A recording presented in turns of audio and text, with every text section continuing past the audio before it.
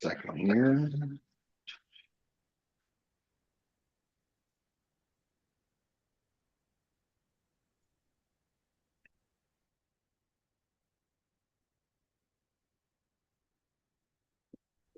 Get that on.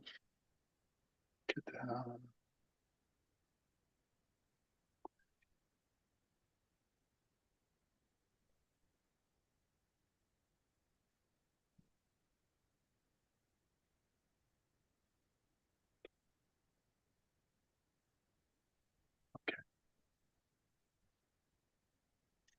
Good morning. Have we got everybody? It looks like we're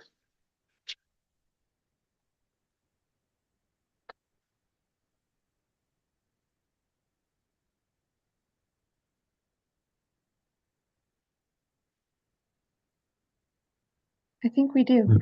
yeah, there's Jazz. Hey, good morning, everybody. Okay. Sarah, we good on your side? I think we are.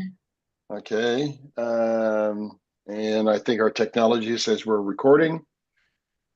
So, welcome to the November 15th supplementary meeting of the Board of Zoning Adjustment.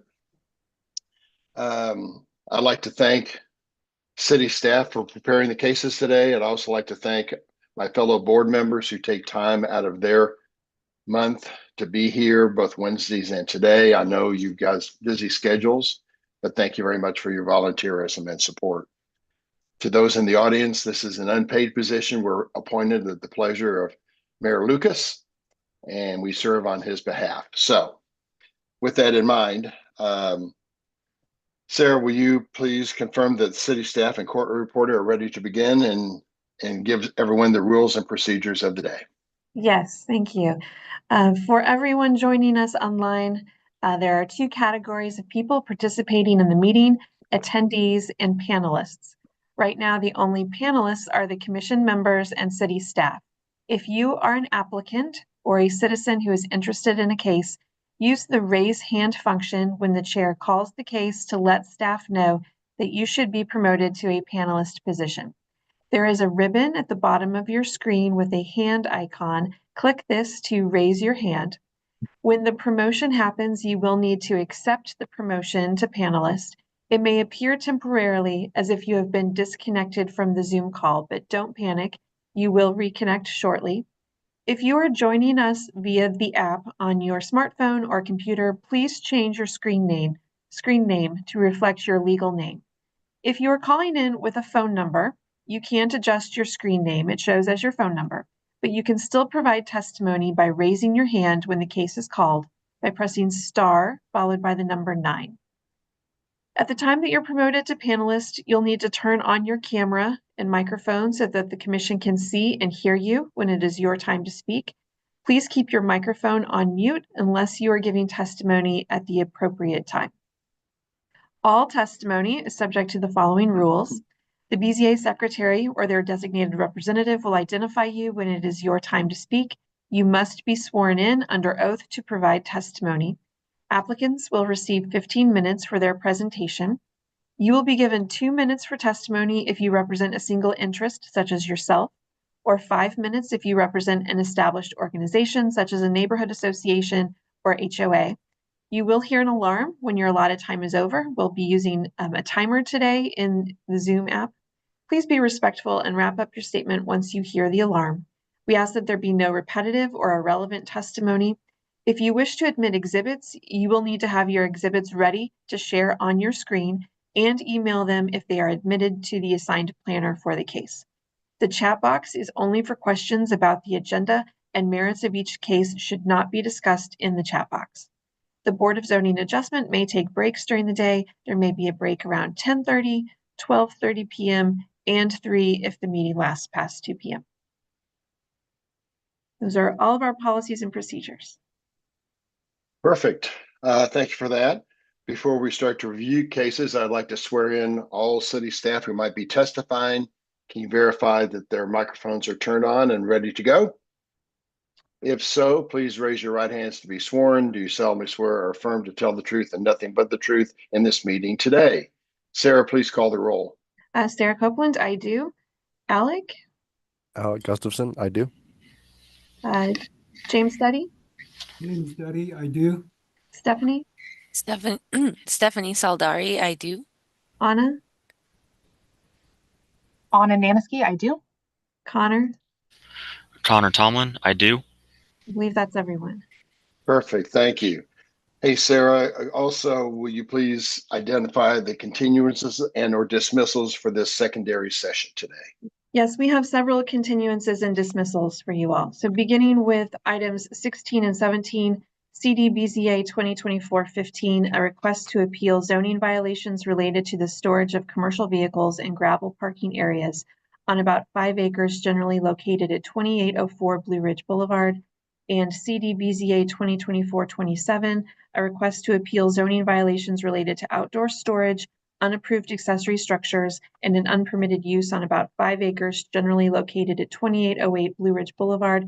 Both items should be continued without fee to December 11th. Item number 18, CDBZA 2024-63, a request to appeal a notice of abandonment related to a non-conforming sign on about 1.6 acres generally located at 8912 East US 40 Highway. We request it be continued with fee to February 12th, 2025. And which one was that, Stephanie? Or not Stephanie, but Sarah? That was number Sorry. 18. So 16, 17, Oh, and 18. Gotcha. 18 is Okay, with thank you. fee to February 12th. Perfect. Thank you. The next is a dismissal, item number 20, CDBZA 2024-148, a request to rehear CDSUP 2024-13 due to the project's non-compliance with Chapter 34 of the Municipal Code on about 0.4 acres generally located at 511 Gladstone Boulevard. We request this be dismissed. Item number 21, CDBZA 2024-149, a request to rehear case CDBZA 2024-72 on about 2 acres generally located at 5631 East US 40 Highway. We request continuance without fee to December 11th. Then item 32, CDBZA 2024-52, a request to appeal determinations related to a denied temporary use permit on about 2.29 acres generally located at 5005 North Brighton Avenue. We request this item be dismissed. And number 36, CDBZA 2024-138, a request to appeal city staff's determination on the revocation of an approved alternative compliance parking plan on about 0.138 acres generally located at the southwest corner of East 69th Street and Prospect Avenue. We request this item be continued without fee to January 8th, 2025. Would you like me to repeat any of that? I think I'm good with that. Board members, and I'll ask for public comments here in a second. Is there anyone in the virtual audience who has any comments on those continuances and or dismissals? Please raise your hand to be recognized. I am promoting Megan Duma to panelists to speak.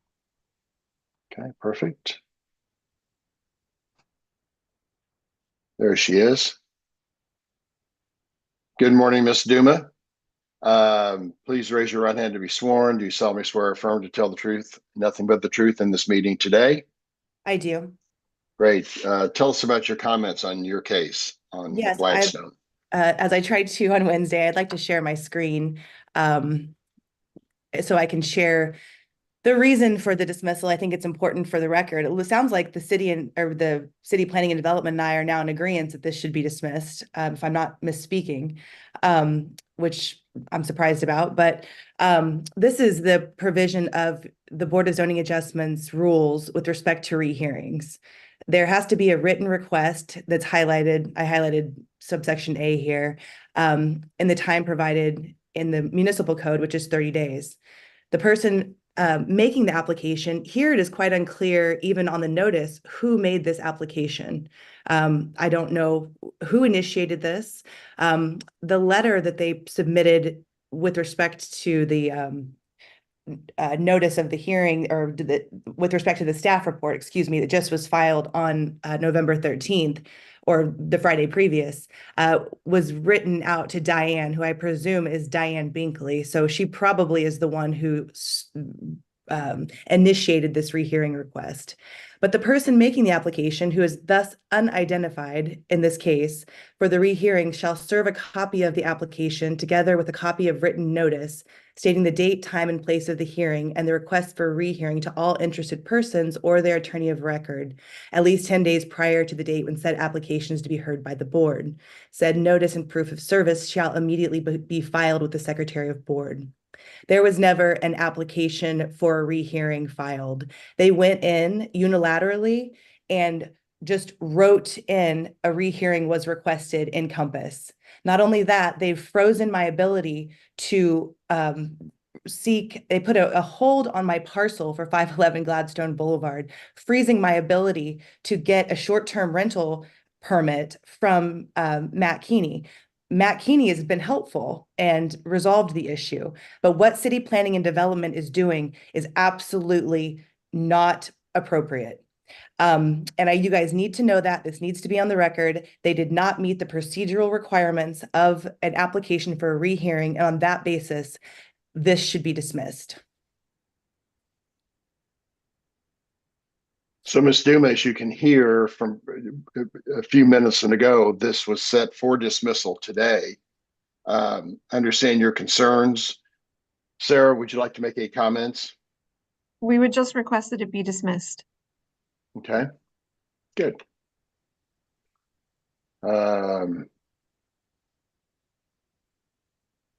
All right, Megan, your comments are noted. Thank you very much. And board members, can I get a motion for the continuances and the dismissals along with the one case that needed a fee?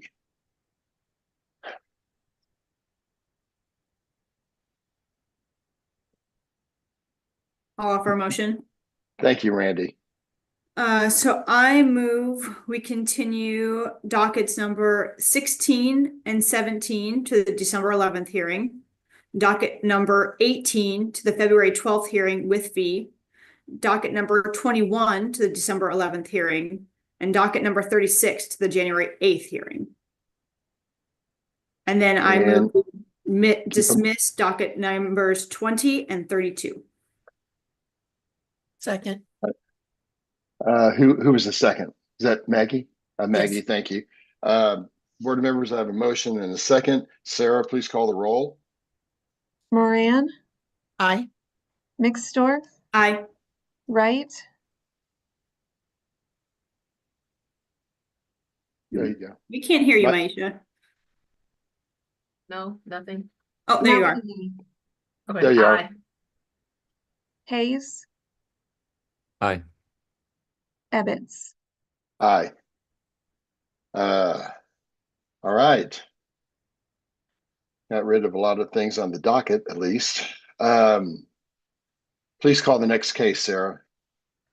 Oh, one other item, Oh, Mr. sorry. Chair, staff also request to move item number 30 up to be heard immediately after item number 19, which will be our first item. Sure, that will be fine. No worries. So we'll do 19, then 30. Is that what I hear you saying? Yes, please. Great. All right. Okay, Um, then Great. our first item is number 19, CDBZA 2024-146, a request to appeal a zoning violation related to an unpermitted use on the subject site on about 0.1 acres, generally located at 2118 Olive Street. The staff planner is Anna Nanaski. Thank you. And I do we have Douglas Livingston, I'll promote to panelist. Great. If anyone's interested in this case, number 19, with the address of 2118 Olive Street, please raise your hand to be recognized.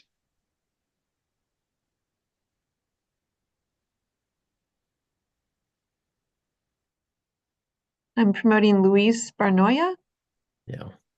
And I will be translating for him if that's okay. Yes. That's great.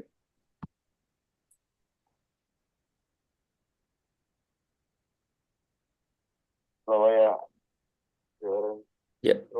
Tienes que cliquear ahí para que te puedan ver y para que te puedan aceptar. ¿Ya lo ves?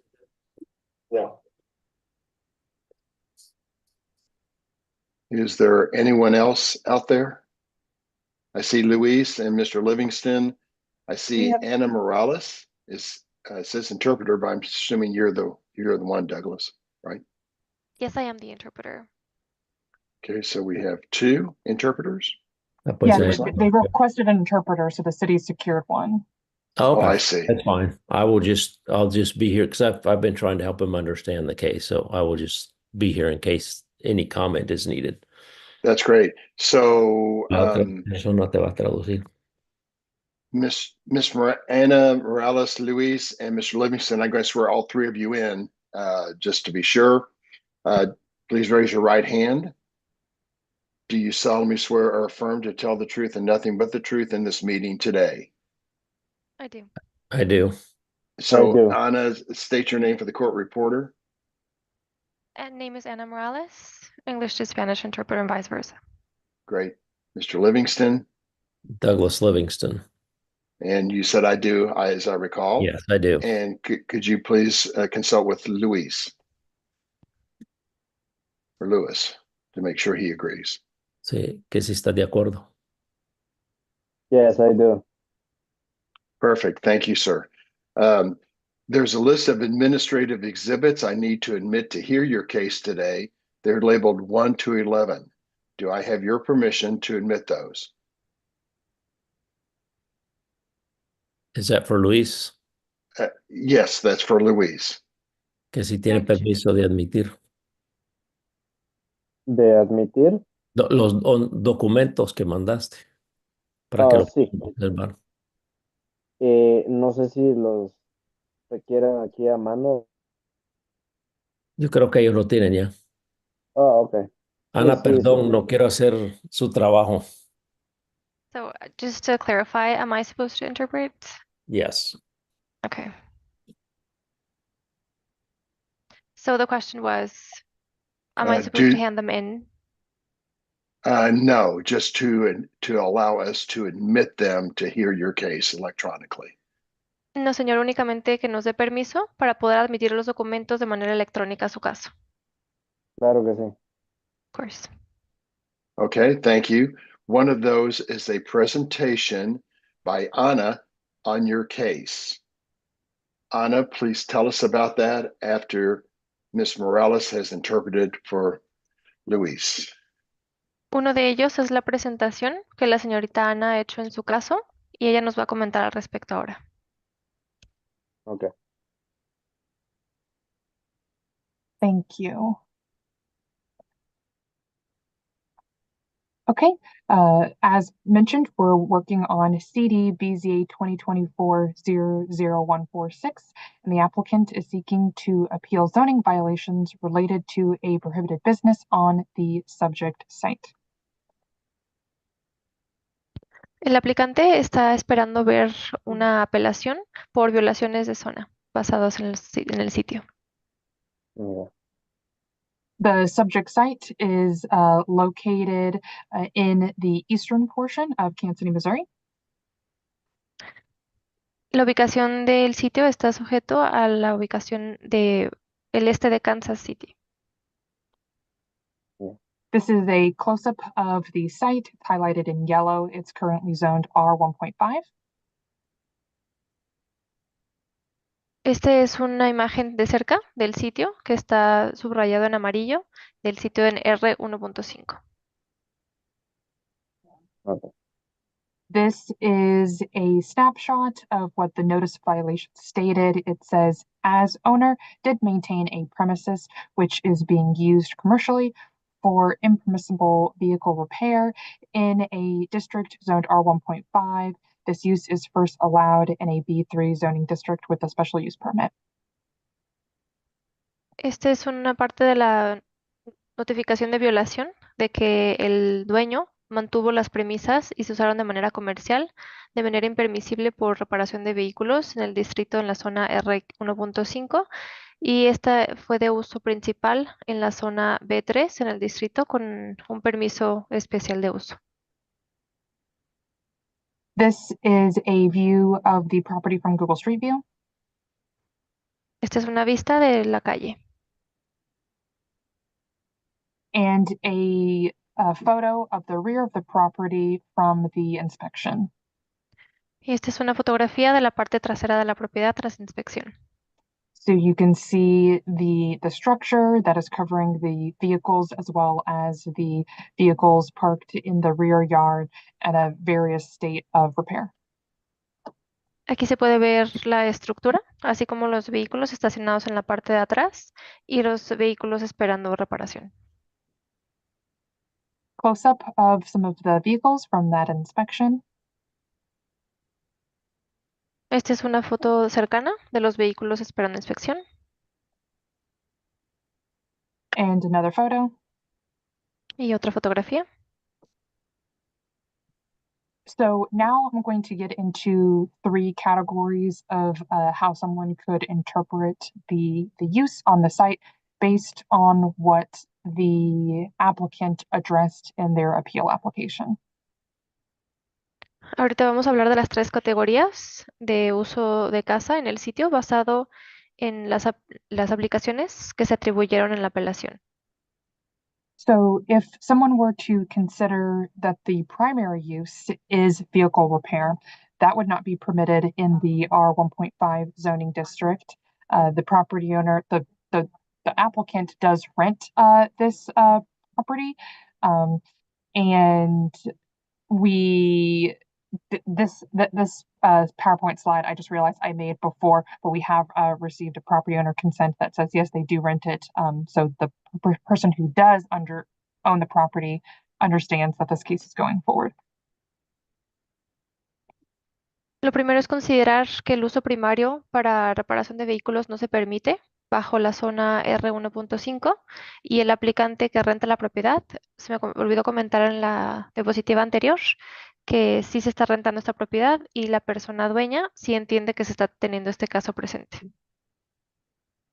If one were to interpret that this is a home-based business, home-based businesses are of course allowed when someone lives on a property.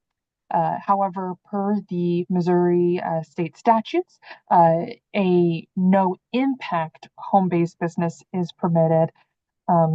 And I'm going to go into more about what that means in a little bit.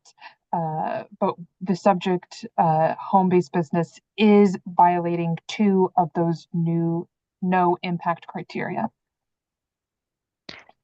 Claro que si uno interpretara que se tiene un negocio basado en casa, eso sí se permite cuando la persona vive ahí. Sin embargo, según los estatutos del estado de Missouri, tendría que ser un negocio basado en casa sin impacto, que sería permitido. Vamos a hablar más de lo que significa eso en un momento, pero el sujeto de este caso tiene un negocio en casa que está violando 2 de esos criterios de un negocio que no impacta. Third option is that this is a personal use. They're fixing cars as a hobby. In that case, they are still subject to 2 sections of the code which regulate where vehicles can be parked and what can be used on those parking spaces.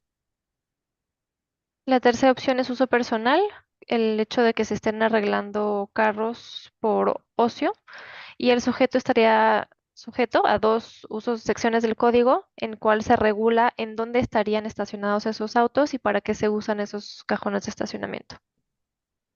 Okay, moving on to the home-based business factors. This is a screenshot of what those no impact criteria are from the state statutes.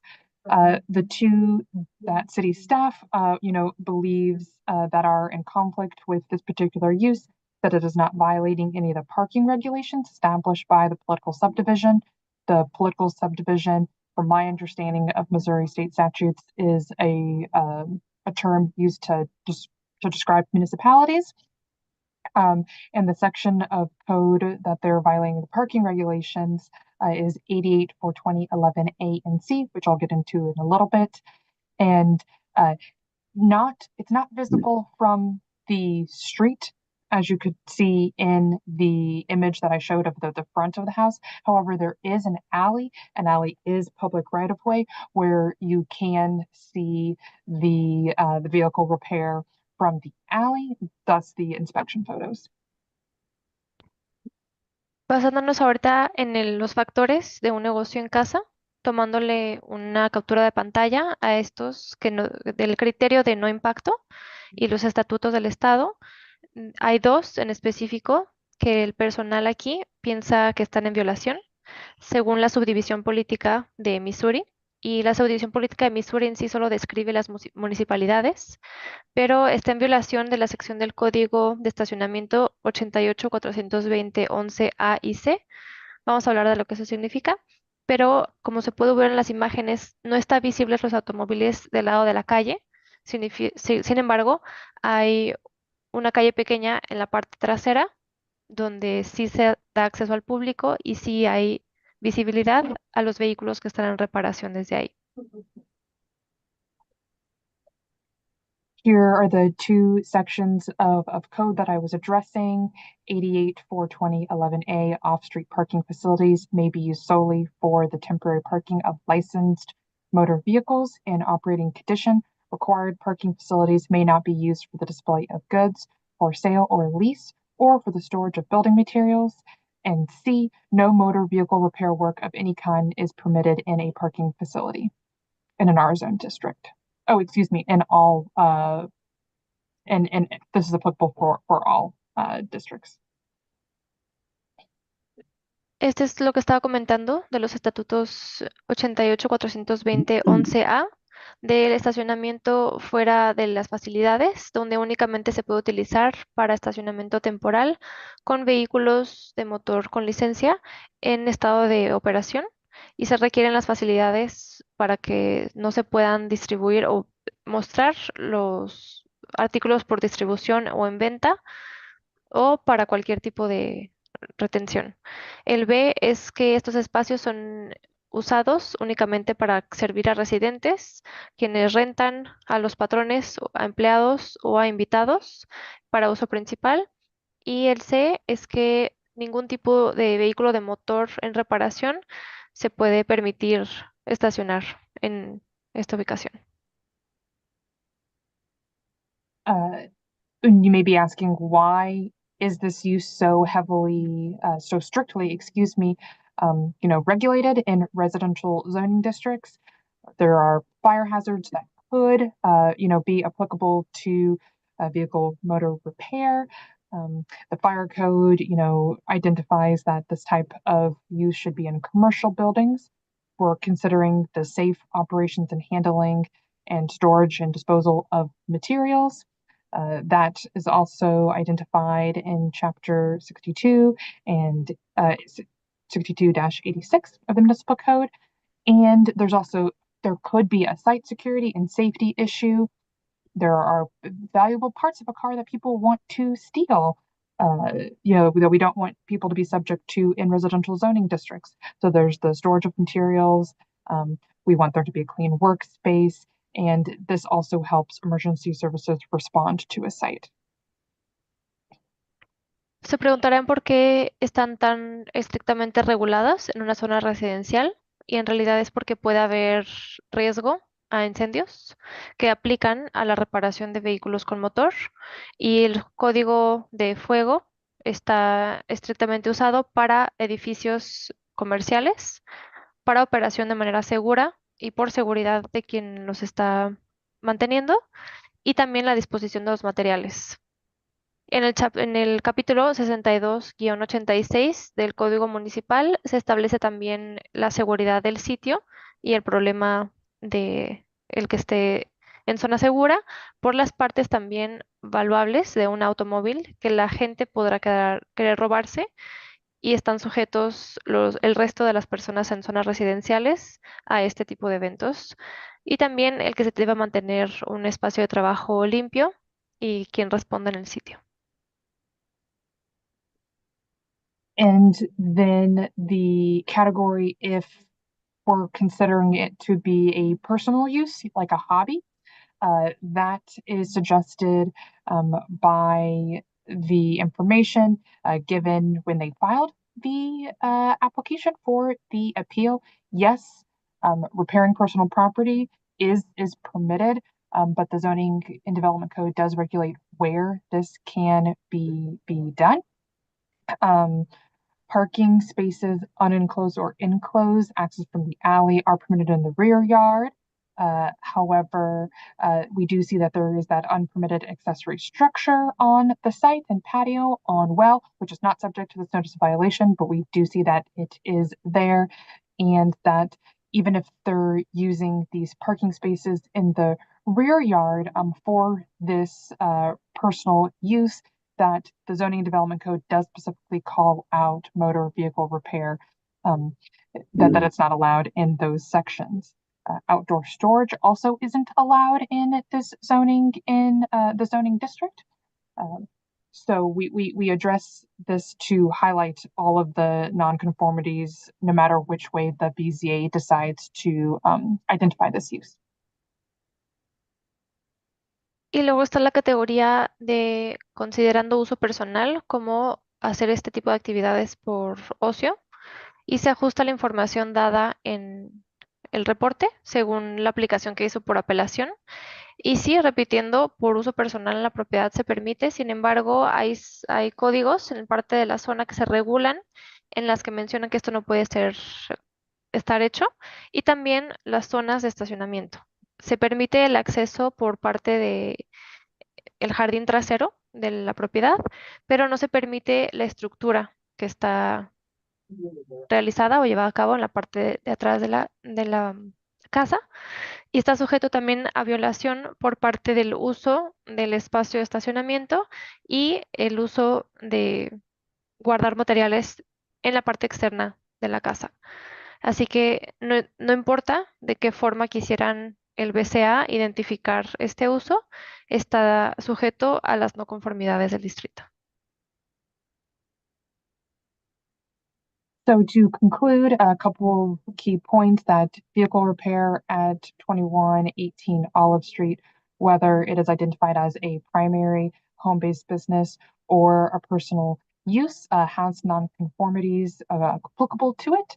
Per the Zoning and Development Code 88-56509, an appeal may be sustained only if the Board of Zoning Adjustment finds that the administrative official have erred. In this case, that is the Zoning and Development Code compliant staff, and we do not believe they had erred in applying the code to the subject property per photo evidence and interpretations of applicable codes. That concludes my presentation. I'll be happy to answer any questions. Los puntos principales son que la reparación de vehículos en la dirección 2118 Olive Street, primeramente como negocio basado en casa o para uso personal, aplica para no conformidades de códigos existentes. Según el 88-565-09, la apelación se puede sostener únicamente si el ajuste por parte de la Junta encuentra que se hizo un error de manera oficial administrativa, y según el Código de Zona y Desarrollo, el personal considera que no se hizo ningún tipo de error aplicando a este código por la propiedad, y según la evidencia que tenemos en fotografías y la interpretación de estos códigos aplicantes. Thank you. Anna, can you bring back up the picture of the backyard with the 4 vehicles back there? ¿Podrían por favor volver a poner la fotografía de la parte de atrás de la casa con los vehículos estacionados?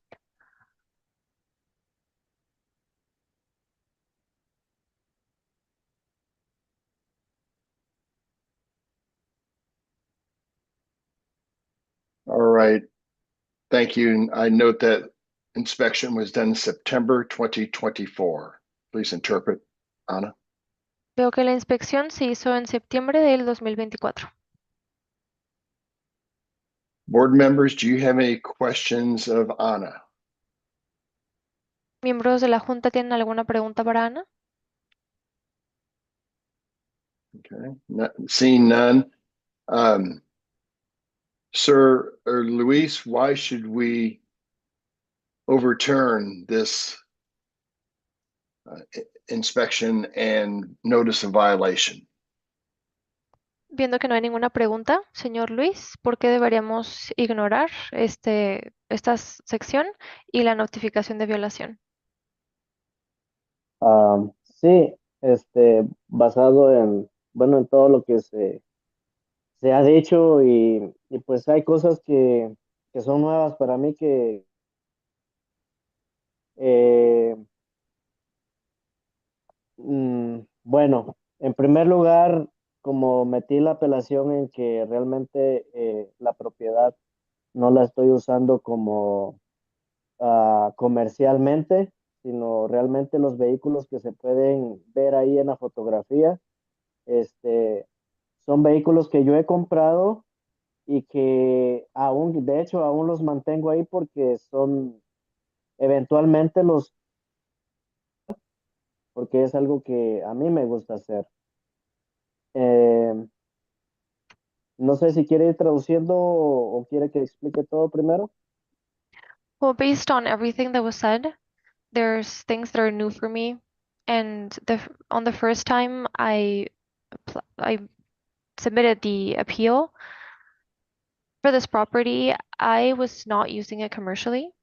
Those vehicles that you can see in the pictures are actually vehicles that I have purchased, I've bought, and I keep them there because eventually I'm going to sell them, and it's something that I like to do.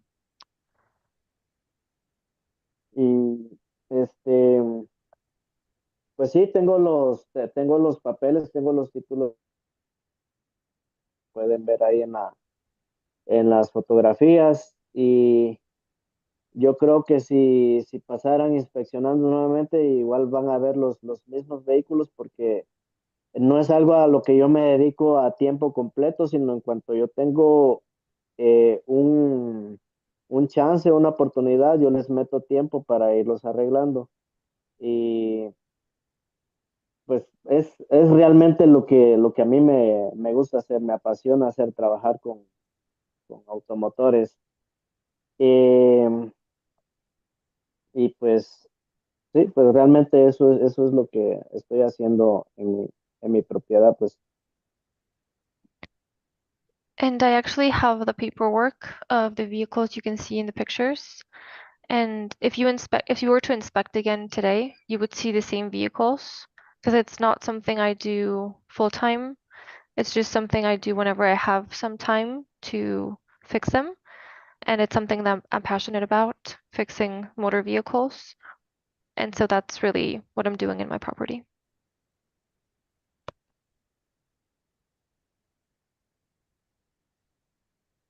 En cuanto al garage que hice ahí, pues realmente no sabía que no estaba permitido y lo cual, no sé si hay algo que yo pueda hacer porque realmente lo que quiero es solucionar esto, conocer cuáles son las regulaciones, que hay muchas cosas que yo desconocía. Entonces, no estoy tratando de justificarme ni cosa semejante, pero sí realmente hay cosas que he desconocido y que las estoy aprendiendo ahora y que realmente quiero rectificarlas si me dan la oportunidad. And about the garage structure that I did, I really didn't know it was not allowed. I don't know what I can do about it.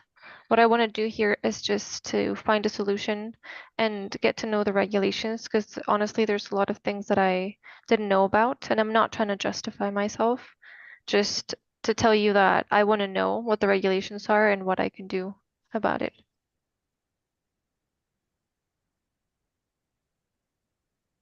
Staff, what's your opinion on if he can keep a car or two back there or none?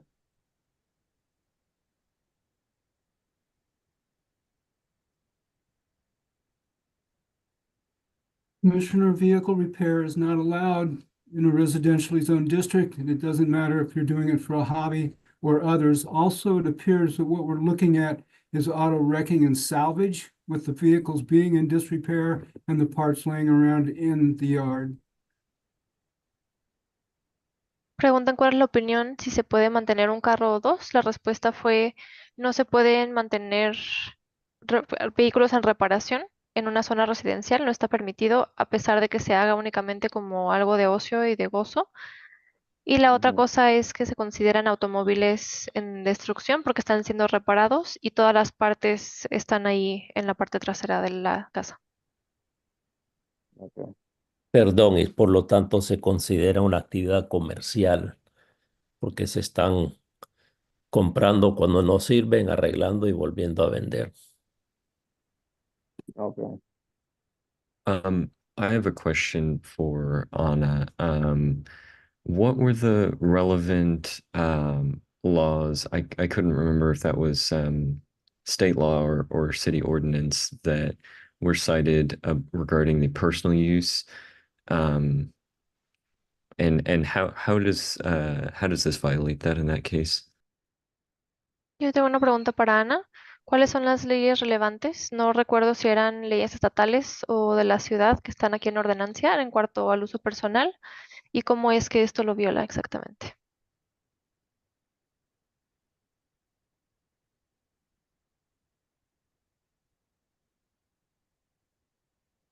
Did I unmute myself? So the two sections that we're pulling from is from the parking section of the Kansas City, Missouri Zoning and Development Code.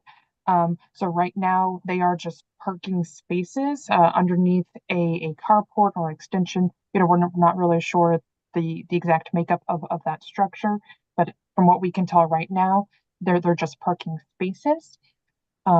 And this section of code that addresses the use of parking areas in all districts, it says that those parking facilities may be used solely for the temporary parking of licensed motor vehicles in operating condition, and that the required parking facilities may not be used for the display of goods for sale or lease or for the storage of building materials.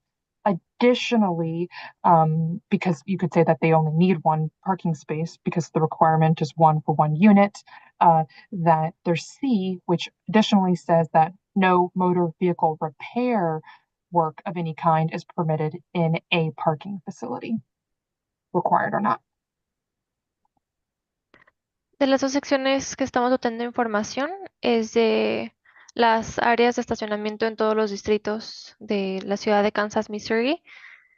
Y aquí muestra la estructura de la parte trasera, no sabemos exactamente cómo llamarle, que estamos suponiendo que son cajones de estacionamiento.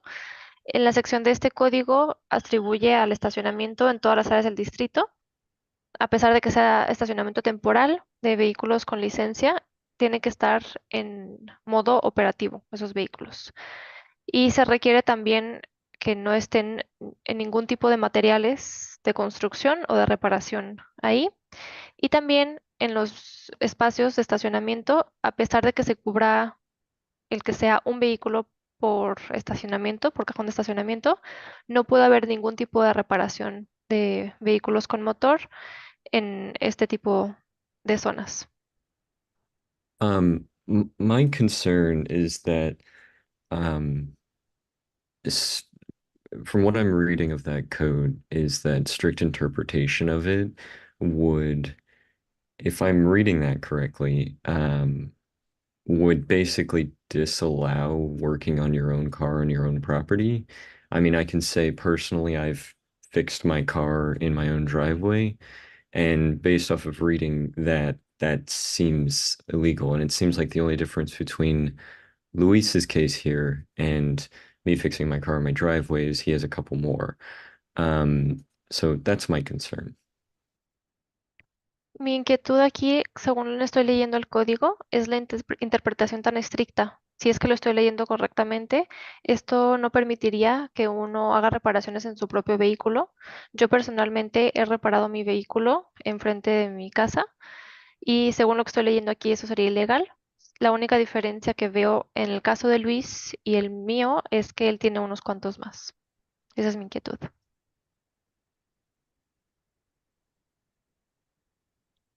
I have a question of Anna.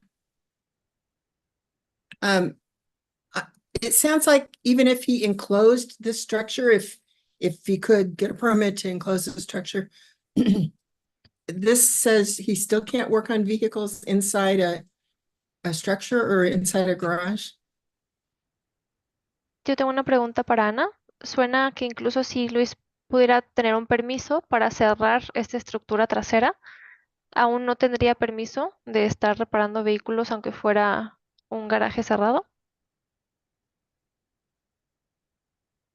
My personal interpretation is that you can fix your personal property within your garage. Mi interpretación personal es que uno sí podría reparar su propio vehículo dentro de un garaje personal. But I would also advise you to ask that question to Mr. Duddy as well. Pero también les diría que hagan esa pregunta al señor Dari también. Yes, vehicle repair inside the garage would be allowed. And if I may, Commissioner Hayes, I'd like to address your remark. You working on your personal vehicle is you are working on a licensed and registered vehicle to yourself.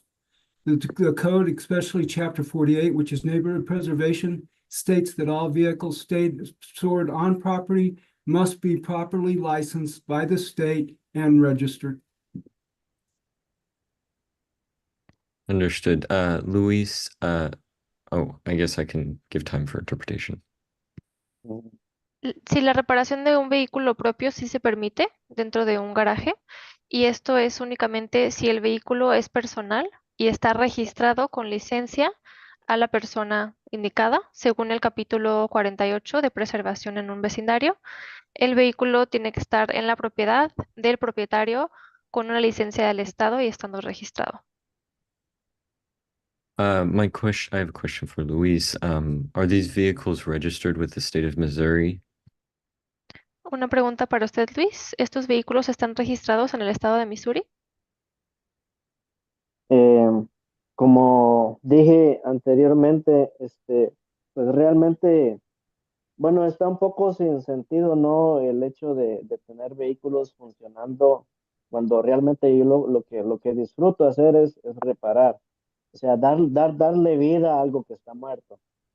Entonces, este, los vehículos, pues no los tengo registrados todavía en Missouri, nomás los tengo comprados así con su documentación y todo, pero por cuestiones de que pues necesito llevarlos a inspección para poderle sacar un tip, poderle sacar placa, pues el vehículo debe de estar funcionando. Entonces, si el vehículo está todavía en reparación, que hasta que yo ya lo tenga al 100% terminado, entonces yo ya puedo ir, sacar una inspección y poderlo matricular. Pues de lo contrario, no puedo hacer eso. Pero, o sea, esa es Sí, un momento. mi intención es esa. O sea, de eventualmente ya una vez reparados, poderlos matricular. Well, like I said previously, it's really pointless to have a working vehicle if what I enjoy is to repair them. So what I like to do is give life to something that was already dead. And so these vehicles are not registered yet in Missouri. I bought them with the proper documentation, but it's a matter of having to have them inspected to get the license plates, and the vehicle must be working for that. So until the vehicle that I'm repairing is not 100% there, I cannot have it inspected to have it registered and getting the license plates. But that is my intention, to eventually have them registered.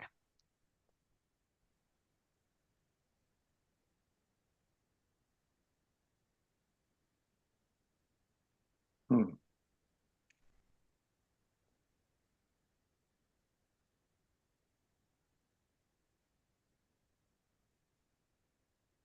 So it sounds to me like the only way he could make this lawful would be to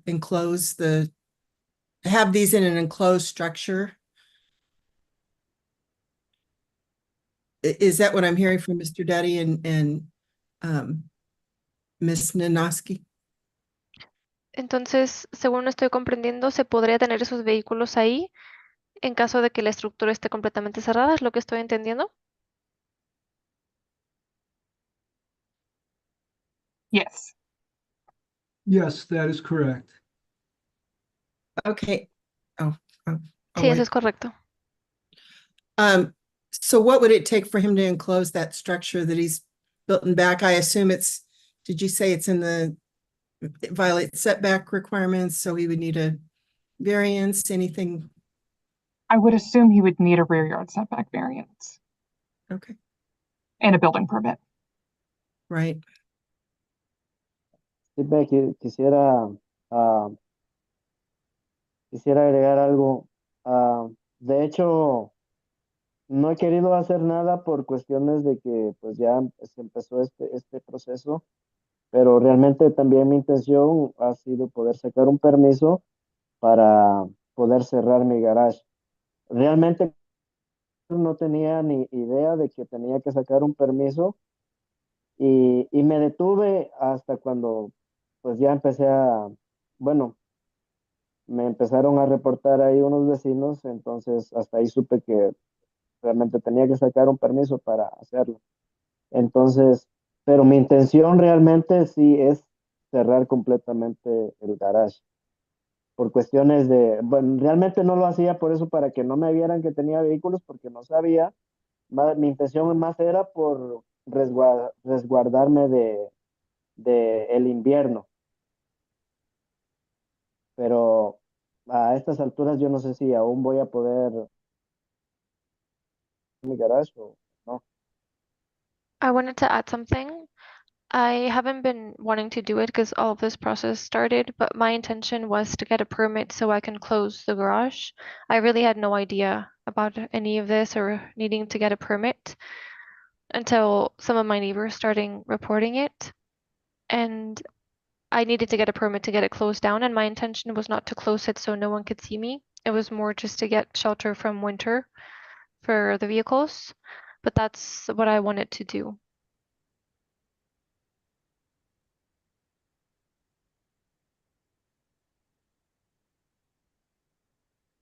I'm just one board member.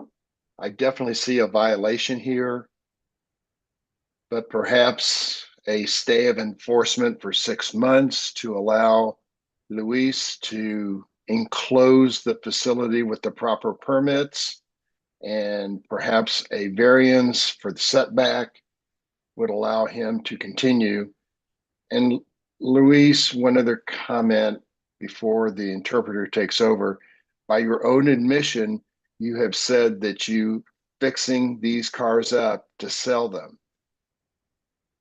That's also a business that's not permitted in a residential district. So I just want to make you aware of that aspect of the building code, of the code. Thank you. Interpreter, please take over. Yo únicamente soy un miembro de esta junta, pero definitivamente veo una violación, pero quizás podremos dar un permiso para que se den 6 meses para que Luis pueda cerrar la propiedad con todos los permisos necesarios. Y otro comentario para usted, Luis, es que por su propia admisión dijo que estaba arreglando los carros para poder venderlos. Y esto también es un tipo de negocio que no está permitido en un distrito residencial y es una violación a este código. Sí, pues lo entiendo y realmente lo siento mucho por haber violado esas regulaciones. No, no ha sido mi intención en ningún momento tener este tipo de problemas con el estado o la ciudad. Y cuando me refiero, realmente, pues no miento, porque, o sea, mi intención es reparar los vehículos, disfrutarlos por cierto tiempo, porque pues también es parte de, de, de eso, de ese hobby, ¿no? De reparar y poder andar el vehículo un tiempo y eventualmente pues ya venderlos y poder seguir así con pues como mi pasatiempo, pues agarrar otro vehículo, eh, andar en él un tiempo y eventualmente venderlos. Yes, I understand, and I'm truly sorry. I didn't know I was violating the regulations, and it wasn't my intention at any point to get in trouble with the state or the city. And when I say this, I'm not lying. My intention is to repair them, to use them for a little bit because that's part of the hobby, to be able to drive a vehicle I repaired and eventually sell it and get another one and just keep going with that hobby. To get another one, fix it, drive it for a little bit and sell it. Quisiera saber también si, o sea, de ninguna manera no hay algún tipo de permiso especial que yo pueda adquirir para poder, porque realmente no es algo que me gustaría dejar de hacer, porque disfruto hacerlo y no sé si puede existir algún tipo de permiso especial o definitivamente no. Another question I have is if there's any type of special permit I can get, because I wouldn't like to stop doing this. It's something that I really enjoy doing. So I don't know if there's a type of permit I can get so I can keep doing it.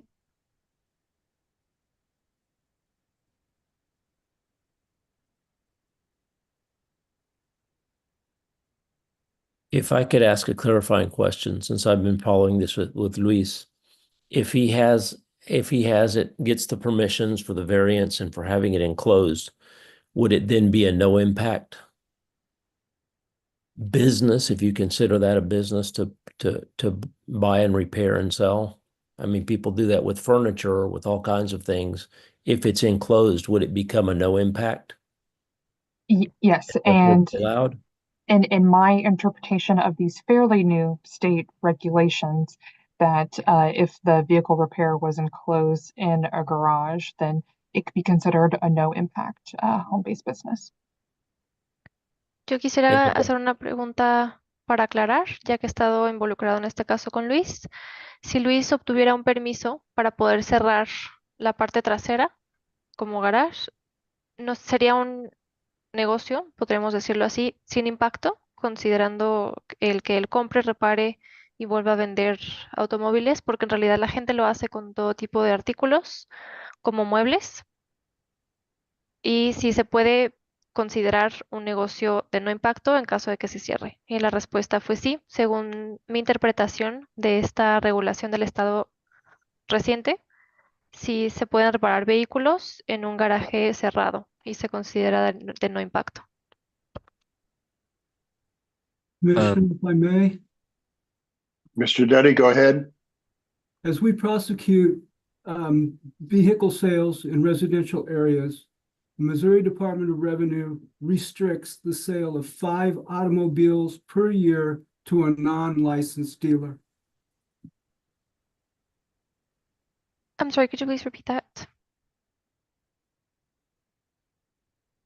As we prosecute residential vehicle sales, the Missouri Department of Revenue restricts to non-licensed auto sellers only 5 automobile sales per year.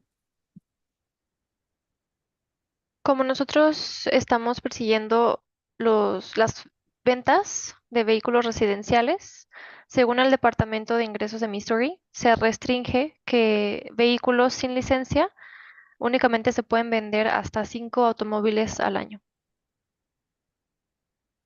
Sí, perdón, sí, yo tengo entendido eso también y realmente yo creo que estoy dentro porque, bueno, realmente no vendo a veces ni dos vehículos en el año porque, como les digo, no es algo a lo que yo me dedico.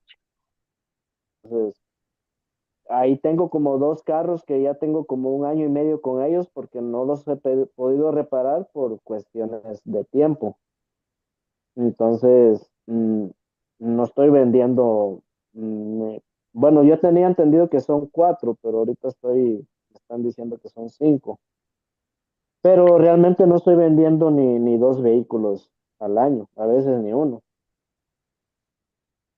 Yes, I did know that, and I think that I am within regulation. I really don't even sell 2 a year, because right now I actually have 2 cars that I had for about a year and a half, and I haven't had time to fix, because like I said, it's not something I do full time. And I have some that I haven't been able to sell. I understood, or I thought the regulation was 4 a year, but now you're saying it's 5. And I really don't even sell 2 a year, sometimes not even 1. Okay, Mr. Chairman, could you've suggested that we do a stay of enforcement for 6 months. Go ahead and find a violation, which I think the violation is clear, but might it be better to continue it for maybe 2 or 3 months to make sure that he's proceeding with getting permits and applying for a variance, whatever he needs, so that I'm just worried about consideration of the neighbors. If, we grant a stay of enforcement for 6 months and then nothing happens during that 6 months, Right. it seems maybe we ought to keep a little bit more control over it. Would that work if we continued it for either 2 or 3 months and then have staff report back on, what the applicant has done to try to remedy this situation? Habían sugerido que hiciéramos un refuerzo en 6 meses, según la violación, que la violación está clara. Pero quizás sería mejor el hacerlo dentro de 2 o 3 meses, darle seguimiento para ver cuáles son los procedimientos, los permisos a los que se ha aplicado y las variantes. A mí me preocupan los vecinos porque si da una extensión de 6 meses para que esto suceda y nada sucede, creo que deberíamos tener un poco más de control. Quizás dentro de 2 o 3 meses hacer una revisión para que el personal pueda reportar de vuelta a la aplicación.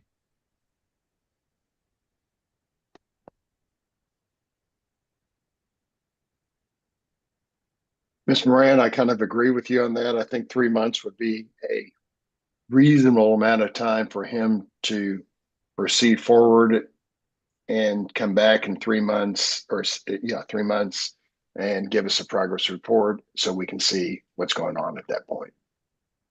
Okay. Board members, fellow comments on that too? Go ahead, interpreter. Estoy de acuerdo con usted, señora Morán, que 3 meses suena como un tiempo razonable para que Luis pueda hacer sus procedimientos y nos regrese en 3 meses con el reporte de progreso de lo que se ha hecho. Ok, nomás para aclarar, a ver si tengo entendido. Ahorita entonces puedo empezar a meter una solicitud para los permisos para poder cerrar el garage. So I have 3 months to get the permits to close the garage. Is that what I'm understanding? Well, I think to start the process, I think in 3 months, we'd like a report back, or this is what I'm proposing, a report back to say, I don't think he can probably get it done in 3 months, especially since he would need a variance. But we'd like a report back that he started the process, applied for or whatever he needs to do to get this area enclosed so that it's not impacting the neighbors.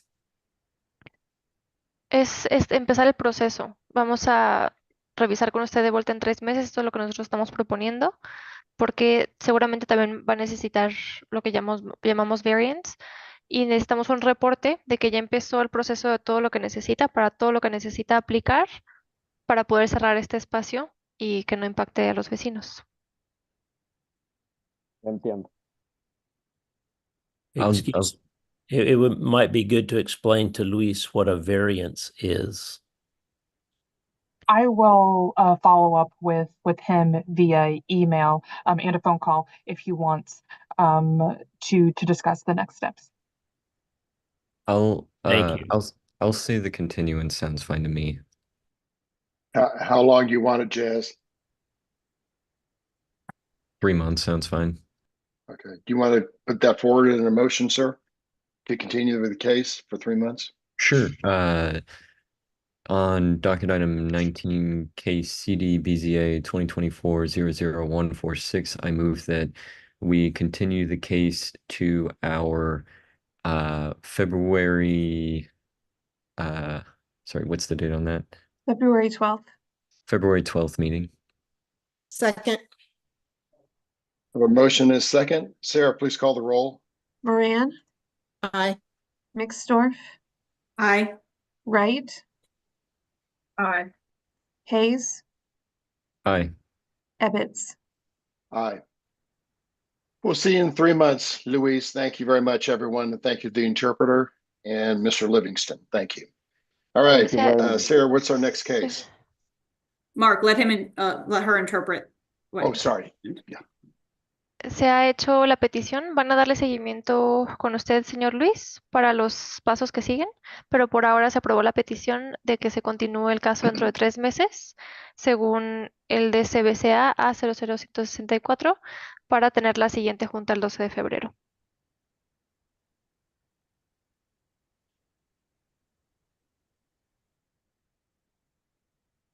I think we lost him.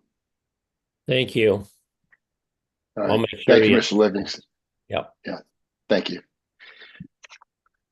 Okay, our Not next Anna. Sarah, yeah, what's our next case? Our next Sorry, Anna. docket item is number 30, CDBZA 2024-158, a request to approve a variance to the floor area limits for industrial establishments to permit a self-storage warehouse on the subject site on about 2 acres, generally located approximately 600 feet north of Northwest 64th Street along North Chatham Avenue, plus any additional variances. The staff planner is Anna Naniski. I'm going to promote Jake Hodson and Daniel Gregory.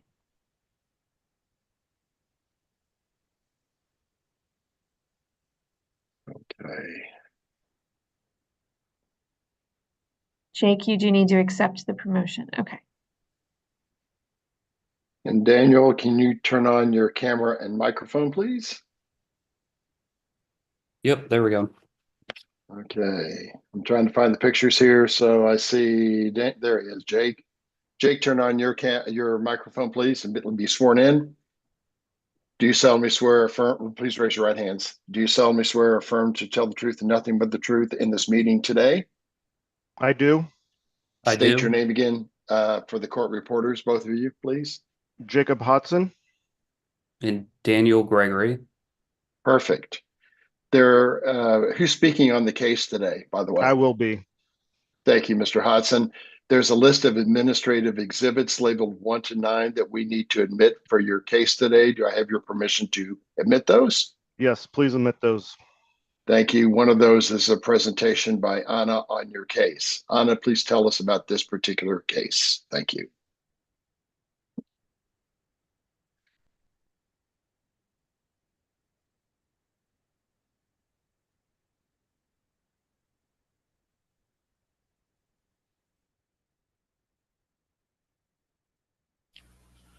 Anna, you're muted.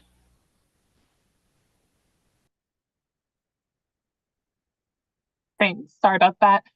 The applicant is seeking a variance to the floor area limits for an industrial establishment within a commercially zoned district. So the site is located in the northern portion of Kansas City, Missouri, near Parkville. This is a close-up of the site. It is highlighted in yellow. It is zoned B3-2. If you're familiar with the commercial complex near that Hy-Vee, which is down the road near Parkville on 169, this is near that site, if I'm correctly identifying the highway. So this is going to be a little unique request today, but per 88-120-06, there are floor area limitations for industrial establishments within commercial zoning districts. And those buildings cannot exceed 25,000 square feet. My InterGov records indicate, so that's not talking about Kansas City, Missouri BZA cases of all time, but just what I can pull from the modern selection of cases that have been included in InterGov, is that the BZA has not reviewed a variance to this type of request before, specifically for industrial establishments in commercial districts. Oops. So 88-805-05E, this is the definition of a self-storage warehouse, which is the proposed use for the property. This is the storage or warehousing for individuals to store their personal items. that can be considered underneath this use group. The proposal is 112,772 square feet of the self-storage warehouse. And if you look at the site today, you will see that it's not zoned B4 that would, permit this use in this district. If the BZA wants to consider the variance, then that's when the applicant will pursue the rezoning and the development plan next, because they already know that the building is going to be too big. Even once they do have rezoning for that development plan, they will still need the variance. So they're getting ahead of that argument. So now I'm going to go over the review criteria for a variance. First, talking about A, which is the strict application of the zoning and development code, and it resulting in an unnecessary hardship for the subject property. We do see this conflict a lot within our division between the modern use of self-storage operators, where they want to locate and how they want to operate, versus how the code regulates that particular use. So it would be interesting to see if the city council would consider amending those regulations to reflect modern use. I would assume that they would be considering traffic generation for this use, perceptions of the use, which is why we're here today, aesthetics of the use and the relationship to other uses, thus their existing regulations. Review criteria B talks about the variance being consistent with the relevant purposes and intents of the code. Again, I indicated that I do not believe that the BZA has reviewed this type of variance before. The BZA has reviewed the commercial floor area limits for B districts. So, for example, a grocery store. Grocery stores often are larger than that regulation allows. So the BZA has seen variances for the floor area limitations for commercial use in a commercial district. 88-120-06 does appear to exist to limit the size of and intensity of industrial uses in commercial areas. I did a little bit of a peer city review where I thought, do other cities, identify this use as being industrial? And from what I found, the answer is still yes. Denver identifies it as mini storage. It's industrial. Jefferson City, which is smaller, of course, but it is in Missouri, also identifies as self-storage. They say that it's a commercial use, but that it's only permitted in industrial districts. So that's interesting. And then Lee Summit identifies them as a mini warehouse facility, which requires a SUP with some design standards for non-industrial districts. And then looking at the last review item, which is C, which is will there be substantial justice done, either considering the public benefits that is provided by the code versus the hardship suffered by the property owner if the variance request is denied. So some things that member of the public would consider, their rights being secured by the zoning development code are views from the highway. This property is around 600 feet from a residentially zoned property. Maybe the need for the use in the area and the size of this facility on the perimeter of a fairly large commercial district.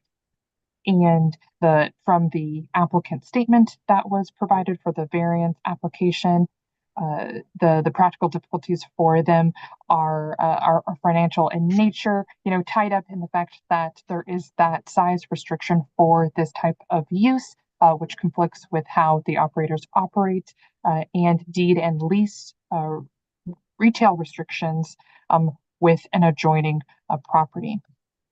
So then this goes over more details of the variance request. This is a variance floor area limitations for an industrial establishment and a B4 zoning district, future B4 zoning district, to permit a structure that exceeds 25,000 square feet.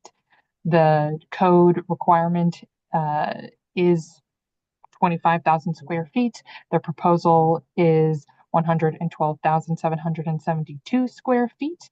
This is a 351 increase from the regulation. Will a substantial change to the character of the neighborhood be produced? A change is anticipated. Of course, a smaller or compliant building would not negatively affect the area, but it is on the periphery of a fairly large commercial district in the area. Large commercial buildings, but not large industrial buildings, if you consider how the use is identified in the code. Could the variance be obviated by another means? And yes, a change in design could obviate the need for a variance. That concludes my staff report. I'll be happy to answer any questions. Questions? Anyone? I have a question. So Anna, I think you noted that if this were to get approved here, their next steps would be rezoning and a development plan. That is correct.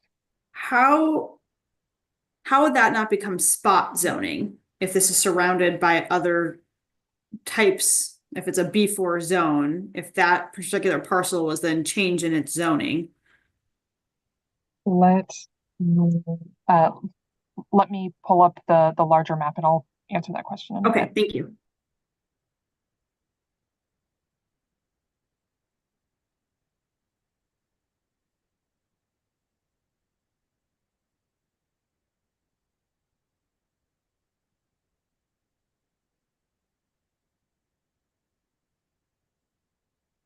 Okay, yes, the surrounding properties are B3-2 and they would need the B4 to construct this use. Without having more documents in front of me and doing like a very thorough analysis of would it be spot zoning, would there be technically one parcel in a sea of B3-2? Yes. We do also consider other factors and whether or not something is spot zoning, compatible uses, massing of the buildings. So that would still need to be analyzed as well. Okay, thank you. I have a question, kind of comment. What they're requesting is a permanent variance that would apply to this property, even if the use doesn't get permitted. So even if the rezoning doesn't take place or the development plan doesn't get approved, we'd be granting a permanent variance on this site. I mean, it seems to me this is backwards. You know, if the council allowed this use through either a code amendment, you were suggesting a code amendment. I, frankly think Lee Summit's way of doing it, requiring an SUP, would make some sense. Either a code amendment or a rezoning. Then I think if they came to us with the variance request, I think it would be kind of a no-brainer because the council would have already approved this use. But now, I would really hesitate to grant a variance that's permanent without the use being approved. And I don't know what the consequence of that would be, but it seems to me it could have a consequence that would be negative to the area. So do you have any comment on that, Anna? Historically, the BZA has not granted variances for a development plan that hasn't been applied for. I acknowledged, the applicant wanted to get a feeling of the board's reception of the variance first before they proceeded forward with that rezoning and development plan process. The one thing that does provide a safeguard for the property long term in case and I'm not saying that they are, but like, let's say a bait and switch situation where then you have a variance attached to this property. We think it's okay for this type of use in these operators, but then they're working on it with a different organization. Well, the variance will expire in 4 years if not acted upon. So whether or not they sit on it or they move forward with a different project of this size, it would still require a development plan, which would eventually be approved by the recommended approval by the City Planning Commission and City Council. It just seems to me that we're kind of stepping ahead of the City council on who's the appropriate body to determine the use. So I'm uncomfortable, and if the applicant wants to address why they have to go this way rather than the normal route, which is getting approved by the city council, I'd be interested to hear that. I know that getting it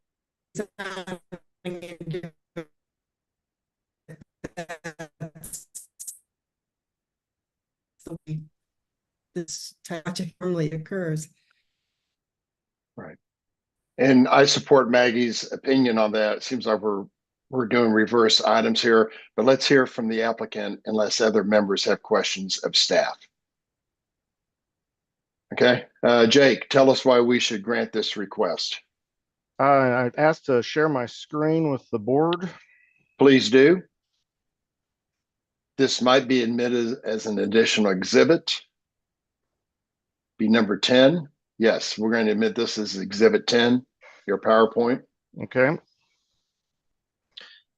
Once again, for the record, my name is Jacob Hodson. I'm with Olson at 1301 Burlington Street in North Kansas City. My client and I are here today to request a variance from the section 88-120-06 that states the gross floor area allowed industrial establishments in B4 may not exceed 25,000 square feet. My client is proposing a moderate size self-storage facility on 2 vacant parcels at 6500 North Chatham Avenue. The subject land shown here in yellow is located on the northwest corner of Tom Watson Parkway and Highway I-29, between 2 thrift stores and a Hy-Vee grocery store and gas station. The area is currently zoned B3-2.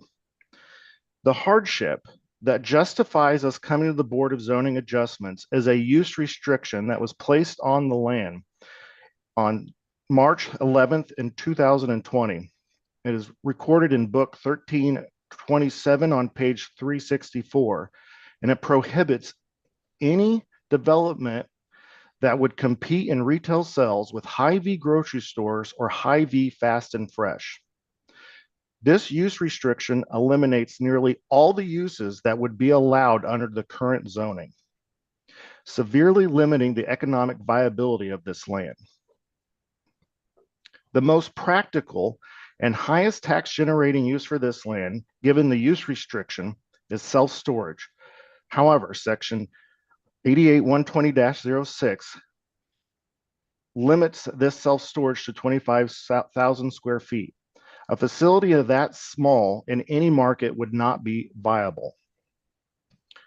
We are here to ask for a variance from this section of code, not because we don't think there should be a limit on industrial uses at business districts, but because modern self-storage buildings are simply not an industrial use. If a reasonable person was asked to define an industrial use, she or he would likely say it is a building designated for activities of manufacturing, production, the assembly of parts, and the distribution of goods. These uses are often characterized by heavy equipment, high noise levels, and significant emissions, and institute large-scale operations necessity for substantial infrastructure. None of these things describe self-storage. In modern indoor self-storage buildings, they are clean. They do not utilize heavy equipment, they do not produce waste, and they do not have high traffic volumes. Self-storage buildings have become ubiquitous in our urban and suburban landscape. As the price of housing has increased in our city, the size of the homes people are forced to live in has decreased. This spatial downsizing has driven the demand for additional storage space. However, the classification of self-storage buildings as an industrial use per the Kansas City Development Code, section 88-120 and table 120-1 does not fit the reality that we are currently living in. There have been 9 self-storage facilities built within recent years that are over 25,000 square feet in B4 zoning in Kansas City. This shows the demand for storage. And section 88-120-06 limits the parcels that are available and hinders city staff from working with developers on creating solutions. It is my understanding that planning staff sees this problem and is looking into the section of the code that will continue to cause the city problems. They have looked into how other cities have solved this issue. However, there is no timeline for a self-storage debacle to be rectified. I ask this board to please grant a variance of section 88-120-06 and allow my client to build a self-storage building in this commercial area that would provide a much needed service to the surrounding community. I thank you for your time and I welcome any questions that you may have. Thank you, Jake. Questions of board members to Mr. Hodson? Jake, again, Mark Ebbets here. I feel like we're putting the cart before the horse. Normally, these come down to us from City Council and City Planning Commission. We routinely grant these kind of variances when they're coming down the stream. You're asking us to put it before the stream, and I'm uncomfortable with doing that myself. I like your project. As I recall, there's a self-storage facility about 8 stories tall by the airport. I pass by it all the time. Yours looks much nicer than that one. But again, I'm one board member, but I'm not opposed to your project. I'm just opposed to the way you're asking for the project. Thank you. Yes, thank you, Mr. Chair. That is understandable. What my client here is attempting to avoid is all the money that is required to do the engineering and the design of this to be able to put it in front of City Planning Commission and City Council before knowing that they can build their project. So it'd be a significant hardship only to have that, request for a variance denied after putting forth that the project plan. Right. Other board members, comments? Yeah, I just state again, I can't imagine we would deny it once the city council's approved the project. That, I understand your concern and the expense involved, but I agree we're putting the cart before the horse. And if you'd want to continue this case for 6 months and go and do the rest of it, so you don't have to reapply, that would be fine. I mean, this is probably minor in the scale of things that you've got to get done for this, but I just don't feel comfortable granting a variance before the project's approved. Yeah, and I did not know how this board would react since this variance has never been requested before. I've asked for a lot of different variances, but never one of this sort. And so I also couldn't inform my client on how I anticipated this board reacting. Yeah, Jake, go back. I'm sorry, but Maggie. the question is this an appropriate use for this spot? And that's a city council question. And once that's been approved, I don't think the floor area issue would be much of an issue. So that's just my thought. And Mr. Hodson, Mark Ebbets here again. So in my many years on the board, we've seen self-storage go in on Main Street in Waldo, never an issue.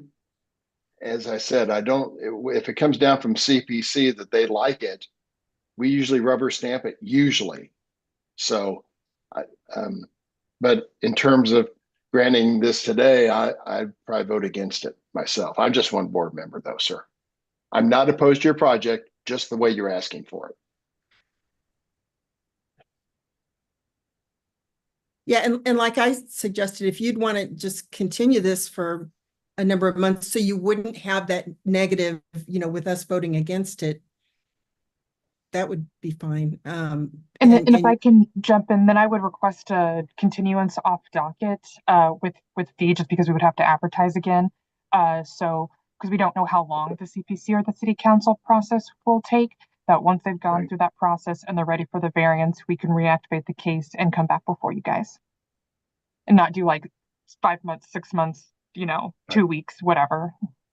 Good idea, Anna. That's a great idea. Yeah. Mr. Chair, we do have someone online who's raised their hand, I assume, to give testimony. Okay. I'm promoting Nick McPhee. Oh, he declined to be promoted. Okay. Hey guys, this is Daniel, yeah, Mr. Gregory, you didn't say much today, but you yeah. want to pipe in? No, I was just gonna say, I mean, I think that, kind of how we were going about this was just to understand, would a 25,000 square foot variance be allowed for the B4 zoning districts? I know that there's, like I said, there's, I think, 8 or 9 other facilities here in Kansas City that are within the B4 zoning districts that are over the 25,000 square feet. And I'm not sure that any of those had gone through this process. And so we were just trying to, this is kind of a new something that I don't think has ever been a hurdle or an issue for self-storage developments before in the B4 district. And I don't know, it's kind of unclear why maybe this is the first time that you guys are being presented with a case like this. Anyway, so it was news to us.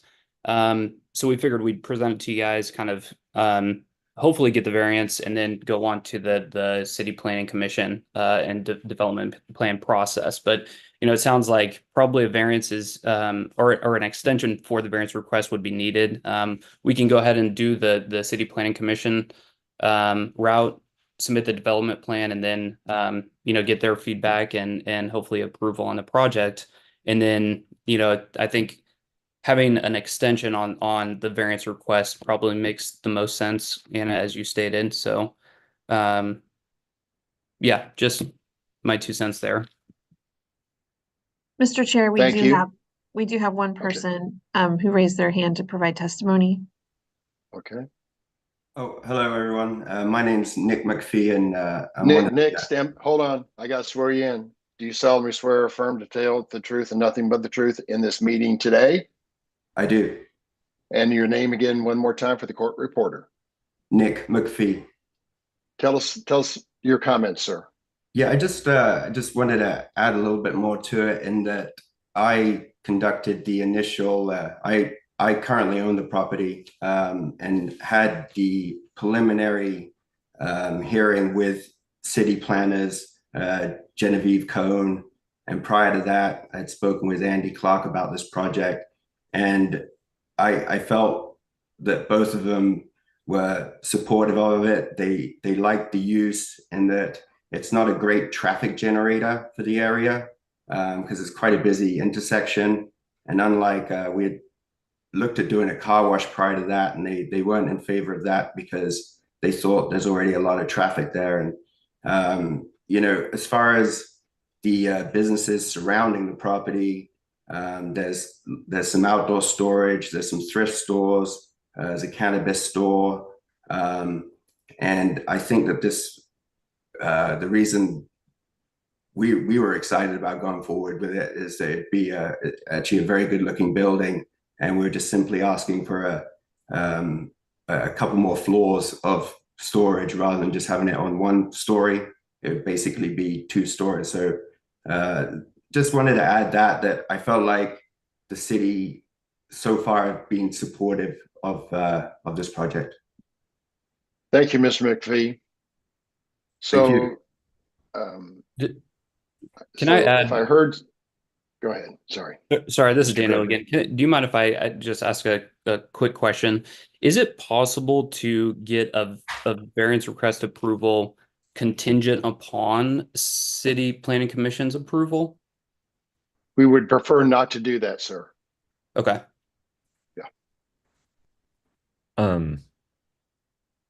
As long as no one else has any other comments, I'd be willing to make a motion. Okay, great. And I think Anna said she'd like to do it off docket with fee, just to refresh your memory. Go ahead, Jazz. On docket item 30, case number CDBZA 2024-00158, I move that we hold the item off docket with fee. I have a motion to have a second. Second. Second from Ms. Mixdorf, I think. It was me. Miss Wright. Oh, sorry, Meg. Miss Rand. Sarah, please call the roll. Moran, Aye. Mixdorf, Aye. Wright, Aye. Hayes, Aye. Ebbets. Aye. All right. We'll see you maybe later when your item comes down the stream. Ladies you, and Mr. gentlemen, Chair. it's what? Yeah, I said thank you. thank you. Ladies and gentlemen, Thank you, it's guys. 10:40. Let's take a 15-minute break and we will be back here at 5 to 11. Okay, great. Thank you very much. Pausing.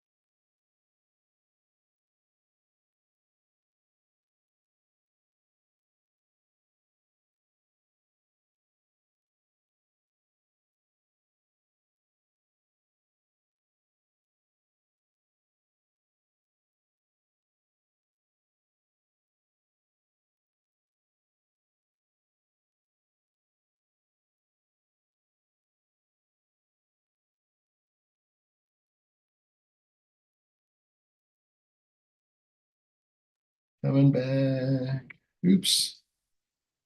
Okay.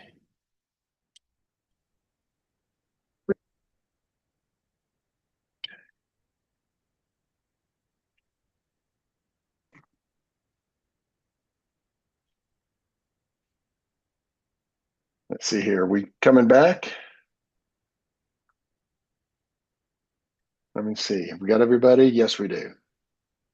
Can you hear me? Yes, we can. Okay. Okay, thank you. All right, Sarah, tell us about the next case. Where are we going? We're on item number 22, CD SUP 2024-29, a request to approve a special use permit for a hotel in District R 0.5 on about 0.253 acres, generally located at 804 West 48th Street. Anna is the staff planner for this. Going to promote Heather Castor, who is the applicant. And anyone else needs to raise their hand, please.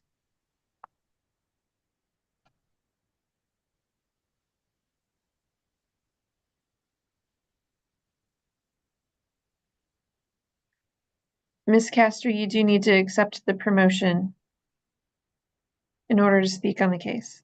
Oh, she's rejoining.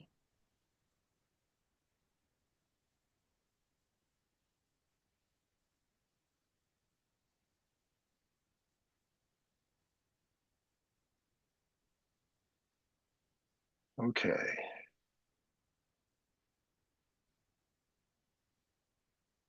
All right, Ms. Cat, do we have anyone else in the audience that you see, Sarah, at this time on this case? No, we do not have any other hands raised. Okay.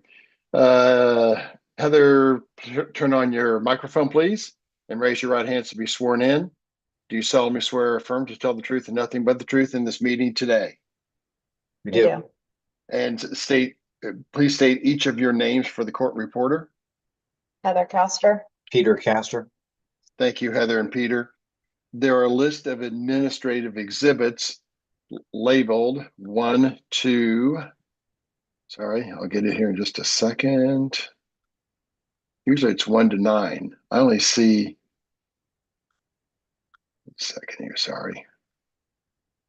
It's 1 to 9 and it continues on to another page. Okay, thank you. Labeled 1 to 9 for us to hear your case today. Do I have your permission to do that? Yes. Thank you. One of those documents is a presentation by Anna, our staff person on your case. Please tell us about it, Anna.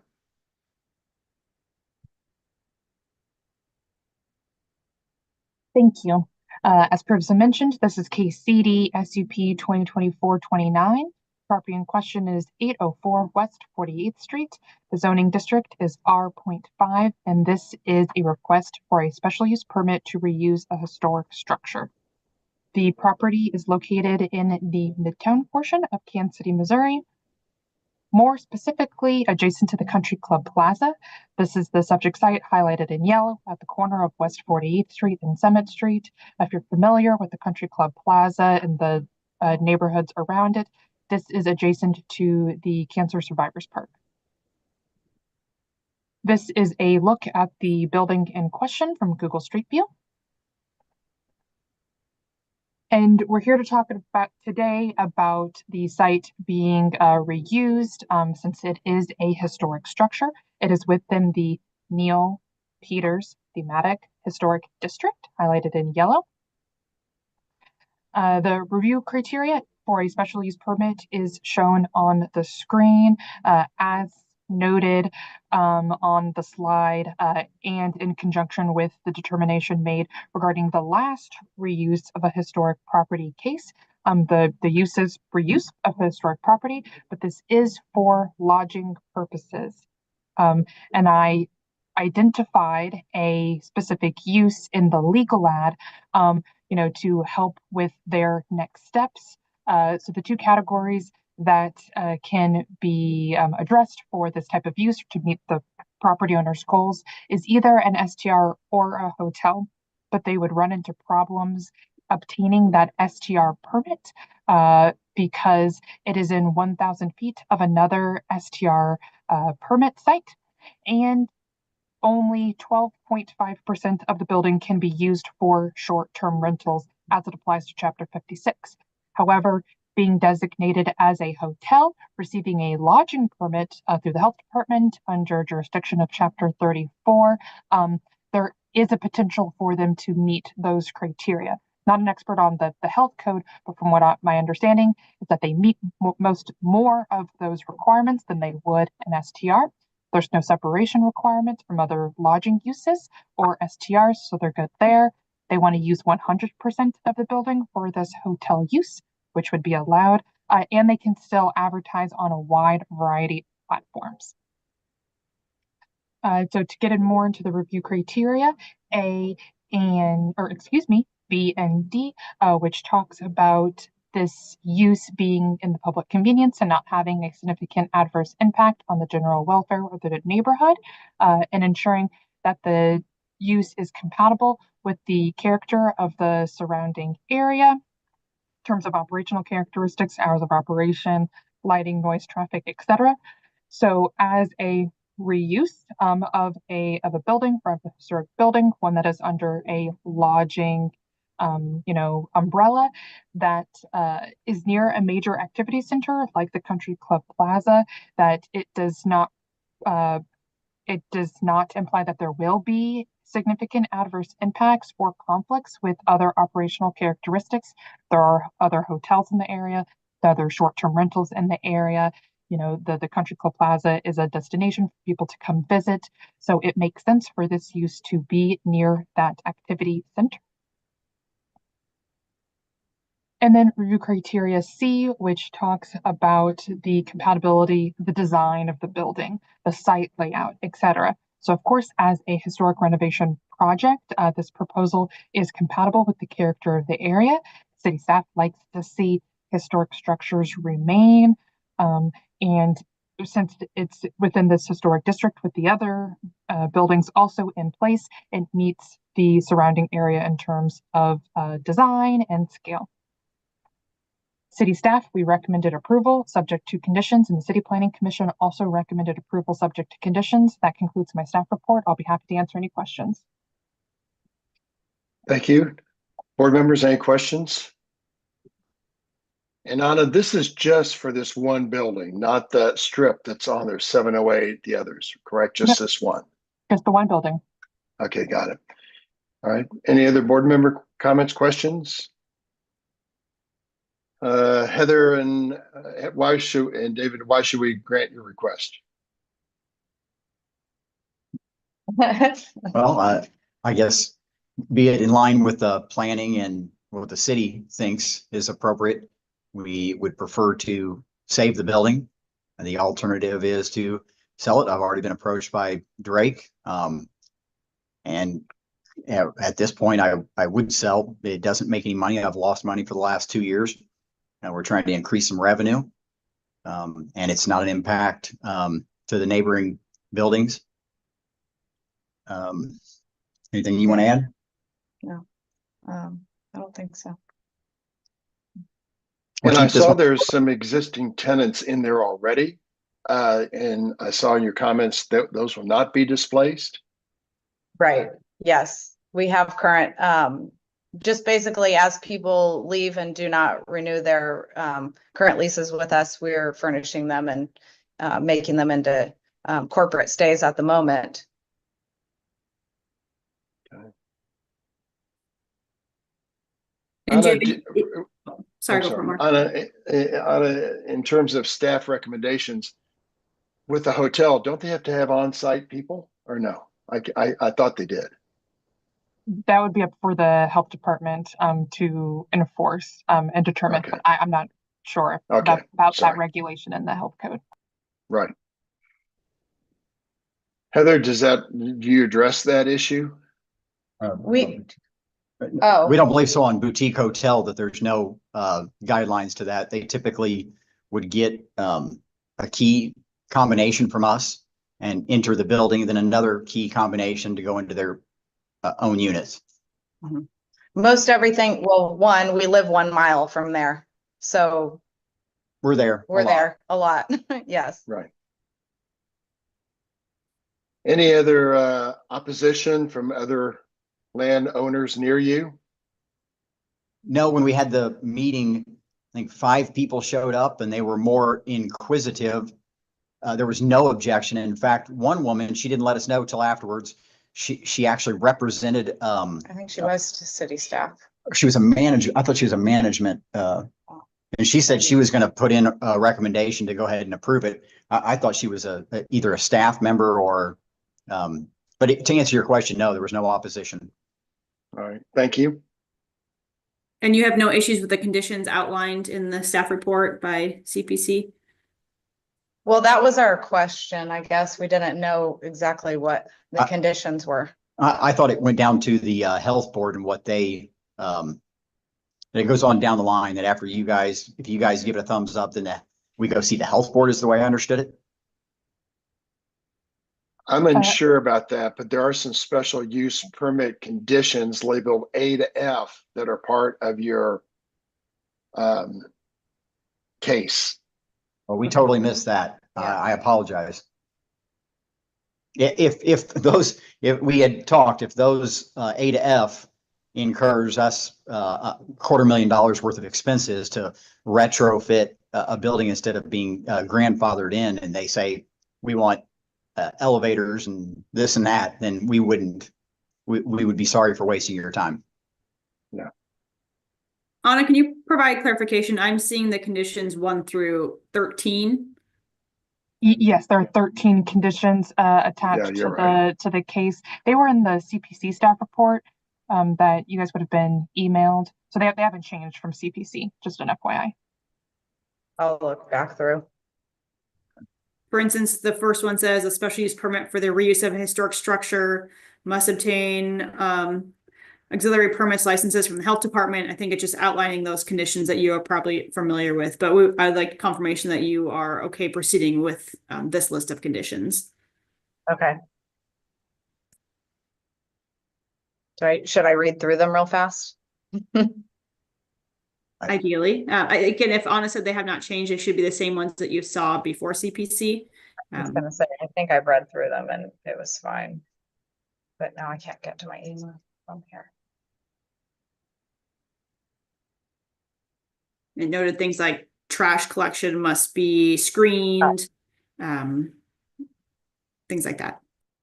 Okay. Let me look.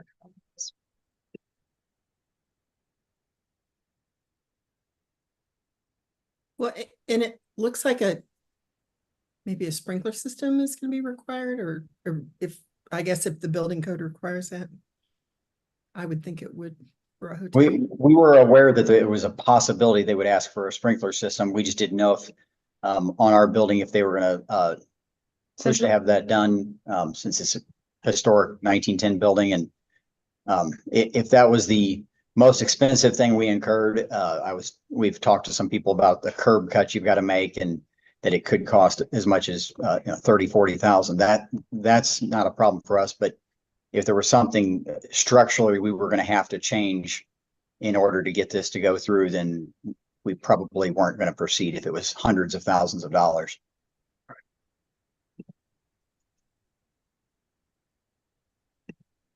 These planned conditions, Heather, David, are ones we normally see. They're nothing special for your. I was going to say, I'm pretty sure I read through them and it didn't seem anything crazy. So. Okay. All right. Board members, comments, questions, or motion? I'd offer a motion. Go ahead, Ms. Mixdorf. In case number 29, I move we grant the applicant's request in accordance with site plan and staff report. And conditions therein. And the conditions therein. Thank you. Thank you. I have a motion. Do I have a second?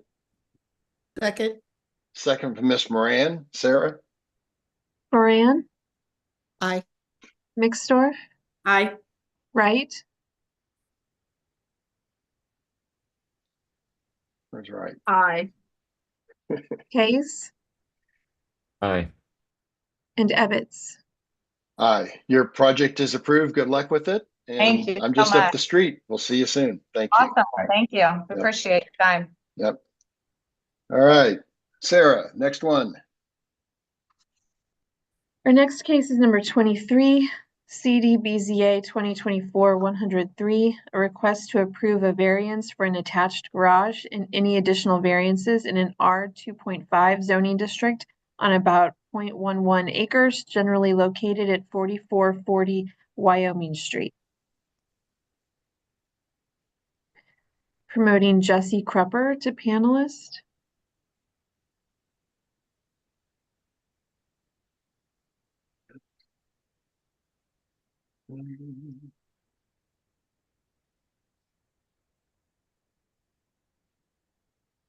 And Roman Pohoreki.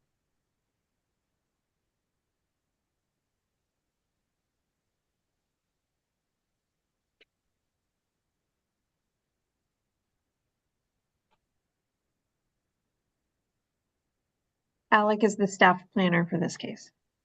Great. Who's going to be speaking on your case today? I will. Okay, great.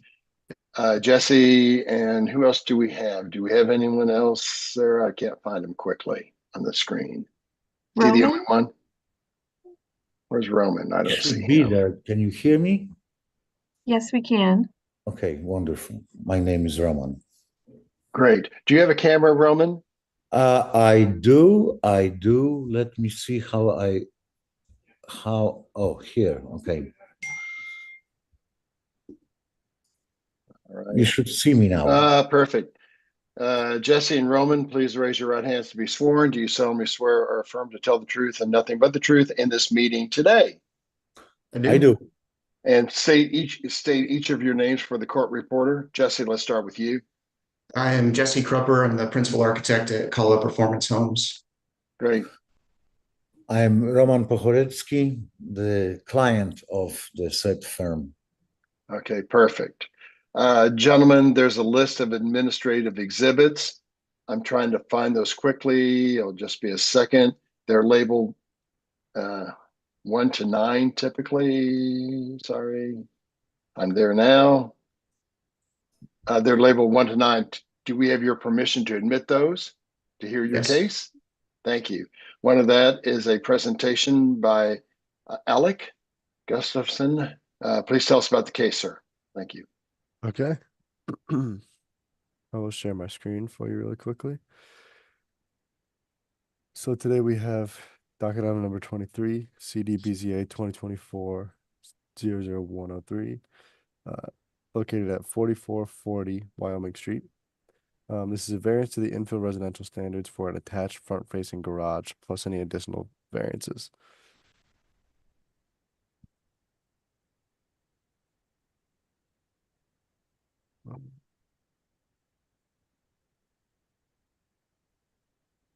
The site is located south of downtown, I believe right just north of Brush Creek in West Plaza.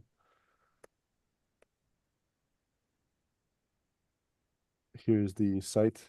It's in an R 2.5 zoning district and very close to a B1-1 off West 45th Street and Wyoming Street. Here's another view of the site for the home to be built.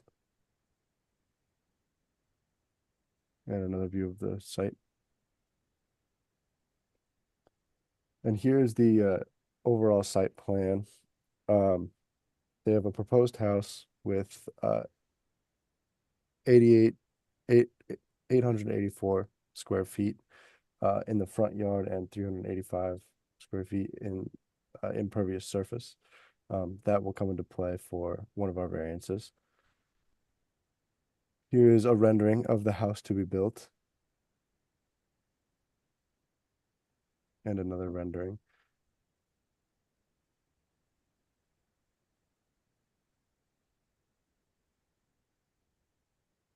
And as you can see, they have a concrete driveway to a front-facing garage.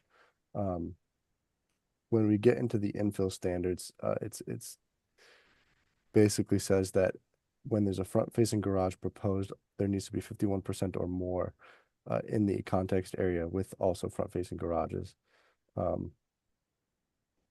This home specifically does not follow that, but we'll just go through floor plans and the rest of the applicant's submittals. So this would be the garage and the first floor and the second floor and the roof plan. So to get into our variances, this first variance would be a complete deviation from the infill development standards to permit a front-loaded attached garage on the subject site.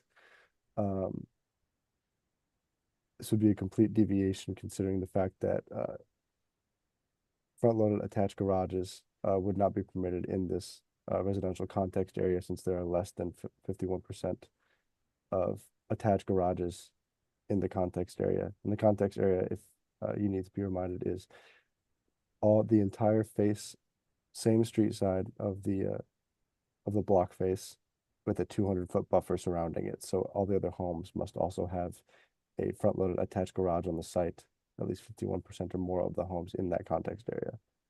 There are none in this situation. So this would be a complete deviation. A substantial change to the character of the neighborhood would be anticipated. The purpose of the infill residential development standard is to maintain the desired physical character of the existing and developing neighborhoods. The context area promotes this purpose by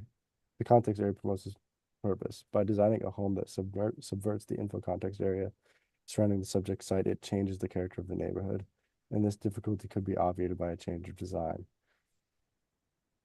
And then our second variance would be a 3.4% variance to the maximum percentage of impervious surface in the front yard of a residential lot to permit 387.87 square feet of impervious surface in the front yard. This is 43.4% basically of the front yard. So it would be what's permitted is 40%. This would be a 3.4 variation to the requirement. It's a similar reason for the substantial change to the character of the neighborhood, in that designing a home that subverts the infill context area does in fact change the character of the neighborhood, and this difficulty could be obviated by a change of design. I'm happy to answer any questions for you. This is the conclusion of my staff report.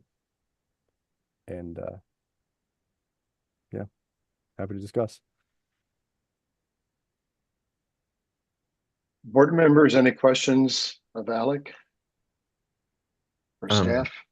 Alec, what would the change of design be? Where else would the garage go? Or you're saying no garage? It would have to be no garage because there are no other attached garages in the context area. Is there room for a front-facing. detached garage? I'm sorry? Is there room for a detached garage? Maybe we can let the architect speak to that. Yeah, that's fine. I was just, he said change of design and I couldn't. Yeah, I can say that there are detached garages in the rear of many of the other houses in the context area, but this would be the only front-facing attached garage, so it could be in the rear, I guess. But yeah, that would be more a topic for the architect to speak on. Okay. Yeah, you're right, Alec. Most of the houses in this immediate context area have shared drives with garages in the back. So there are, because we're one house away from the corner, there's only 5 houses really on our side of the street that fall into our context area.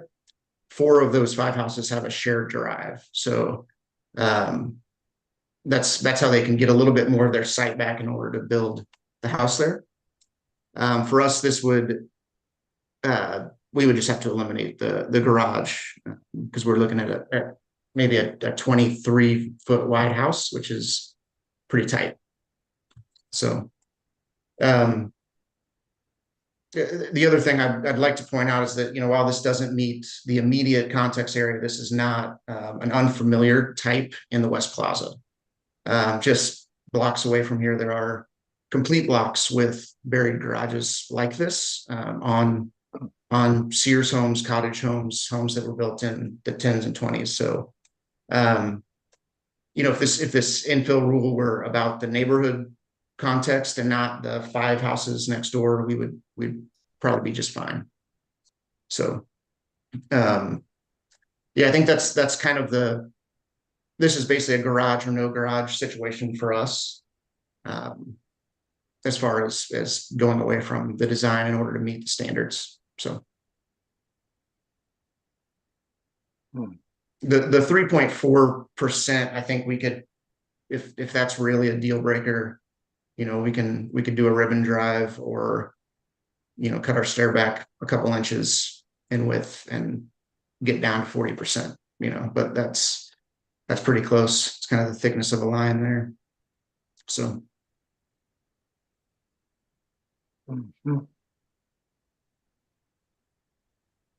the other thing, sorry, Randy, the only other thing I'd like to mention is that we, you know, in designing this new home in the West Plaza, we really tried to stay within most of the parameters, all the rest of the parameters really of the infill standards. So it doesn't look like a 1920s Sears kit home, but it is the same. It is within the height rules, the width rules, the footprint rules, unlike a lot of the homes that basically led to the infill standards being created. So we tried, at least as far as the size goes, to fit in, but the client would like to have off-street parking for their vehicle. So. And I'd almost say contextually, if the house were to be shifted to a side to allow drive access, it might look more out of place with the kind of cadence of the rest of the houses. I do have a question. So for your front wall, are you anticipating going back with a stone to match everything else that is along there? Or are you looking at a precast or something instead that we see in the rendering? It's a poured concrete wall. It does actually, in the renderings, it doesn't match the height, but that's been adjusted. So it'll match the height of those. It is something that we have the ability to face it. We have the room to face it with stone, but it's a decision we need to make to go back with. So. Thank you. The neighbors to your north and south, any comments from them? Are those rental homes, or are those owner occupied, or do you guys know? I do know they're both owner occupied. We've kind of formed a relationship with them. We've actually started some site work on this house, trying to get as far as we can ahead of this meeting. So they'll actually, if this gets approved, well, that driveway will be poured next Wednesday. So, or they'll be starting on it. But the clients, both of the owners on the north and south have seen the design. We haven't gotten any negative feedback. They know about this meeting as well. So one of them is actually allowing us to use, there's a corner lot to the south of us, and he has just a carport in his backyard, and we're actually using, we are taking out that carport and using that as access to our site. I'm going to come back and rebuild that, some foundations for a future garage for him. So he's pretty in favor of it because the deal has been sweetened. So right.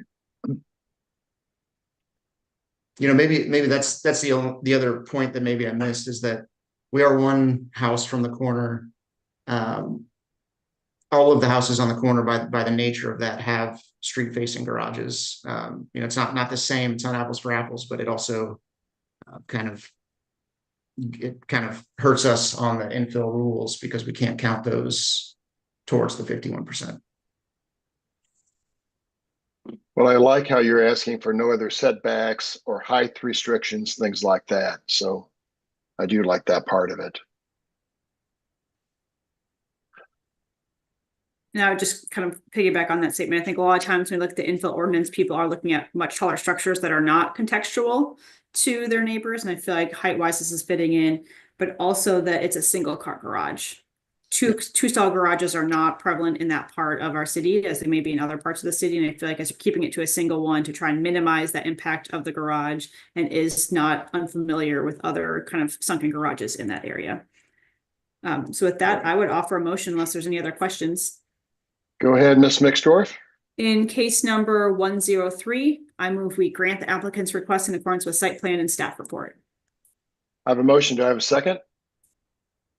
Second. Second from Ms. Moran. Moran, Aye. Mixdorf, Aye. Wright, Aye.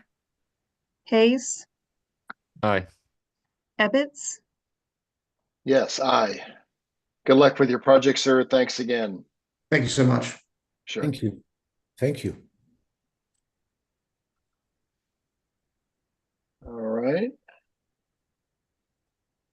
Next item. Yes. Next is docket item number 24, CD BZA 2024-140, a request to approve a variance to the permitted setbacks for a swimming pool, plus any other needed variances on about 0.063 acres, generally located at 716 West 45th Street. Stephanie Salderi is the staff planner. I'm promoting Darian Thomas. Is there anyone else who plans to speak on this item? And George Haynes is also being promoted to panelist.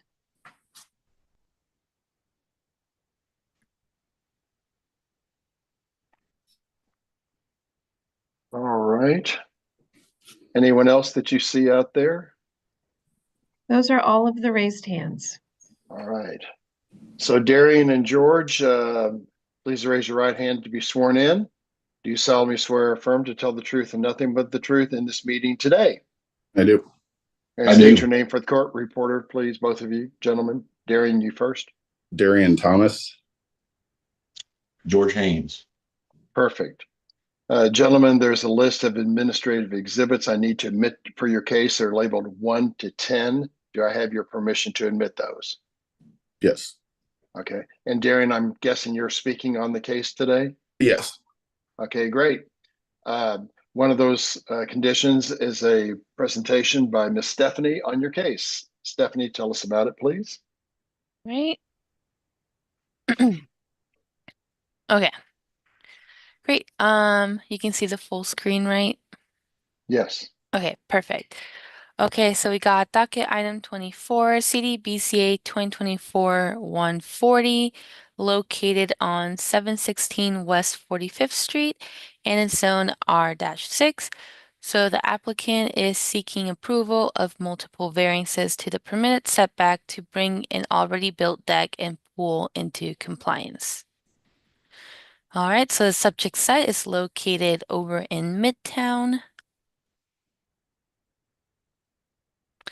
And highlighted in yellow is the subject site. So these are pictures of existing conditions. In the back corner is the the pool, and then it's surrounded by the deck. And this is another picture showing the distance from the deck to the fence. And this is the site plan. And then we got our first variance. So this is a variance of 5 feet to the swimming pool setbacks to permit a rear setback of 5 feet on the subject site. So the requirement is 10 feet from all property lines. So will this bring a change to the character of the neighborhood? Yes. So even though it's not uncommon to see accessory structures like garages or sheds close together, swimming pools do have different standards and are not seen this close to the property line. So these regulations exist to ensure safe circulation around the pool. The difficulty could have been obviated by a change in design that would meet code had the property owners sought the proper permits prior to building the pool. And then variance request B is a variance of 5 feet to the swimming pool setbacks to permit a side setback of 5 feet on the subject site. So again, it's a requirement of 10 feet. And this still does produce a change to the character of the neighborhood, and that difficulty could have been obviated had the owner talked with staff prior to building the pool. Variance request C is a variance of 15 feet to the required setback for a deck to permit a rear setback of 5 feet on the subject site. So the requirement is 20 feet for the deck. So a change to the character of the neighborhood is anticipated. So again, it is not unusual in these smaller lots to see structures so close together. However, it is unusual to see a deck with a pool that occupies almost the entirety of the backyard. The existing house sits less than a foot away from the max permitted rear setback, thus not leaving much space to build a large deck. However, the difficulty could have been obviated by a change in design. Again, had the homeowners talked to staff before, we might have been able to create a code compliant design, or at least thought like a much smaller variance. And then variance request D is a variance of 10% to the infill lot coverage standards to permit a building coverage of 60% on the subject site. So infill allows the principal building to cover 50% of the lot area, and with the deck being attached to the home, it becomes part of the principal building. Again, a change to the character of the neighborhood is anticipated. While the lots in this area are small and it makes it seem like the houses occupy more than 50% of the lot area, they do seem to meet code. So these regulations exist to ensure fire safety in open space. And again, difficulty could have been obviated through a change in design. And that is the end of my presentation. Thank you, Stephanie. Board members, questions of staff? Seeing none. Mr. Thomas, why should we grant your request? It looks like you're asking for forgiveness after the fact. So if I could, I can share with you prior to the start of construction on this project, we did approach the city planning multiple times and asking, and submitted the actual plan, and we were told that we did not need permission or permits as far as the setbacks, and received an email letting us know that we actually, I can pull up these emails here.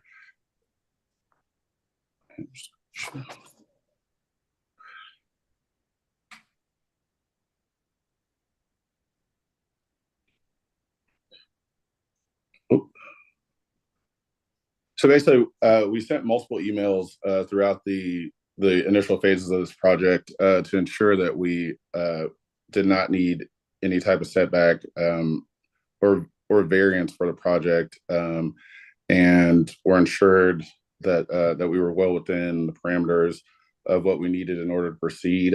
So we went ahead and proceeded with the project. It wasn't until a later date that we received the violation, which I believe was about a month after the project had been completed. And so that's where we were running into the issue and coming back to ask for forgiveness. I see.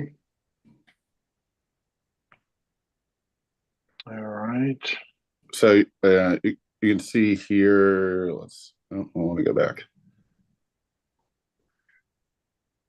So you can see here, we reached out, in the second email listed here, to ask, to basically explain our project and where we were putting it, explaining where the setbacks would be, as well as kind of in the bottom left-hand corner of that email, you can see we did include a set of the full plans for that project, and then just a few days later, we received back 2 emails just kind of in response to our request. And the second email, they kind of said, yeah, based on what you've provided, the setbacks look fine to us, and that, so we took that as we could proceed without having a future issue.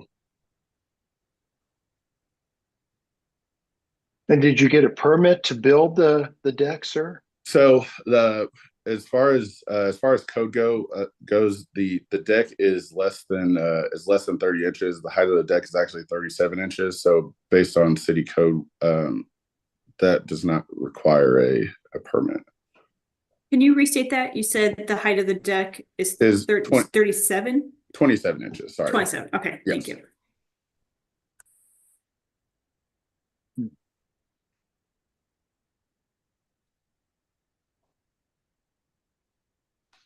Stephanie, I don't really have any, I mean, what he says in emails, does that mean anything to you? I've not seen the emails, but Darian, were you trying to share your screen to show those? Did not? Hold on. I thought Yeah. I shared my screen there. 1 sec.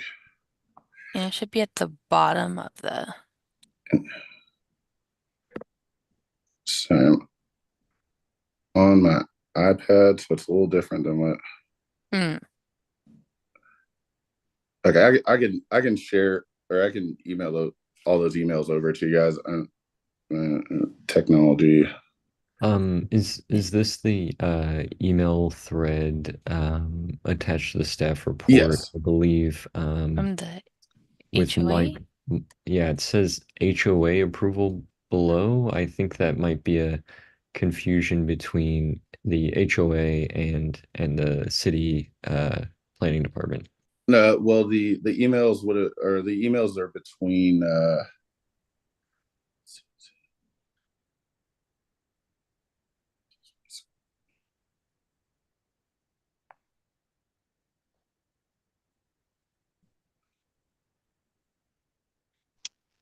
May I interject for a second? Please. If you're speaking of the HOA email there, I'm George Haynes. I'm president of the Plaza Heights Homeowners Association. The only thing in that email was when I was asked about this, we ran it past the Architectural Design Committee. We are aware of swimming pool setbacks from power lines and property lines. That is a minimum of 10 feet setback on that. I actually happen to know this myself because I got this permitted myself for my property, which is identical. And we had to stay away 10 feet away from power lines and property lines. So I said, if you get a permit from the city, the HOA really can't stand in your way of that. But it doesn't appear that it was approved by the city or a permit was issued. In addition to that, the deck has now privacy screens that extend well above the 5 foot maximum that is permitted by the city, and that has caused some issues with neighbors who are not pleased about it. So I get to hear about that a lot, and that's why I'm here today. Yeah. Well, the initial email conversations were between Oscar and Genevieve. Oscar being supervisor of planning review, and also Genevieve. And I can send that email chain over by whatever means. I can't get the screen share to work with on the iPad here, but yeah, both of those received a set of the plans, and also both responded to say that they didn't have an issue, and Genevieve actually said, quoting her email, as it says, the setbacks that you provided below look fine. So that's why we continued on in our process. And I was not aware that we were looking at the privacy screens there. So I mean, that can all be rectified if we're able to move forward. Was a building permit obtained for the pool? So based on the size of the pool, it was not seen that we were in need of a permit for a swimming pool less than or at 2,000 gallon, or for a swim spa or or a hot tub at 2,000 gallons.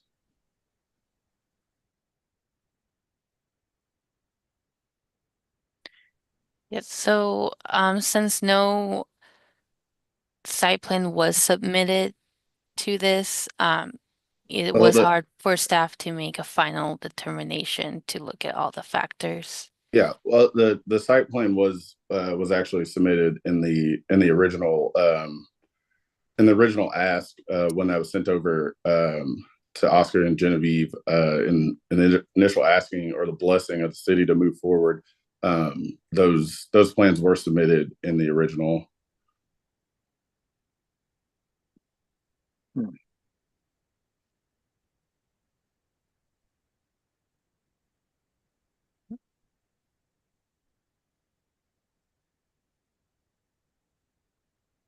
Well, I'll say it's hard for me to make a judgment on what happened with this communication with staff without actually having it in front of me. Yeah, and I wish I could get it sent over. Let me see if I can. Might I make a suggestion to the board that we perhaps continue this so that we can get some more information about this communication, and just to clarify on this case, it's just about the setbacks and the building coverage. So the privacy screen is not particularly relevant to this particular case. Okay, great. Yeah. So here's the initial email that was sent to the city or to the city planner of the day, outlining what we were doing, and then as well as showing our initial site plan for the project, the pool or the hot tub, just kind of outlining what we were doing. We then received our information back, and Oscar did not give us a firm answer as far as what we're looking at moving forward. But then later on, maybe 3 days later, we received the email from Genevieve basically stating that all the setbacks looked fine, and that we'd be able to basically proceed. And Mark, do you want to admit those? yes, I'm sorry. Thank you for reminding me. Those are admitted as one exhibit number 11. Okay. Well, thanks for sharing those. So, we also, since this was not submitted to Compass KC, we don't make an official review. It will, if you could zoom into the side plan, because it might have just looked like a regular shed or something like that.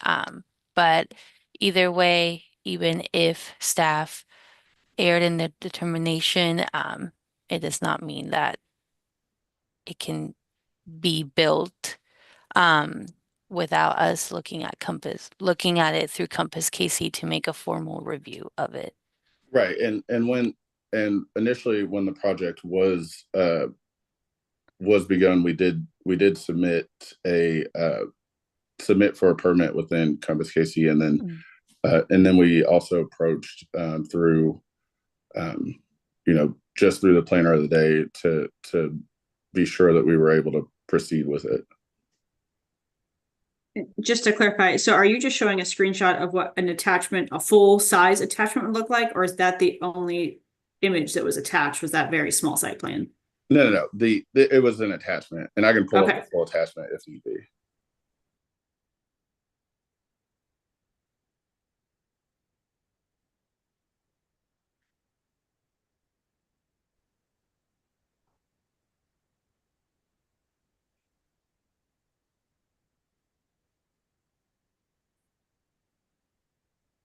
So just so I understand this, you submitted it in Compass, you submitted it for a building permit, but someone told you it wasn't required? Correct. Is that Genevieve, it looks like? You said? Yes. Yes. Well, she addresses setbacks. Did she address the building permit?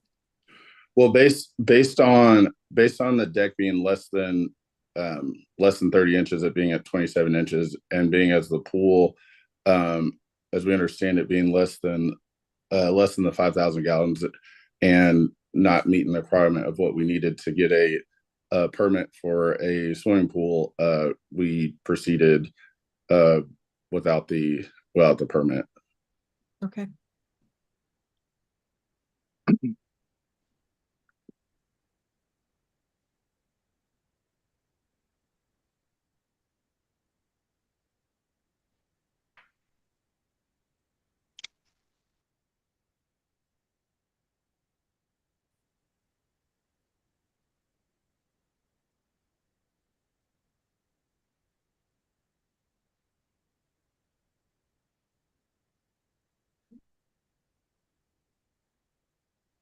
Mr. Chair, Yes. we do have another hand raised online. Okay. I'm going to promote Kim to panelist. All right. Thank you. Hello, Kim. Could you turn on your camera and microphone? I need to swear you in. There you are. I don't know if that's a picture of you live. Can you raise your right hand to be sworn? Do you solemnly swear or affirm? There you Yeah, go. it was Solemnly. frozen for just a minute. Sorry. That's okay. That's all right. Solemnly swear or affirm to tell the truth and nothing but the truth in this meeting today. I do. And state your full name for the court reporter. Kimberly Homer, Kimberly, last name Homer. And Ms. Homer, what's your interest in this case today? I am a member of the HOA of this neighborhood and also a resident of the neighborhood. My property adjoins kind of diagonally to this property in the back of our lot. All right. So tell us your concerns, or what's your opinion? My concern is just as a member of the HOA, from my knowledge, I was not aware. I understand this structure does not comply with the city requirements. I also understand it didn't go through the proper HOA approval channels. And just on the record, I feel like it's important that we just stick to the rules as homeowners in this area. These are very small lots. They're very small spaces, and variances, I think, really matter, when you have a very small lot. And so I just want it to be on the record, in this sense that, if we don't speak up against things like this, then I feel like in the future, other homeowners may just act willy-nilly to do whatever on their property. And as an HOA member and just fellow property owner in this neighborhood, I just wanted to formally object. Well, I mean, I think to understand that in general, every house on this block is, if we look and take it back to a variance or that 50% occupancy rate, that every house on the block essentially violates that variance code. I would opposite to that. They do not. Matter of fact, that was planned with the city and the construction of this development. We all fall within guidelines of that. Extending the deck out to where it is what has caused that violation. Prior to construction of the backyard improvements on the subject lot, the home and the lot was in compliance. It's the extension of the deck to within a couple of feet of the property line that has caused this variance, plus the pool not being set back 10 feet from property lines. And more importantly, the power lines, the overhead power lines, which are run along the back of the lot. That is a danger to have overhead power lines almost above a swimming pool area. Well, and based on that being a concern, we have already approached KCP&L and have a full plan and drawings ready to go in order to rectify that situation. Saying that as that we receive this variance, we're ready to basically solve that issue immediately. How's that going to be? Are they going to bury the power line behind 10 houses? No, it actually only extends from one house on each side.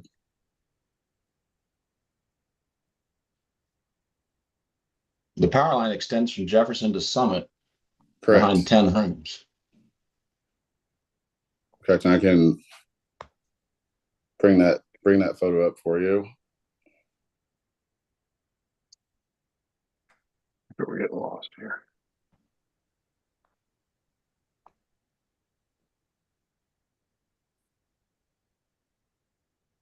Oh, I can bring that photo up, but yes, no, we have a full plan with Evergy to move that line.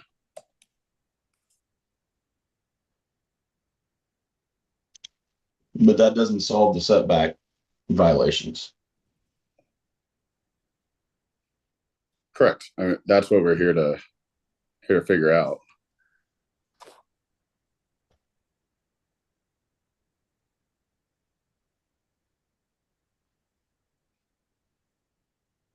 Have you looked at other options if you were to So remove go ahead. So here's our plan as far as Evergy is concerned to move that power line underground, in the section to make this in compliance as far as the power line goes. And it was our understanding with talking to Evergy is that it is the plan in the future to bury that line as well. So I think the power line discussion should be taken off the VCA since the board cannot make any determinations on that. But right. we can continue with the variances at hand. And I guess I had a question regarding kind of why this deck was constructed at the scale that it is to begin with. I understand the desire for a hot tub or a small pool in a backyard, which seems like that could be accomplished without the deck. Correct.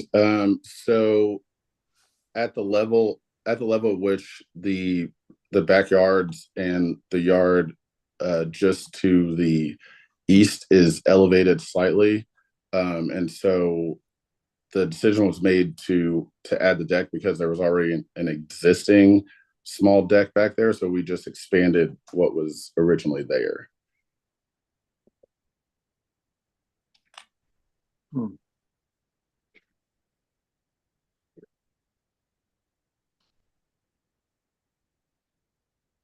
I'm conflicted a little bit on this. I understand the confusion if you believe you got direction from the city to proceed in one way. But again, from what we're hearing, that's not final approval, which I understand again is also confusing if you think that the communication you received, you are set to move forward. But this is just really big and it takes over all of the lot. And I'm just concerned since there are neighbor concerns for multiple reasons about keeping this. And I think we've seen a trend in Kansas City of people building things without permits. And I'm nervous to then set precedents to continue to allow things that are already built to then be approved after the fact.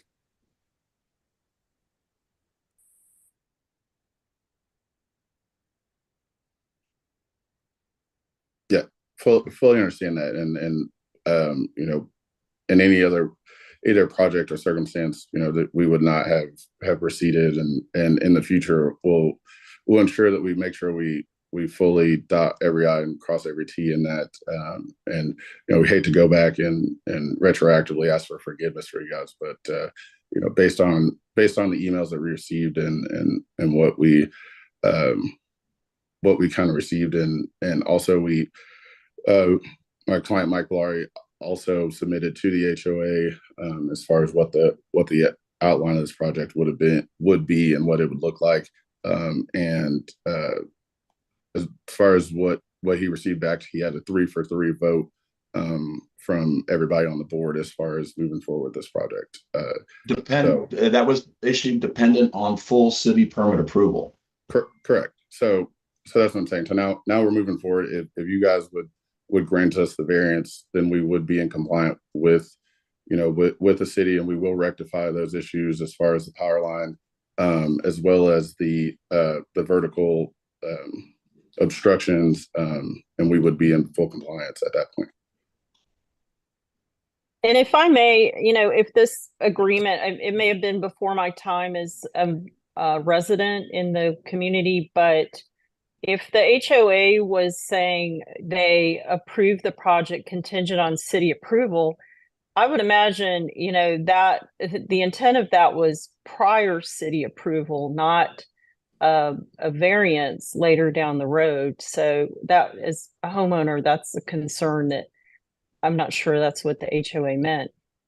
But correct. But saying is that we had the emails and the understanding that we were able to move forward. We're not retroactively asking. We proceeded with the city prior to, and we're not told that we were in violation until many months afterwards. So that's kind of where our stance is. But a violation is a violation nonetheless. I mean, it's either within. I think we're good. Board not. members, do we have other comments? I have a question for Stephanie. Was there any difference between what was submitted to Genevieve, and Genevieve said the setbacks are okay, and what was actually built? So I haven't, well, except from today, really seen that initial site plan in detail. The only things that I can attest to are the 5-foot setbacks on the rear and side yard. Yeah, and that remain the same. And I can pull up the 2 images. They're exactly the same. They were built exactly to the spec of what the blueprint was. Board members, I feel like we're in a maze here. We keep turning the same wheel.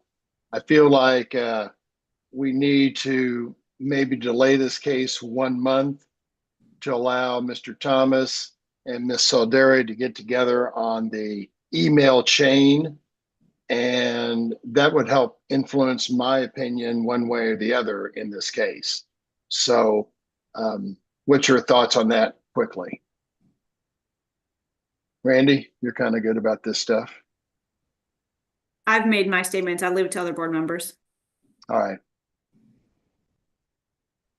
Yeah, that sounds okay to me, because I kind of like an explanation if one can be given as to why we told him it was okay. I mean, that always really concerns me when staff tell somebody something's okay. Right. I agree. So and since Steph's just getting hit with these emails today, it would be good to give her time to review this. Right.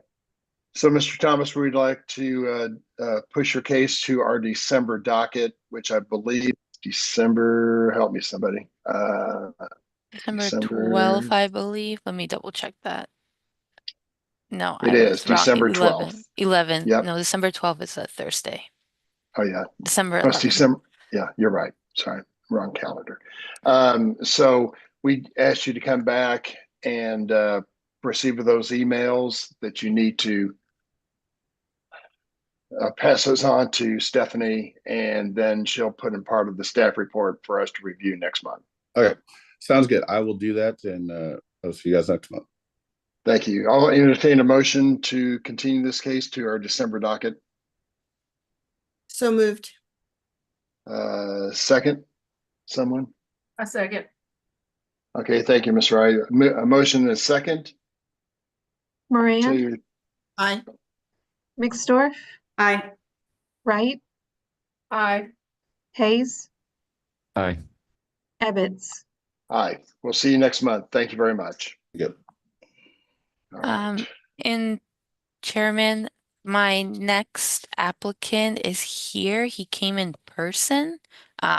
He was having trouble with Zoom, and I was wondering if he could give me a minute to go down to the conference room and so we can share the computer.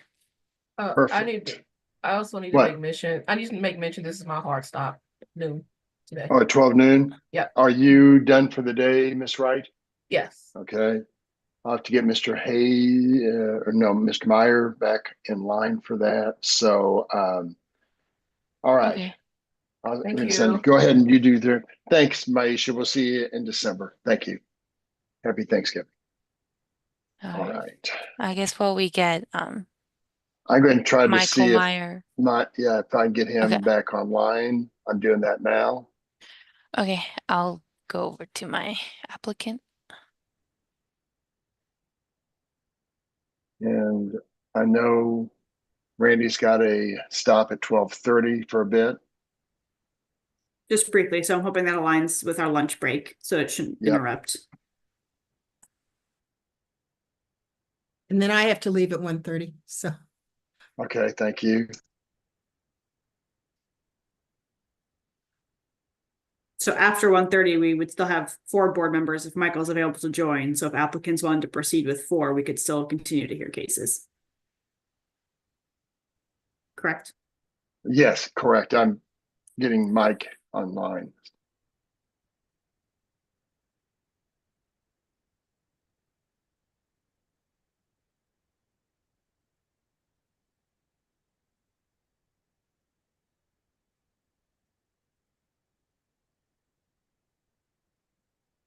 We're waiting for Stephanie to go down to the conference room anyway for a minute.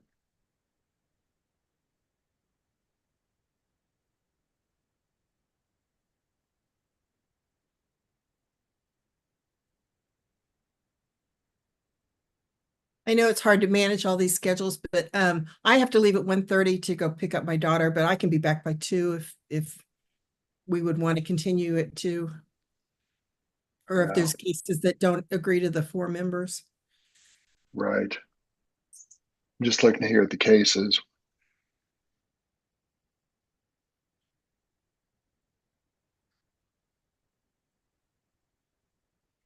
It looks like 8 more cases.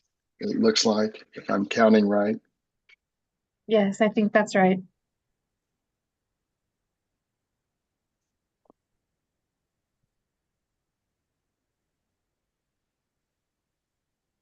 Just looking at them, I think we're going to be okay.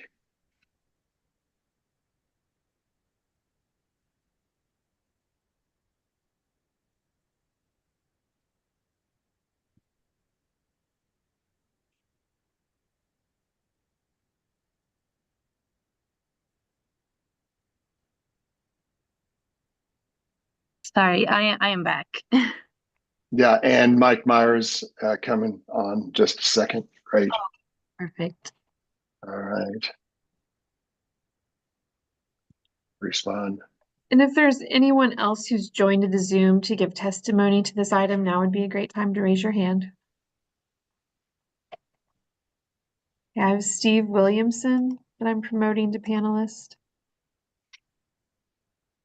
And I believe that's the homeowner. Mike Myers online with us, by the way. No camera, but with audio. Michael. All right. So Stephanie, we have the gentleman behind you. Yes. And anyone else? Mr. Williamson, it looks like. Those are the 2. So not Stephanie. Who's the gentleman behind you? Stephanie, I'm sorry. Dan Foster, he's the applicant and contractor. Okay. Thank you. Mr. Foster and Mr. Williamson, please raise your right hands to be sworn. Do you solemnly swear or affirm to tell the truth and nothing but the truth in this meeting today? I do. Yes. Great. I do. And please state your names again one more time for the court reporter. Dan Foster. I'm a general contractor working with Mr. Williamson. Thank you, Mr. Foster. And Steve, are you the homeowner? Looks like yes. Yes, I'm the homeowner. Okay. Great. There are lists of administrative exhibits I need to admit for your case today. Do I have your permission to admit those? They're usually labeled 1 to 9. I'm not there yet, but I'm trying to get there. Yeah, it should be 9. Okay, great. Do we have your permission to admit those? Mr. Foster? Yes. Thank you. Those are admitted. One of This- those is the present. This one actually Oh, says sorry. 1 to 10. Yeah. Thank you. Thank you. So 1 to 10. And again, Mr. Foster, 1 to 10, is that okay for us to admit those? It is. Thank you. One of those is a presentation by staff on your case. Stephanie, please tell us about it. All right.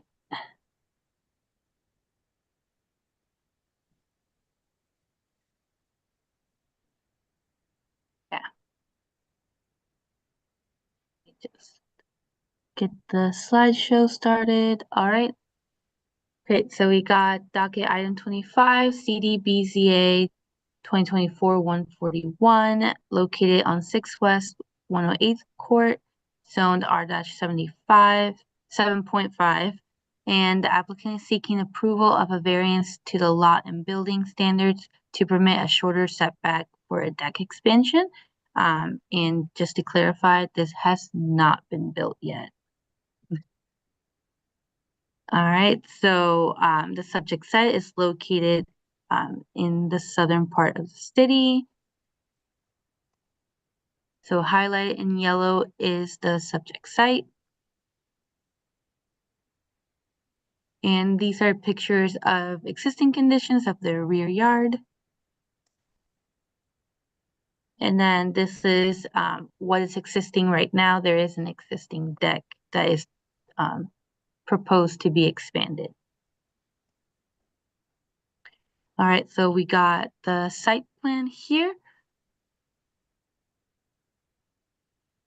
And then this is just zoomed in so you can see better. So you can see back here is all HOA property.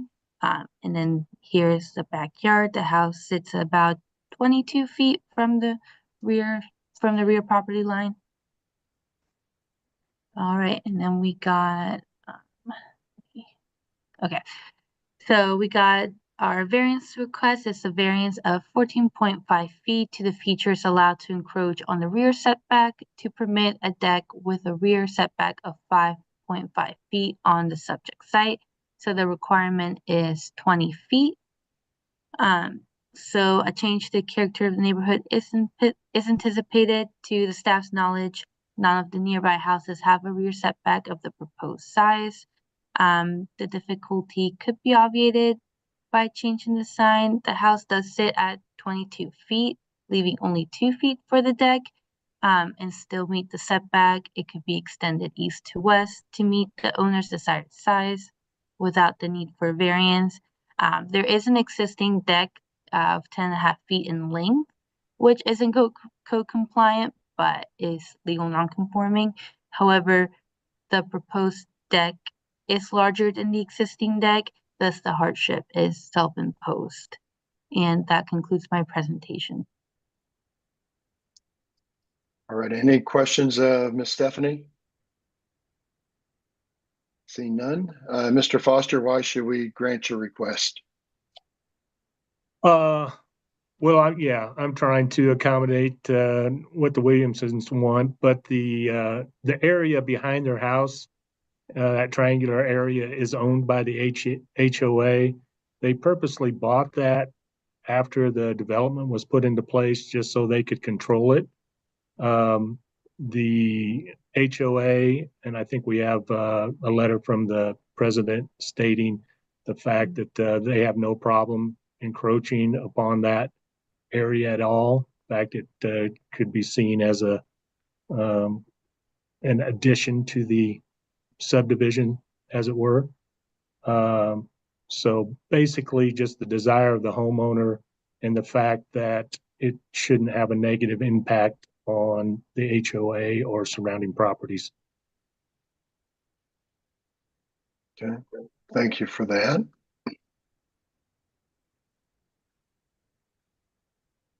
Is that a school on the other side of your property, Steve? I'm sorry, what did you say? It looks like a school or a church. Is that a school or a church on the other side? That's a school for autism. That's quite a ways away from our property, though. Okay, thank you.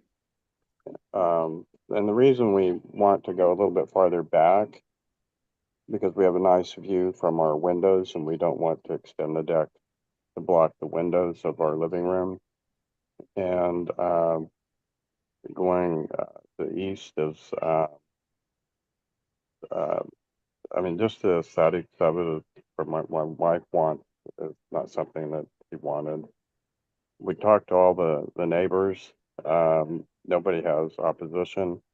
I know you said that they needed the reason for the ordinance is to allow emergency access, fire access, easement access, and as you can see from the photos, there's no restriction whatsoever in that regard.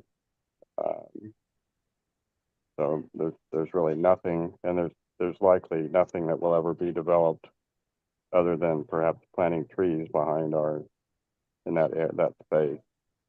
Right. Board members, questions or comments?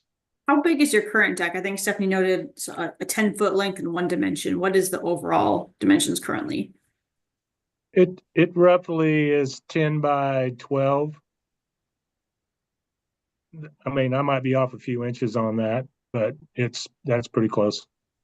And is your proposed 12 by 16 entirely new to add on to the existing 10 by 12, or is this new 12 by 16 encompassing some of the 10 by 12? No, his current deck is in disrepair, needs to be removed. And so the proposed new deck is actually almost 14 wide and 16 out from the house. So, but yeah, that replaces the existing deck.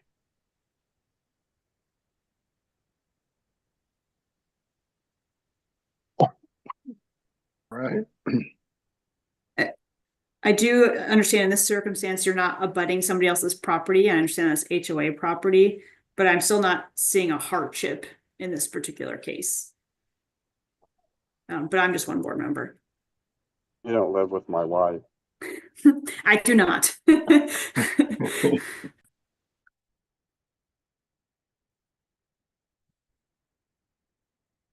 Yeah, I think I'd echo Board Member McStor's comments in that it seems like a nice to have and not so much a hardship. Is that our requirements, just to show a hardship? That's one of the bases by which we make determinations. I mean, I agree, but there's also seems to me absolutely no harm because of the open space behind the house. So,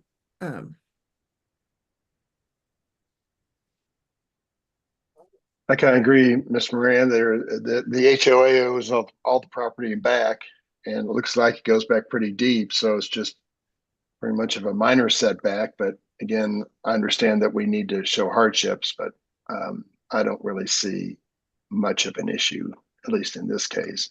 And there's been no neighbor opposition. Is that right, Mr. Williamson or Mr. Foster? No. Yes, there's been no neighbor opposition.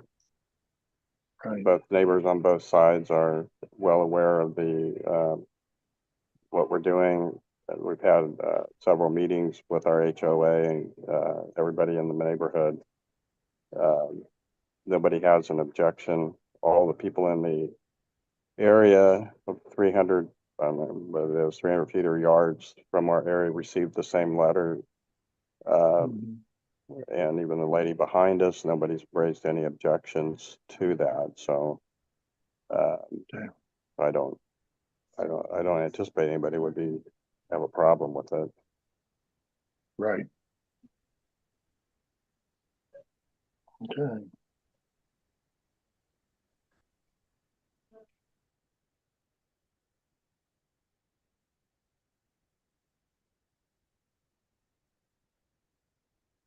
Board members, comments, questions, or motions?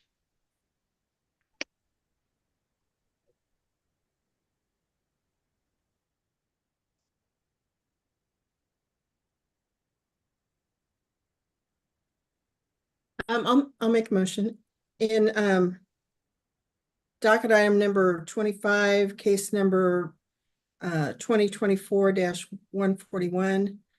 I move that we grant the variance. There's just one variance, right? Yes. Yes. I move that we grant the variance in accordance with the site plan and staff report. I'll second that. Okay. That was from Meyer, I believe. Moran, Aye. Mixdorf, Opposed. Hayes, Nay. Meyer, Aye. and Ebbets. Aye. You needed, I think it failed, unfortunately, correct? Because That's correct. you needed 4 affirmatives. You only got 3. I'm sorry, sir, your project is not approved. All right. Thank you Let's for your move on to the time. next case. Yep. Next case is docket item number 26, CDBZA 2024-157, a request to approve a variance to the maximum footprint of an accessory dwelling unit plus any additional variances on about 0.18 acres, generally located at 31 East 62nd Street. The staff planner is Connor Tomlin. I'm going to promote Keith Mueller and A.G. Landry. Any others who wish to speak on this case, please raise your hand.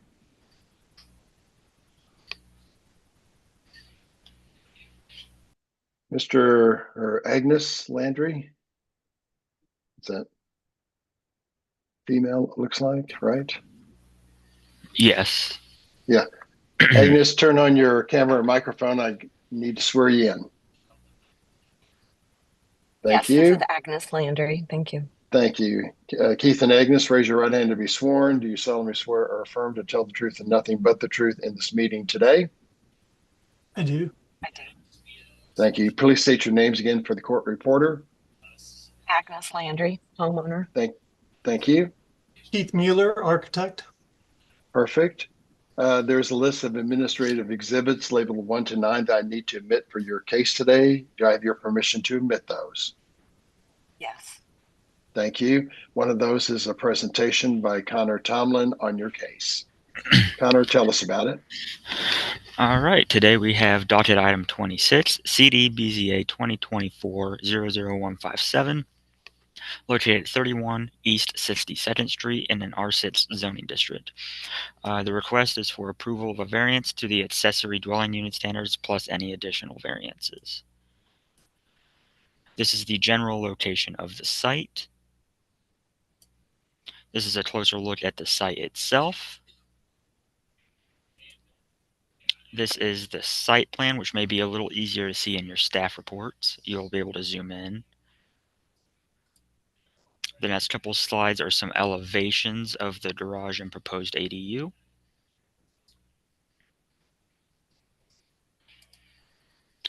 Variance request is a variance of 190 square feet to the maximum footprint of an ADU to permit a footprint size of 784 square feet on the subject site.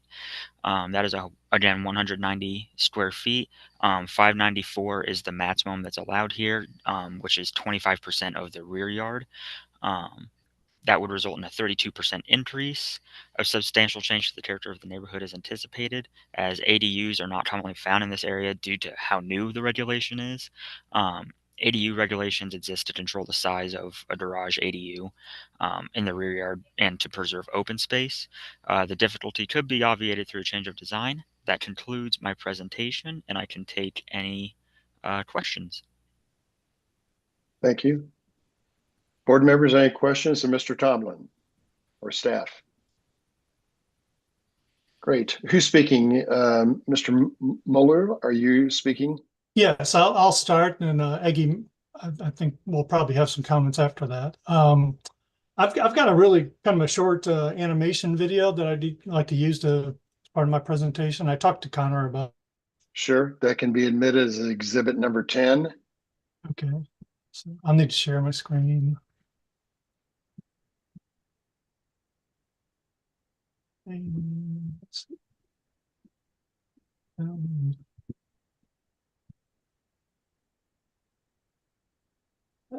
you see that? Not yet. Not just yet. There should be a bid button that's green with an arrow and it says share screen. If you try sharing the entire window or the entire screen, it might work better than trying to do by window. Okay. Let's see here.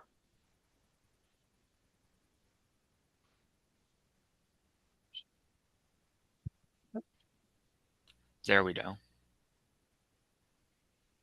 Okay, so this is it's a computer animation I did of the site. This is the main house. This would be the ADU. And I'm going to let this go a little bit further and pause it again. Okay, so this shows the ADU and then the existing house. And the main reason that we're here asking for the variance is because of how the rear yard is defined. The rear yard is defined, at least I haven't found anything on the city that defines it, but this was my own research online. It seems like a lot of municipalities, they define the rear yard as the from the rear property line to the closest extension of the house. So in that case, there's a relatively small one-story extension of the house that's existing, that instead of the rear yard being defined from the property line to the main, the main part of the house, it actually goes to the western edge of this extension, which you can see really kind of severely limits what you can call the rear yard. So because of that, we have to, the size of the footprint of the ADU is limited by 25% of that space instead of this. So that's why we're asking for the variance.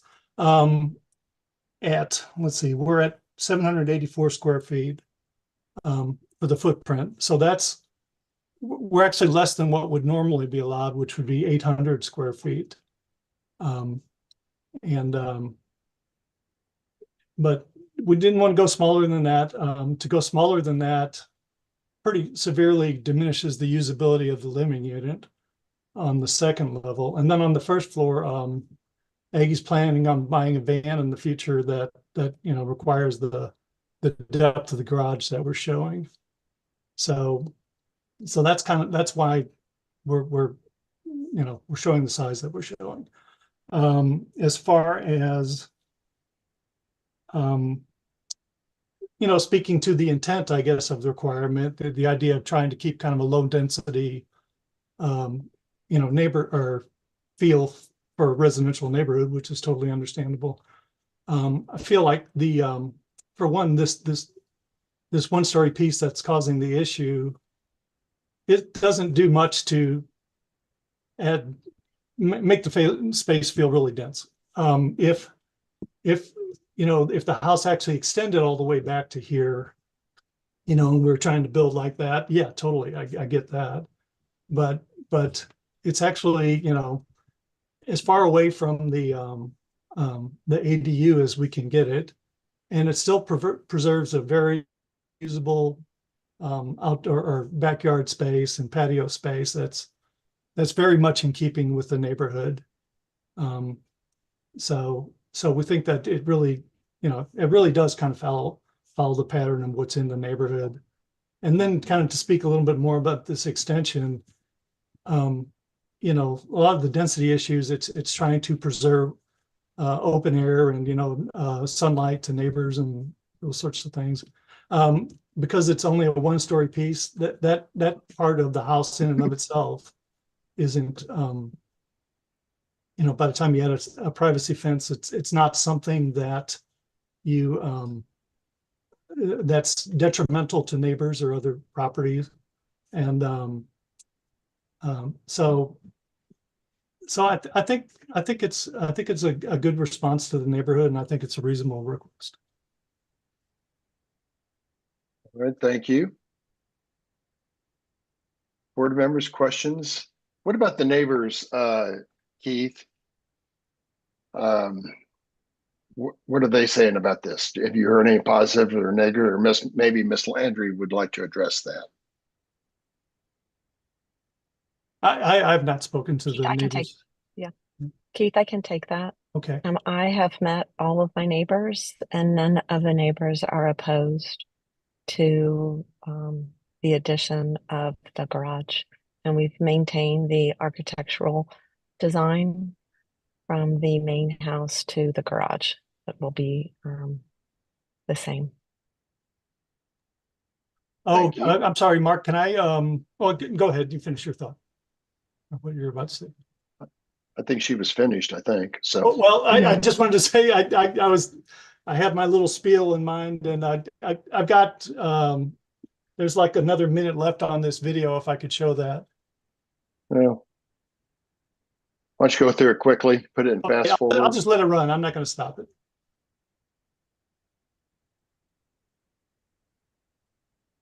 Yeah.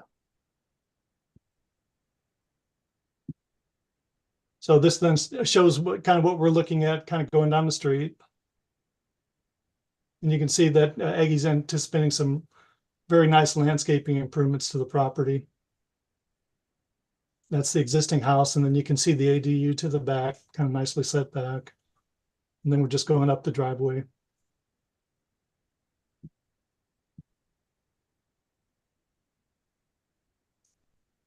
And that would be what you would see from the street.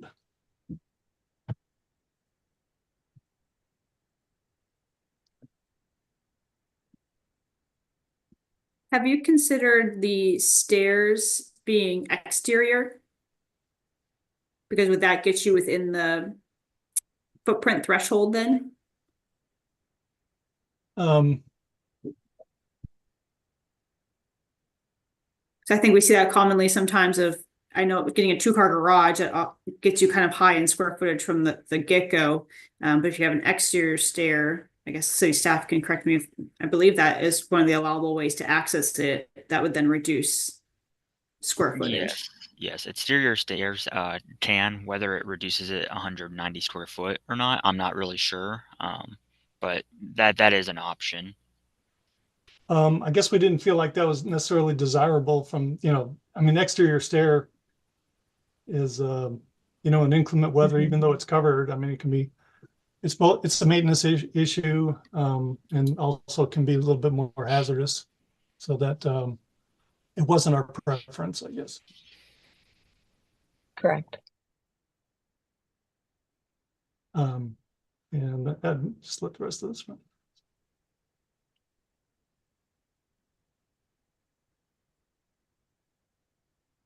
And that would be the ADU from the south.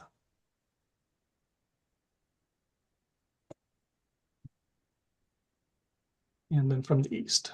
So that's it. All right. So for staff, I guess, this is only Stop sharing your screen, Keith. Thank you. Okay. This is only the square footage variance, and it's only due to there's the 2 criteria. There's the percentage of the principal dwelling, or 3 criteria: principal dwelling, 25% of the rear yard, or 800 square feet. And we're running into the rear yard percentage. Is that correct? That's correct. So it takes whatever calculation is the smallest. Here it would be the rear yard. They could go up to 800 square feet. However, if 25% of the rear yard is less than that, that takes precedent there, which is why we're at the 594 square foot that's allowed. Yeah, as one board member, the 784 square feet is a pretty reasonable size for an ADU. The percentage seems to be bottlenecked by the extension there on the rear of the property, which I can see why it would create some difficulties with getting a reasonable sized ADU. I know we've approved as a board some pretty sizable variances to the square footage of the ADUs, and I think that this is probably one of the more acceptable variances. So I would be in favor of this variance. Jez, do you want to do a motion unless anyone else has questions? I have a question. Ms. Landry, did you say that your neighbors are opposed to this? You kind of faded out when you were testifying, so I. Oh, I'm sorry. Let me speak louder. I have met all of my neighbors, and none of my neighbors are opposed. They're Oh, happy that the house is okay, I being think the none of the maybe kind of was lost. Okay, okay, thanks. On docket item 26, case CD BZA 2024-00157, I move that we grant the variance in accordance with site plan and staff report. I have a motion. Do I have a second? Second. Second from Ms. Moran. Moran, Aye. Mixdorf, Aye. Hayes, Aye. Meyer, Aye. Ebbets. Yes, aye. Your project is approved. Good luck with it. And with that, we're going to take a 30-minute lunch break, and we'll see everyone back here at a few minutes after 1. Thank you very much. Thank you. Bye-bye. Thank you. Thanks. Bye.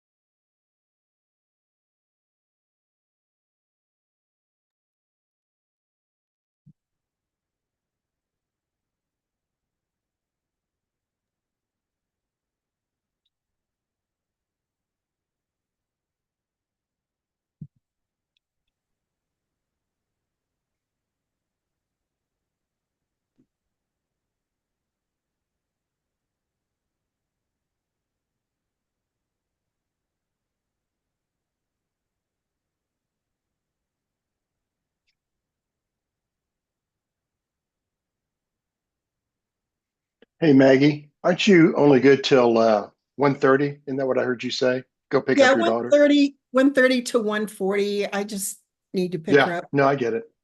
I'm a little flexible. She can wait if we're in the middle of a case for something. Yeah.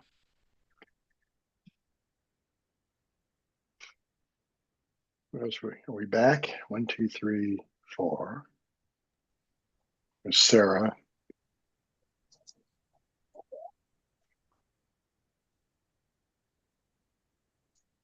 I'm going to text Mike. There he is. Is Meyer back? Yeah, I'm here. Okay, thank you, Mike. Okay. Sarah, what's your thoughts? We ready to go? Can we? Give us 1 second to start the Okay. recording.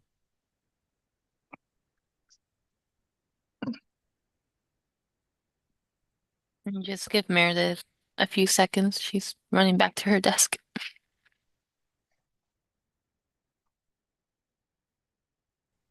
It's all good. Okay, are we ready? I am. I think Okay. let's go.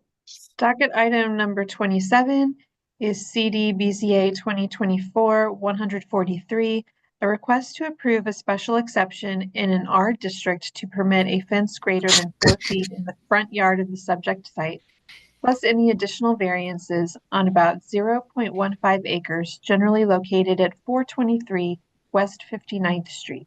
Connor Tomlin is the staff planner on this case. I'm going to promote Matt to a panelist. Anyone else who wishes to speak on this case, please raise your hand.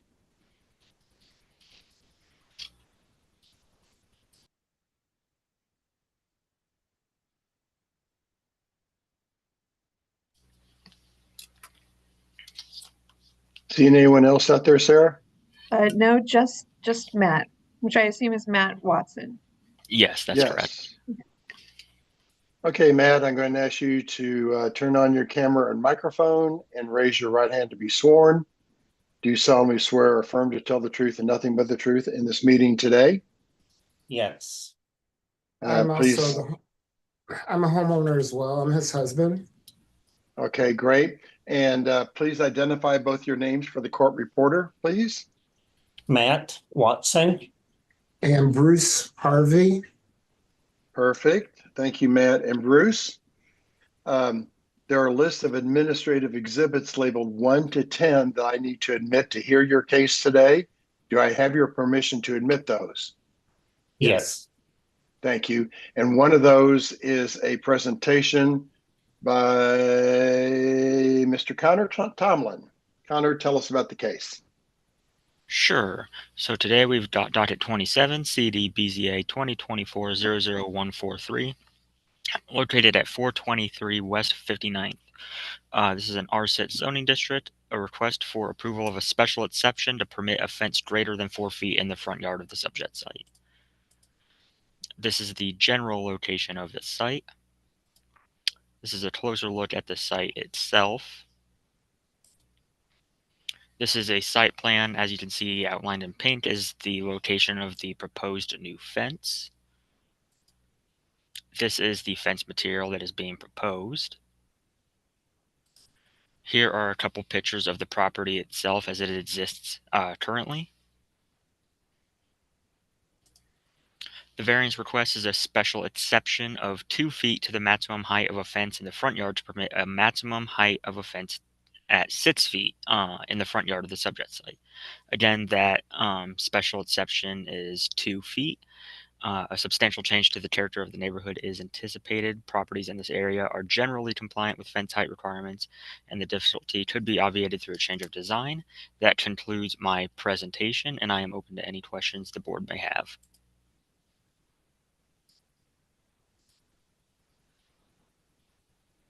Mark, you're muted. Thank you, Connor. Did you notice any other, that won't be a question for you, Connor, sorry. Questions of staff, Connor? So, Mr. Watson and Mr. Harvey, why should we grant your request today? Well, I'll start. I mean, I think we feel like the extra 2 feet is needed and would be viable for several reasons. One is we have a golden retriever who's a jumper, and so the front of the property slopes, which slopes at about, I don't know, couple of feet. And so because it slopes, if she were to jump, she might be able to exceed the 4 feet. Also, we're concerned about people coming up to coming up to the fence as well, and reaching over if it's that low.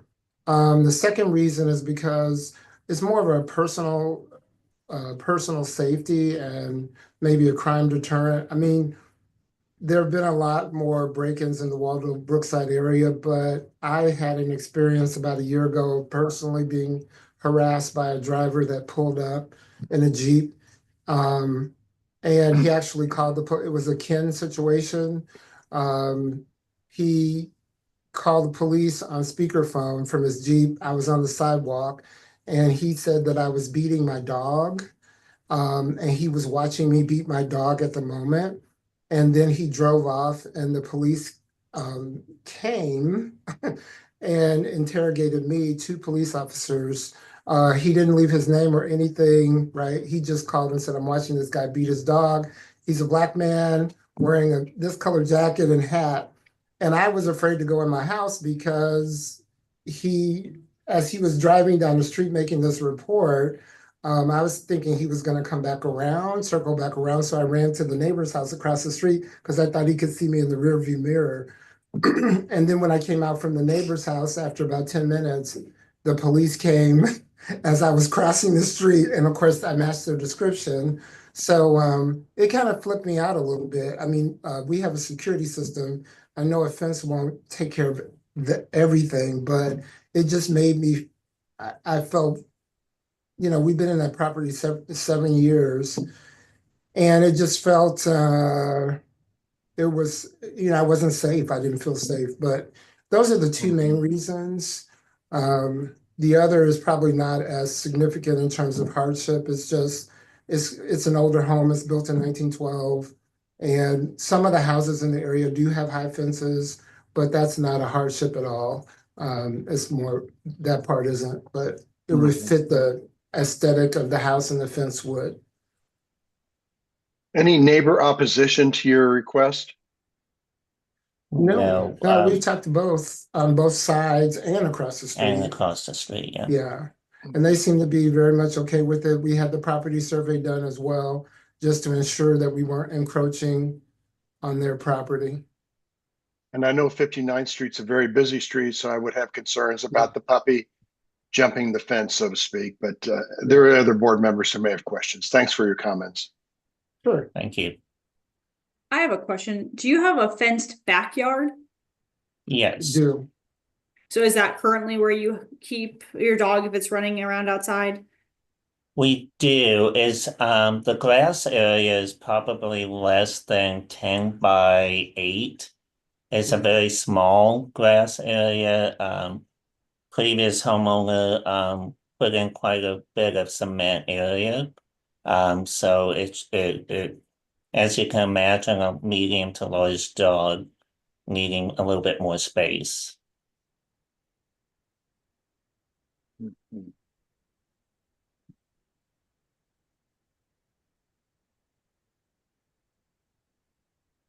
Would a 5-foot tall fence be acceptable to you gentlemen? My only concern is that if we go back to the picture of the front of the house, you'll see is a rather steep, steady slope right there at the property line to right there. So with the marker there showing the approximate fence line going left to right, I'd be concerned that the possibility of just having that additional 1 foot may not contain as much as a 2 additional feet will. but I'll defer to what we're allowed.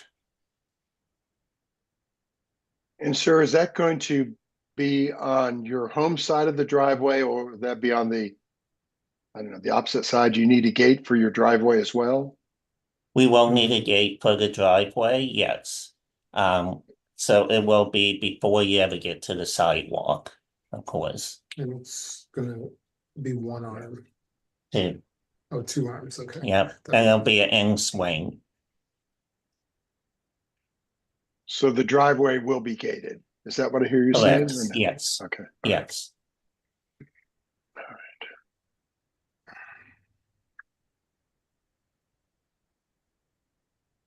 And of course, you'd have a gate for the sidewalk too, I'm guessing.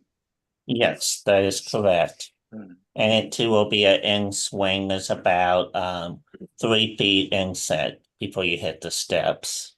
Right. Are there any other fences in the front yards along your block?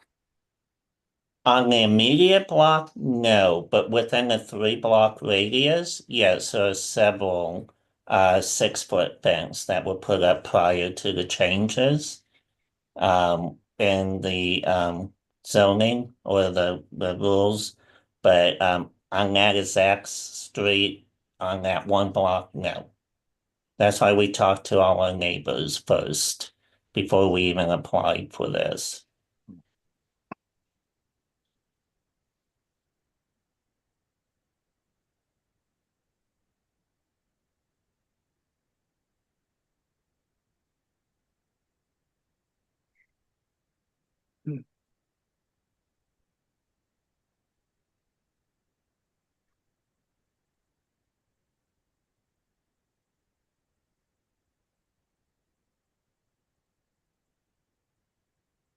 In recent cases, Mr.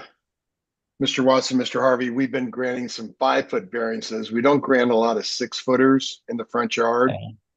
The good thing about your fence is it is opaque. You can see through it. You know, Yeah, transparent.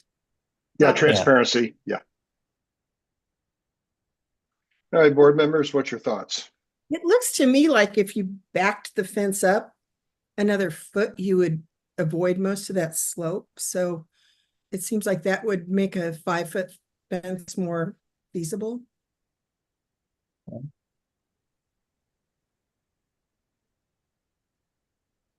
I mean, if that picture is accurate, it looks like it's pretty flat past.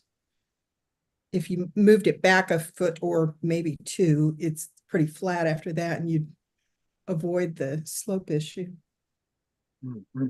Yeah, I think a reason for trying to capture as much yardage as possible for dogs. So yeah, I think you would be right with the exception of losing the space.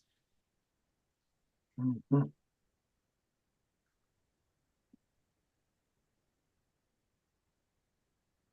I think I understand the slope, and I also have dogs, so I understand not wanting them to run into the street or anything. But I think where I'm struggling is that I think you do have some flexibility there to potentially relocate, and I'm not sure. Like with the dip, I understand where a 6-foot fence would make sense, but if it was to be put back, I'm not sure if a 4-foot might work. And then you wouldn't even need a variance. You could just build that outright. We do have the retaining walls that are there, which the fence will connect to, and they're on the edge of the property. Because there's steps, if you see, going up through to the hedges. So I don't know how that would work if we move it too far back. Because the gate to the walkway would have to be commensurate with the what am I? Commensurate with the retaining wall. Yeah. My other concern with that would be the natural aesthetics or appearance with those other homes within the 3-block radius, having their fence along that sidewalk line as opposed to setback.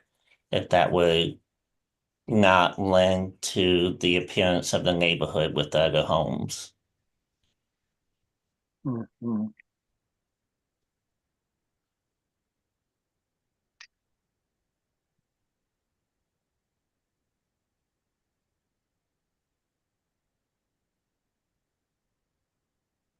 You know, we have to leave it up to our fellow board members to present the motion. I really don't have a problem with 5 foot, but I'm just Yeah, one because vote. of the transparency, I don't have a problem with the 5 foot, but 6 foot is a little Still high. big, excessive. Yeah. Okay. Board members, any other comments or questions or even a motion? I'll make a motion. Sure, go In ahead. Thanks. docket item number 27, case number 2024-143, I move that we grant a special exception to the fence requirements to allow a 5 foot transparent fence in accordance with the site plan and staff report. I have a motion. Do I have a second? Second. Second from Mr. Meyer. Moran, Aye. Mixdorf, Opposed. Hayes, Aye. Meyer, Aye. Ebbets. Aye. Your 5 foot fence is approved. Good luck with that project, sir. Thank you for coming before us today. Thank you. Thank you so much. Sure. Okay. Who's our 130 person again? I hate to keep asking the same question. Who's 130? It's me. I can go Yeah. to 140 at the latest. So Yeah, we'll do this next case and then we'll let you run. Item number 28, CDBZA 2024-142, a request to approve a variance to the location of an accessory structure plus any other needed variances in an R6 zoning district on about 0.38 acres, generally located at 5421 North Jackson Avenue. Stephanie Saldari is the staff planner for this case. I'm going to promote Mark Durham. Anyone else who would like to speak on this, please raise your hand.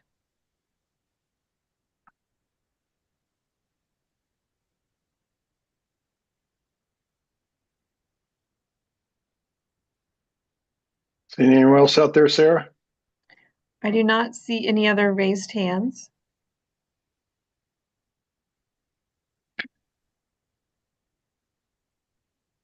And we have Mr. Durham, right? I don't see Mark. To accept the promotion to panelist, please, Mr. Durham.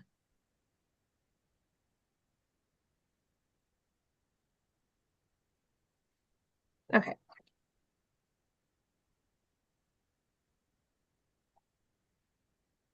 Okay. And if you turn on your camera and microphone, Mark, that'd be great.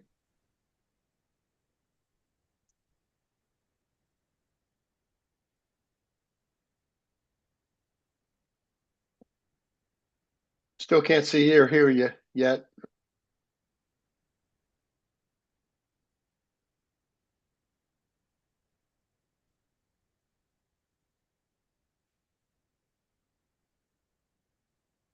Mark, you okay?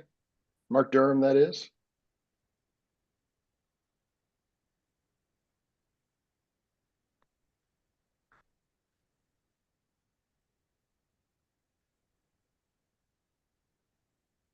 Ah, you're sharing your screen. That's not what we want you to do yet. See your audio and video on the left-hand side. Turn that on, and then don't share the screen. There you go. You're starting to light up. There. Where'd you go? I don't see yet. So I hear you, Mark. There's Yes, a sir. button on the lower left that says video. If you could click that, that will start sharing your video. There you go. Perfect. Hi. Okay, you were here. Please raise your right hand to be sworn. Do you solemnly swear or affirm to tell the truth and nothing but the truth in this meeting today? I do. State your name again for the court reporter. It's Mark Durham. Perfect, sir. There is a list of administrative exhibits labeled 1 to 9 that we need to admit to hear your case today. Do we have your permission to do that? Yes, sir. And no objections, I'm guessing. Part of that is a presentation on your case by Miss Stephanie Salderi. And Stephanie, please tell us about the case. Thank you. All right. Okay. All right, perfect. So, we got docket number 28, CDBZA 2024-00142, located on 5421 North Jackson Avenue, zone R-6, and the applicant is seeking approval of a variance to the infill accessory structure standards to permit a detached garage in the side yard. So the subject site is located north of the river, just southeast of Gladstone. Highlighted in yellow is the site.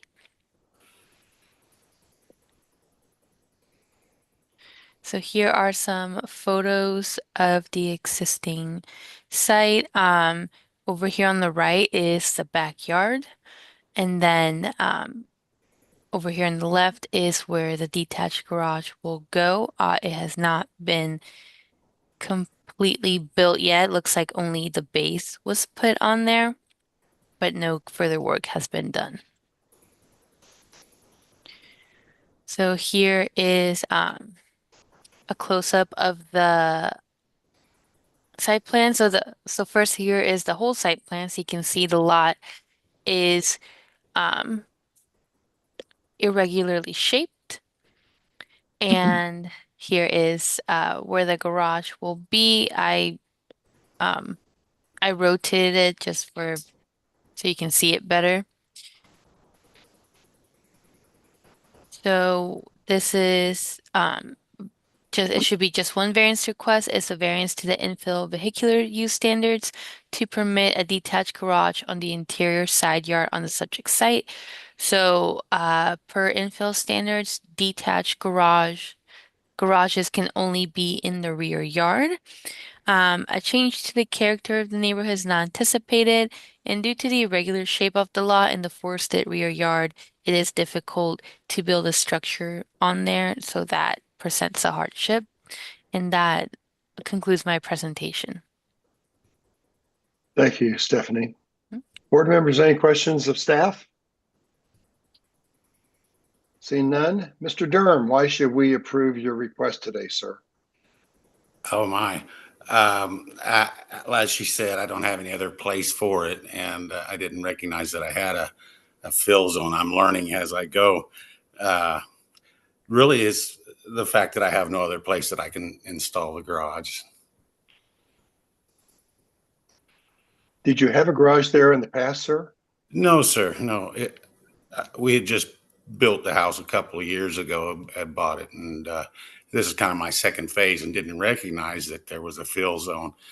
There was nothing when we originally built the house. There was no concern of a fill zone, so this is kind of new to me. I didn't realize I had any of these issues until I went to my second stage of the garage. So that's kind of where I'm at. Okay. You just have a very, very unique lot shape. So I understand your issue here. Yeah, it's the shape of Minnesota almost. It's really weird. Yeah. True.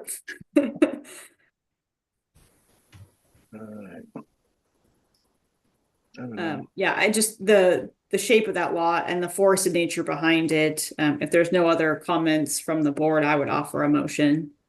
Go ahead. In case number 142, I move we grant the applicant's request in accordance with site plan and staff report.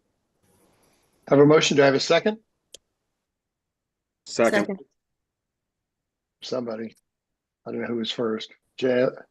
I'll take Jazz. Okay, thank you. Moran? Yeah. Aye. Mixdorf? Aye. Hayes?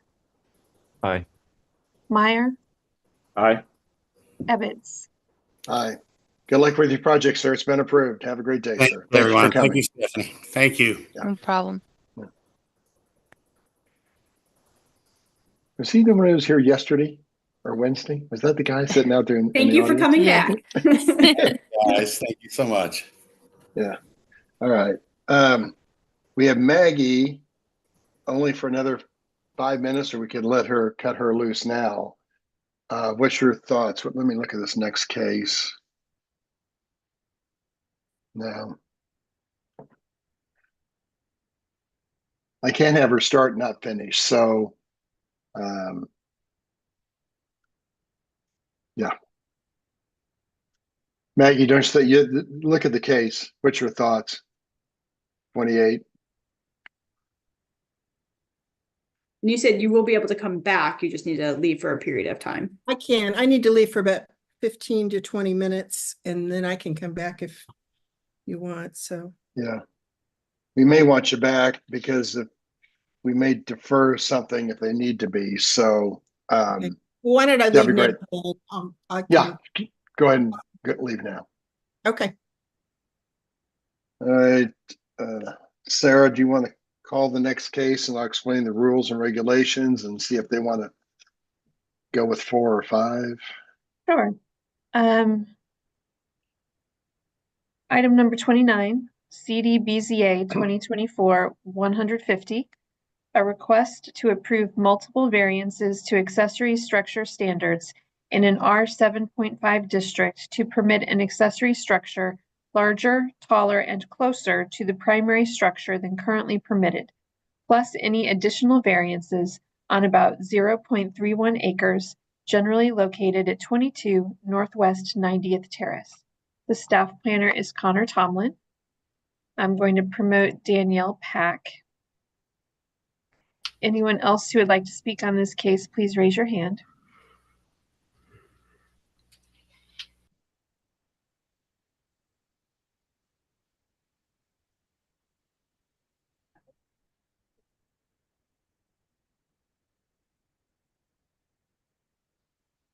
Danielle, could you turn on your camera and microphone, please? I see you're been connected.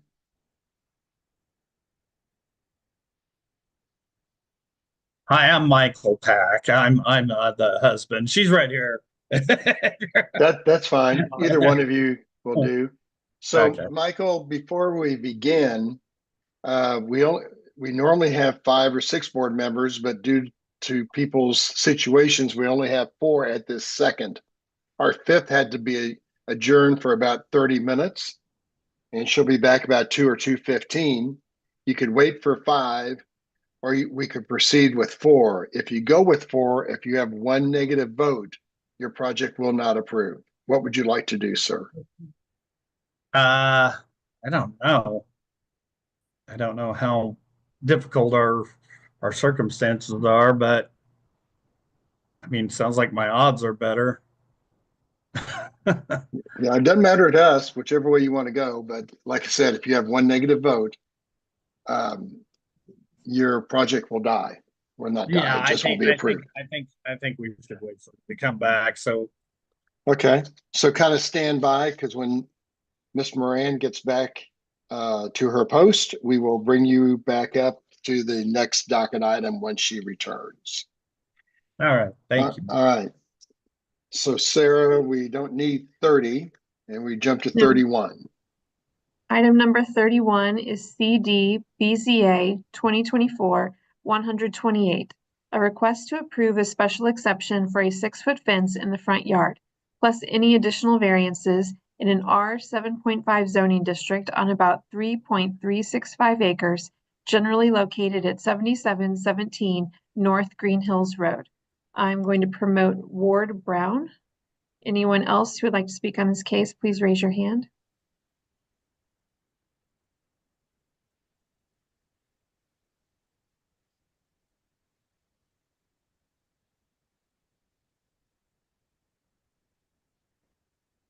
Mr. Brown, turn on your camera and microphone, please.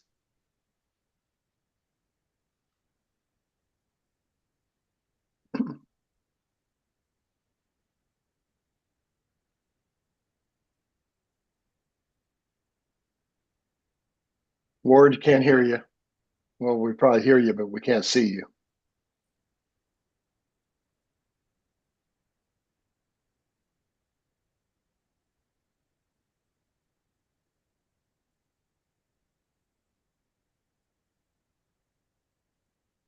Ward, you with us?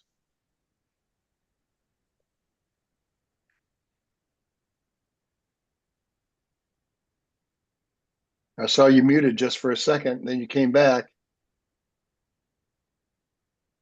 Volume turned up? We also need the owners of the property, James or Rose Anderson. There's no owner consent form on this. Okay, thank you. And Ward is just the applicant. Okay. So I don't know if he Looks has like I'm that. kind of. You're Can you back. guys hear me? Yeah, we can see you and hear you.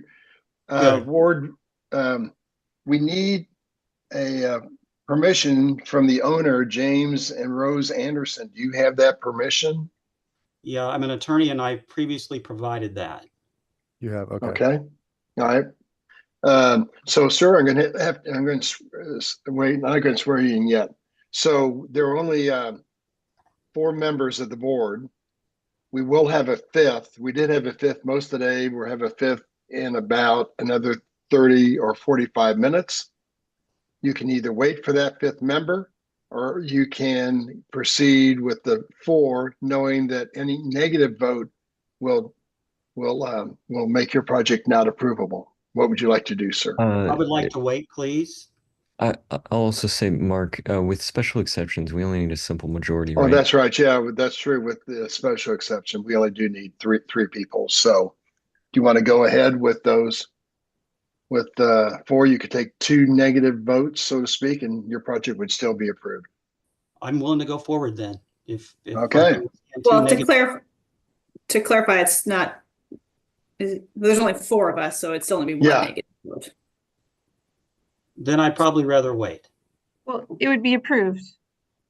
2 and one 2 negative. approved. It would be approved with just 1 negative. Right. It would Mark said 2 not be negatives. approved So with 2. So you'd have to get half of us not to agree with your Let's project. go ahead and move forward then. I think that's okay. So, sir, I'm going to swear you in. Please raise your right hand to be sworn. Do you solemnly swear or affirm to tell the truth and nothing but the truth in this meeting today? I do. And state your name again for the court reporter. Yeah, my name is Ward Brown. I'm an attorney with Withers, Brandt, Igo, and Mullenix in Liberty, Missouri. Perfect. Thank you for coming. Ward, there's a list of administrative exhibits labeled 1 to 9 that we need to admit for your hearing today with no objections. Do we have No your objection. permission? With my Thank permission. you. Thank you. One of those is a presentation by Alec Gustavus. Alex, on your case. Thank you. Alex, tell us about it. Okay.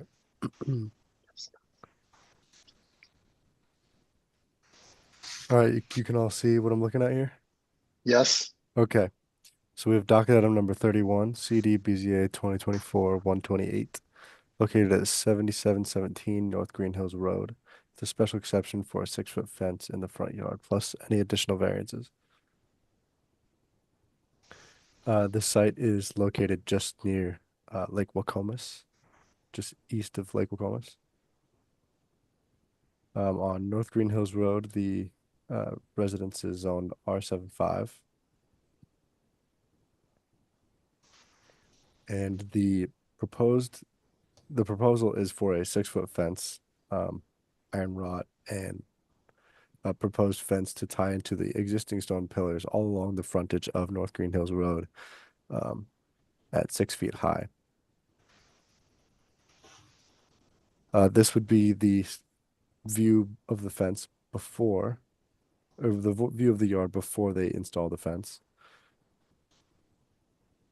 And this would be the view after they install the fence, pending the approval of this special exception. Another view of their, after the fence, butting up against their neighbor's property. And then this is, I believe, their front yard from the driveway or from the house. This is what they could see. And then a street was, North Green Hills Road was built and there was a sidewalk put in, and this was their view afterward. And this would be the main reason for their wanting the fence, to screen their property and provide more privacy, I guess. So the variance request is a variance of 2 feet to the height of height of a fence in the front yard to permit a 6-foot fence on the subject site. 4-foot fence is what is permitted by code. So the substantial variation is 2 feet. A substantial change to the character of the neighborhood would not be anticipated, and the design could be changed to obviate the difficulty. And that concludes my presentation. Happy to answer any questions if you have any. Thank you. Mr. Brown, why should we approve your request today, sir? Well, thank you very much for your time today. I know you have a crowded docket. I'll try to be as quick as I can. Jim and Rosemary Anderson bought this property in 1979, and they liked it because it was a country setting close to the city. And their world changed in 2018 when the city decided it was going to take part of their property to improve Green Hills Road. The road's great now. It's a great project. Not here to criticize that. Not the time or place for that. There was an eminent domain action filed. We had a commissioner's hearing, and the city told us at that time that we could put in a 6-foot fence. In fact, the city said we could put an 8-foot fence in, which was contrary to what our fence contractor told us. That was 2019. My understanding that the ordinance was changed maybe a year before that. I found out in hindsight, just so you'll have the background. You may have seen in those photographs in the before condition, in terms of before the eminent domain action, we had 3 to 5 rows of mature trees all along the frontage of that property. Nobody could really get to our property other than going to our driveway. Lots of privacy. It was wonderful. Those were clear cut to accommodate a large water line, this wide walking trail sidewalk, and some other improvements in terms of concrete drainage structures and other things. So we've lost all of our privacy because of that. We just have. Secondly, we have a dog that can jump a 4-foot fence. I haven't asked my clients whether he can jump a 5-foot fence. I don't know the answer to that question, but I know he can definitely jump a 4-foot fence. So that's a secondary reason. So there's really 2 before conditions. There's before the condemnation taking, and then there's the before that you're dealing with now. But from my client's perspective, there's 2. The walking trail is wonderful for people like me who like to walk, but it does now bring people to their property. And so they're concerned about the security. They're older people. They're concerned about that. There would be a gate, an electric gate on the fence. You may see in the pictures, there are these pillars along the driveway. I think they're from the early 1900s. They have historic significance. That's where we're going to tie in. If you approve this fence, that's where they would tie in the electric fence. You've seen, we've tried to make the fence, the neighborhood's changed. So it's kind of hard to talk about the neighborhood given this project. If you look at the project before, the neighborhood before any of this, it was a green space. There weren't a lot of fences or anything. Our neighbor to the north has the wooden privacy fence that's been there for a long time. It is just short of 6 feet. It's not quite 6 feet. We would tie in with that fence is kind of what we're proposing. Given the modernization of the neighborhood with the project, we think our fence fits the neighborhood. That's kind of where the neighborhood's going, at least it appears, the way I would argue this to you. And of course, my clients are kicking and screaming about all that. They want to go back in time, and that's not before you. You've heard everything, I'm sure, on this panel before. So the fence will not look tall at all, in my view, because there's more than 450 feet of frontage along this property. It's a wide, almost 4-acre property. So it's not like the one you looked at a few minutes ago, where it's a tight space where that fence, if it were 6 foot, would be very prominent. A 6-foot fence on this property will not be prominent, in my opinion. It will be consistent with the property. I think it will look like an estate lot once that fence is installed, if you approve it.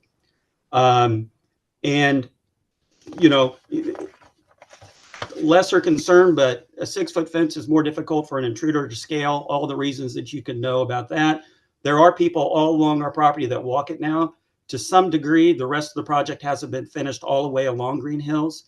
I think once that happens, it will be populated even more, and there will be more people coming along there.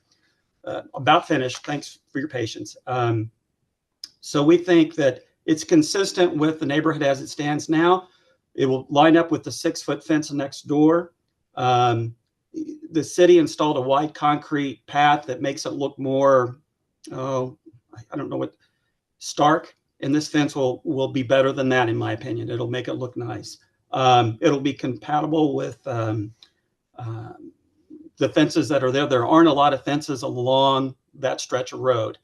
My guess is there may be more in the future once this is finished. But those are my remarks, and I'm prepared to answer whatever questions you have. I'm very familiar with the history of this because I've been with it for over 6 years.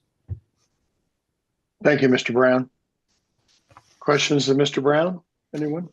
Yeah, I just had a couple. So I know you're tying into the neighbor's fence to the north. So there's obviously a fence there. Is the rest of the property already fenced?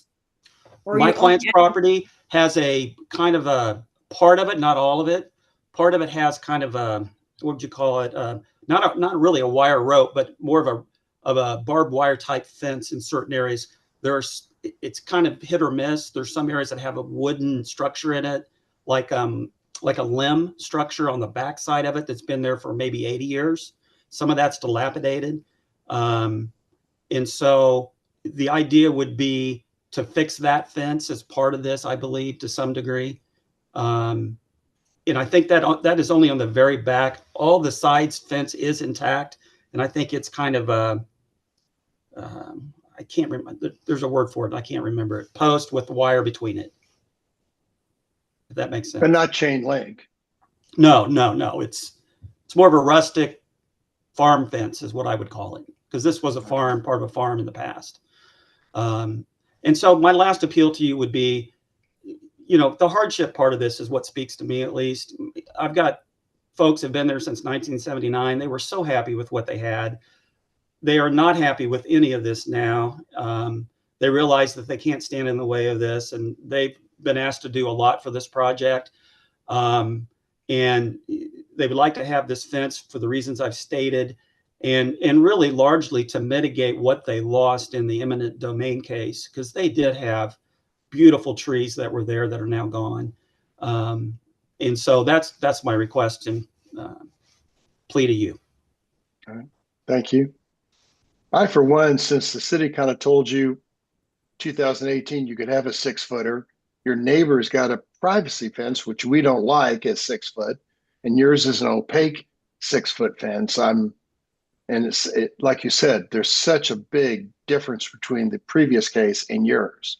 So I have no objection really to the 6-foot, but I'm just one board member again. So It's also over 3 acres of land. I mean, it's not a typical residence. So right. I agree with you, Mark.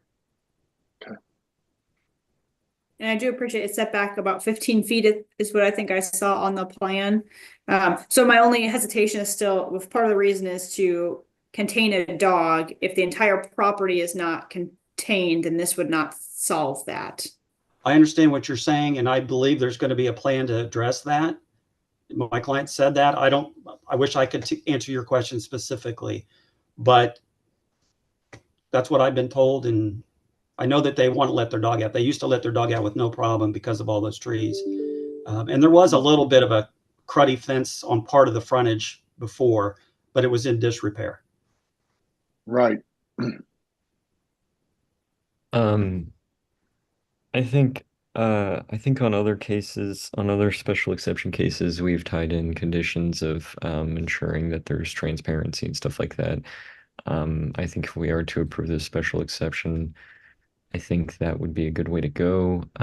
Just because I would hate to, approve a special exception and then, have a bait and switch sort of situation happen. But I don't think this is particularly egregious. Mm-hmm.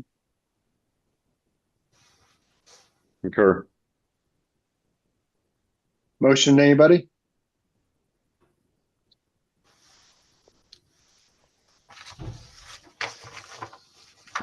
I guess I'll make a motion on docket item 31 KCD BZA 2024-00128. I move that we grant the special exception request provided that the fence is substantially transparent. Second. Mixstorf, Aye. Hayes, Aye. Meyer, Aye.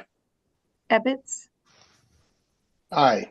Your project is approved for the Andersons. Thank you very much, sir. Thank you to everybody. We appreciate your time.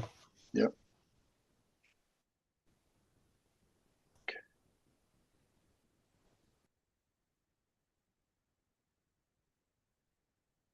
Docket item number 33 is CDBZA 2024-155, a request to approve a variance to setback standards in an R7.5 district to permit the addition of an enclosed rear deck, plus any additional variances on about 0.23 acres generally located at 9500 Northeast 90th Street.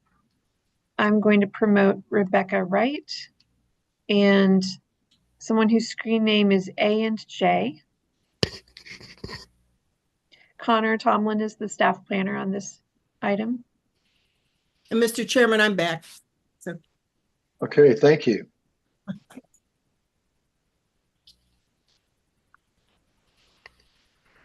All right.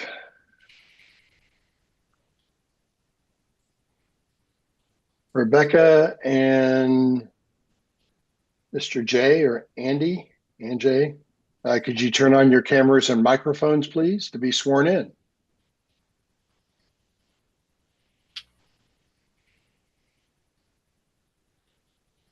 There you are, Rebecca. And there's, looks like My Mr. name is J. John Benedetti. Oh, great, John. Thank you. Please raise your right hands to be sworn, both of you. Do you solemnly swear or affirm to tell the truth and nothing but the truth in this meeting today? I do. Rebecca, you're muted.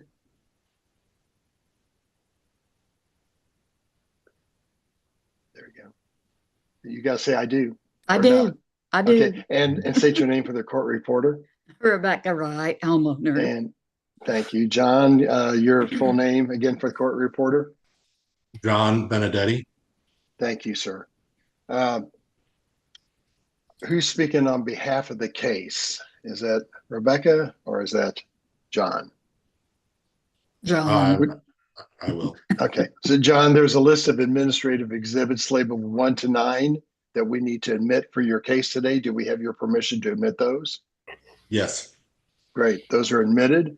And one of those is a presentation by the staff planner, Connor Tomlin. Okay, today we're at docket 33, CDBZA 2024-00155, located at 9500 Northeast 90th Street in an R75 zoning district.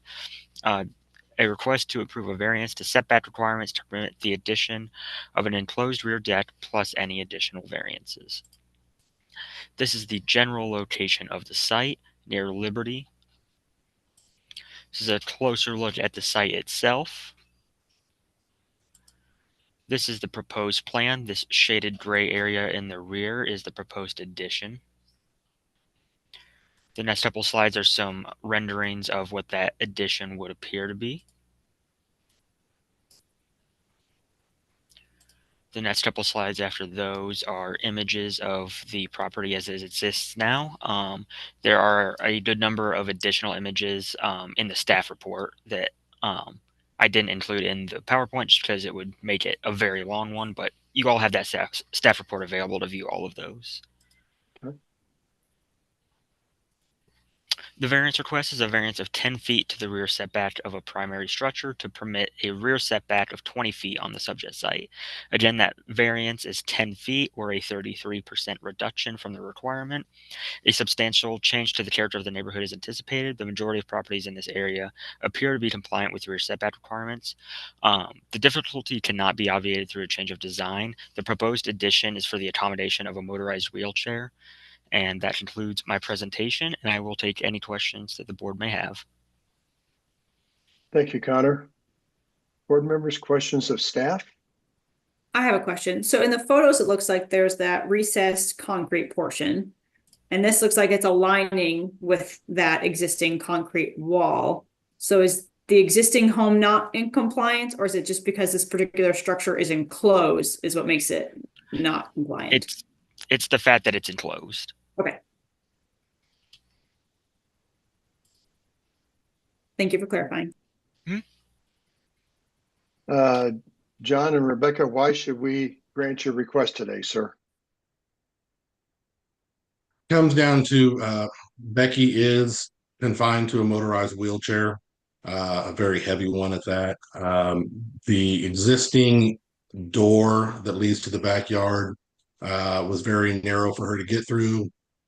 They attempted to build an ADA ramp to get to the backyard, and it does not meet ADA as well. There wasn't enough room for the slope for that. And she would like to enjoy the outside. She can't go outside. The front yard is somewhat sloped to the front, and to sit on the driveway isn't ideal. She would like to be able to go in the back. There is nothing, the nearest neighbor directly behind, there is a green space directly behind them. Property line to property line, I believe, is 125 feet to the nearest neighbor behind. And she would just like to be able to go out there and enjoy the outside. They are also low to the ground, so if it was just a deck, she would have an issue with bugs and pests and other things like that. So the desire was to build an enclosed structure. They have already removed windows on the wall of the home and put in a sliding door or a wider door that will accommodate her wheelchair to give her access to the outside as well.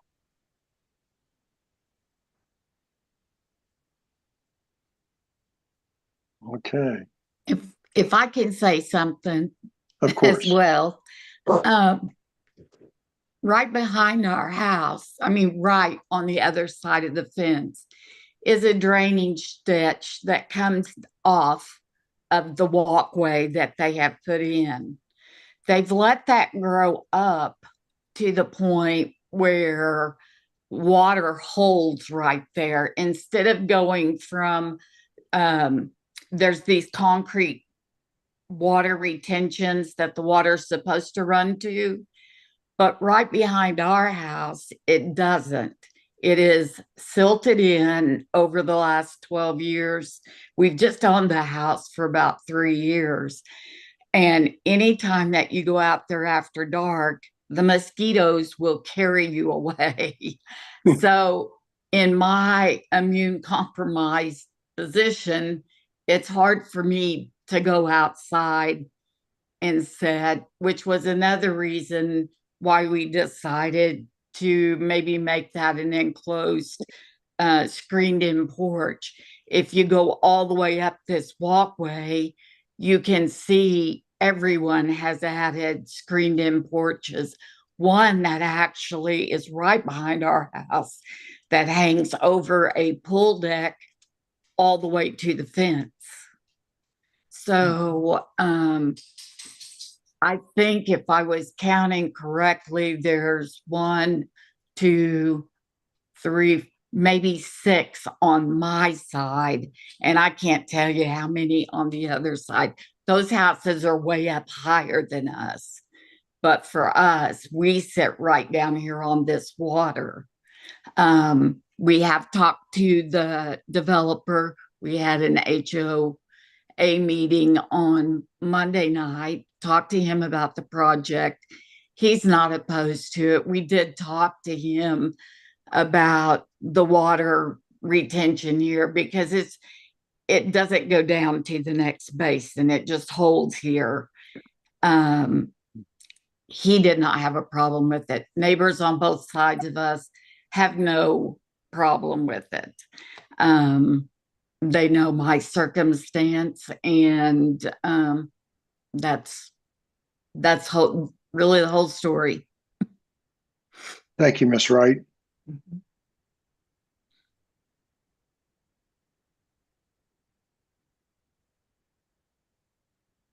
And it's really it's just screened in. Is it glassed in as well? Can you use it during the winter time? No, No, It's just we a just put a fence in. sliding glass door going out to the screened-in porch, so it would be easier for me to go to the patio. We're actually wanting to go over the existing concrete patio that's already there and no further out than what the concrete wall is that goes down into our basement. Mhm. All right. Board members, any other questions or comments?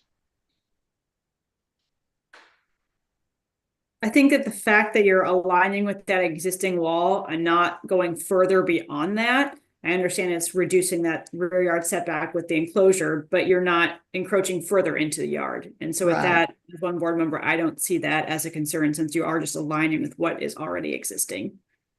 Right. There's also a large amount of green space between the house behind her, so Mhm. I think it's at 120 feet. Is that right? Oh, 25. is that just to, John, is that just to the walkway or is that to the neighbor behind That's us? from your property line to the people behind you's property line. That's not house to house. That's property line to property line is 125 feet of green I space. thought that was just to the walkway, but okay. Mhm. All right. Any other comments? Maybe a motion?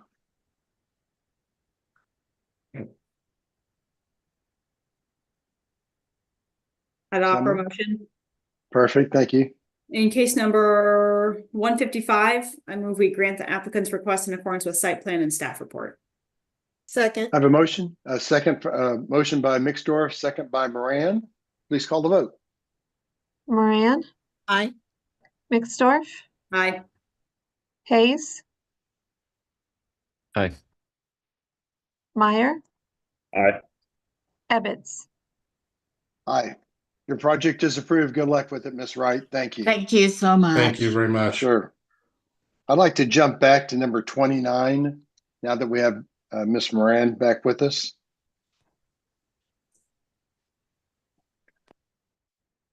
Do you want me to recall the case? Yeah, please, Sarah. That way we get Item number everybody involved.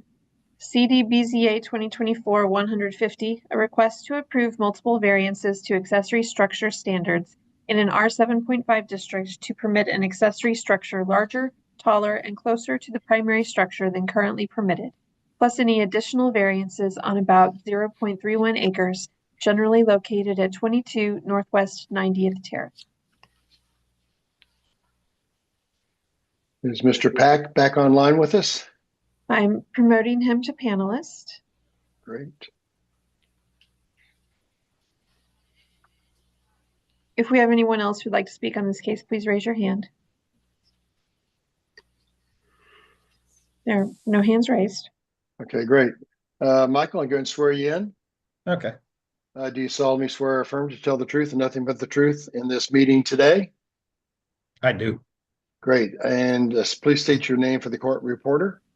I'm Michael Douglas Pack. Thank you, Mr. Pack. There's a list of administrative exhibits, if you don't object to those, labeled 1 to 9 that we need to admit for your case today. Do we have your permission to admit those? Yes, you do. Those are admitted. One of those is a presentation by Mr. Tomlin, I believe. Yeah, Connor Tomlin. Thank you. Okay. All right, today we have docket 29, CDBZA 2024-00150, located at 22 Northwest 90th Terrace. This is in an R75 zoning district, a request to approve variances to an accessory structure in the rear yard of the site. That is not Northwest 90th Terrace, but this is a closer look at the site itself. If I'm not mistaken, this is just south of 152. Mm-hmm. Yes. A little background of how we got here. There was originally a compliance case for the accessory structure before the board, for the accessory structure that's before the board today, for being constructed without the proper plans review or permit approval. They went and submitted for plans for this accessory structure for review, and that review is currently pending until determination is made from the Board of Zoning Adjustment.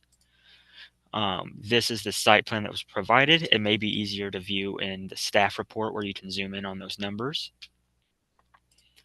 This is a picture of the structure as it exists. This is additional images of showing how it exists at the moment.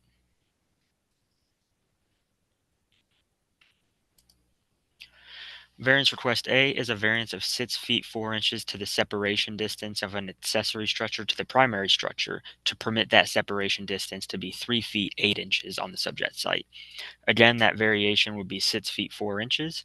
A substantial change to the character of the neighborhood is anticipated as other properties in this area are generally compliant with accessory structure standards. The purpose of the separation regulation is for fire separation, ADA accessibility, things like that. The difficulty could be obviated through a change of design. The difficulty could have been reduced had the proper plans review and permitting occurred prior to construction, which once I complete this presentation, I'm sure the homeowner will speak to. Variance request B is a variance of 394.14 square feet to the maximum size of an accessory structure to permit an accessory structure of 594.14 square feet on the subject site. Again, that's a variation of 394.14 square feet, which is a 197% increase from the permitted size. A substantial change to the character of the neighborhood is anticipated as other properties are generally compliant with these standards. The difficulty could have been obviated through a change of design and having the proper plans review. And finally, variance request C is a variance of 3 feet 10 inches to the maximum height of an accessory structure to permit a height of 13 feet 10 inches on the subject site. And that is measured for reference between this top plate and the pitch of the roof. So the midpoint between those two is how that is measured. A substantial change to the character of the neighborhood is anticipated as other properties in this area are generally compliant with those standards. And as in the previous two slides, the difficulty could have been obviated through a change of design and seeking proper plans review. That concludes my presentation, and I will take any questions from the board.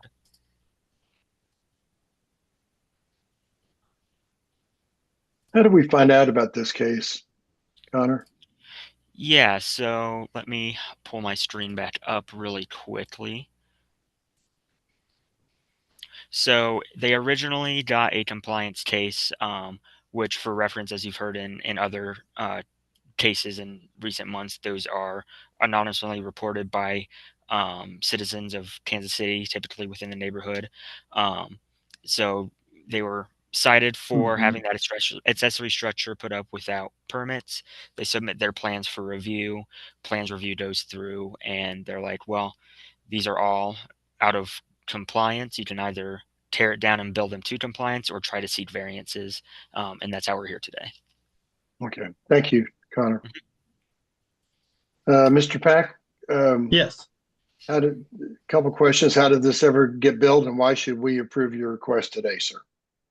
Well, we hired a contractor. We had hired about 3 contractors. We had to let some of them go. And the project, we had hired a contractor that well, he was drinking on the job. We had to get him out. He started the project in the groundbreakings. So we got rid of him. We hired another contractor, and he kind of ghosted us on the whole project. He just wouldn't. So then we hired another actually, the contractor that we hired that ghosted us, he put us in contact with a guy to pour the cement foundation for us and things. So we got started onto that part of the phase of the project. And then we've never heard back from that contractor after that. And then we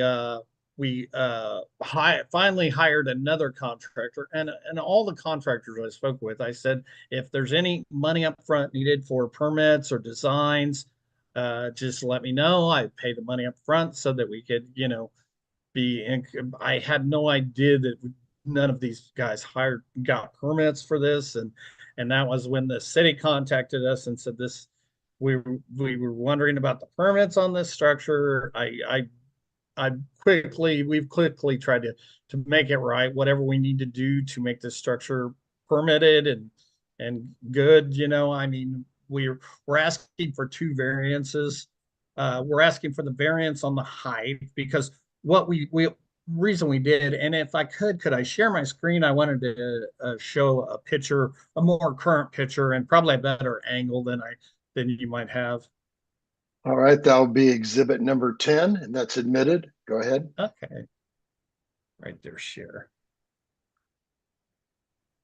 Where is it?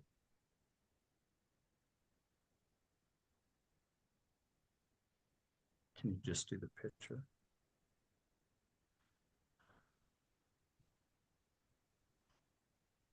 Nope. Well, we can see the screen. Is that the picture you're trying to share? Yeah, I wish I could see the screen. Do I got to give it a little bit to come up? I'm not sure. I know we can see it. It was from a side angle. Okay, hold on a minute. I'm not sure what screen. Is that better? It's not sharing. Yeah, I don't think it's Can't sharing. see anything. Yeah. Oh, okay. Hold on a minute.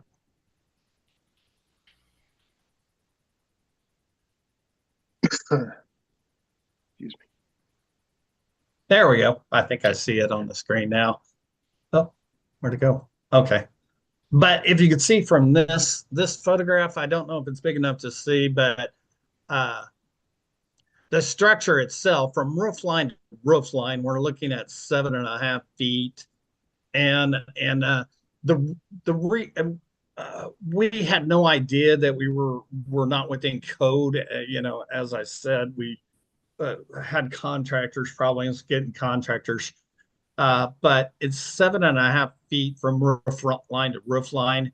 And the reason we made the structure taller was that if you see the two soffits of the roof meet up, so that it'd give it more aesthetics to the property and look like it was part of it, being where the first beam meets up with the roof line. And the reason we had it so close is we were thinking as we got older, and my daughter uses the patio for her meetings with her wounded warrior veteran group. She's a veteran, and they sometimes meet out there. And it's really been convenient to have people with disabilities to get them onto the patio, it being so close. And then plus it would have added so much more cost if we'd moved it out to that it would have we would have had to put in so much more fill dirt to bring it up to the level that it's at now, and it would have required a lot more concrete and everything to bring it closer to the house. It would have been an added cost is the only reason. And if we'd known when we weren't compliant with code, we would have not been where we're asking for forgiveness, but asking permission at that point, before. But we had no idea, and some of the measurements are so off, that the contractors we were using now, in hindsight, we realized they were not very good contractors and stuff. Now it's 4 years old, and we cannot get a hold of the original contractor. We were going to have him help us with the permit side and everything. And now the hardship would be the cost of to make this compliant with the code would be a really big cost to us right now, and my wife just lost her job. So, I mean, it would be a big cost to try to make this compliant. But I have talked with what are they, PST Engineering, Bernie there has said, well, if it would make the board happy, he could come in and do fire blocking or fireproofing between the structures to if that would be help the situation, or whatever we need to do to make this situation better. Please advise us on any situation. I appreciate the board's time today, and advise us on any situation we can do to make this all compliant and permitted and everything.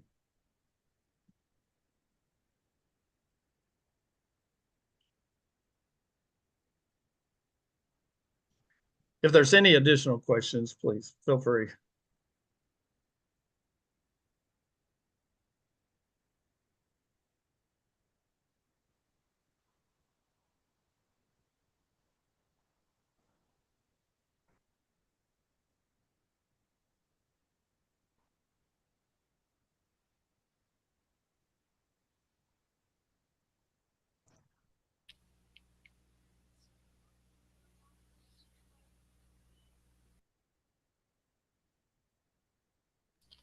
Hey, Mark, you're muted.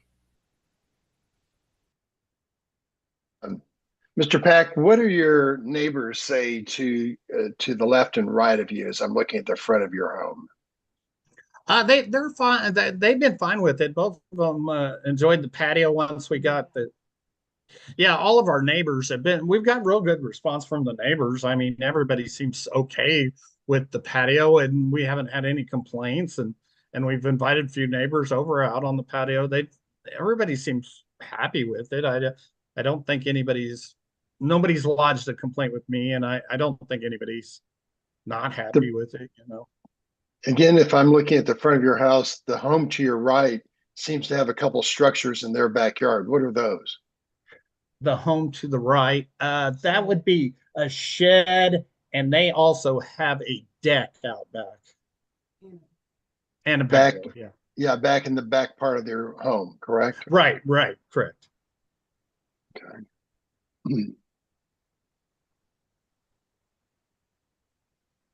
And it fits in with the aesthetics of the backyard, because we have now a walking trail behind our house, and you know, everybody that's seen it really thinks it looks fabulous, you know, and we'll do whatever it takes to try to, you know, get these variances and make it right with the city.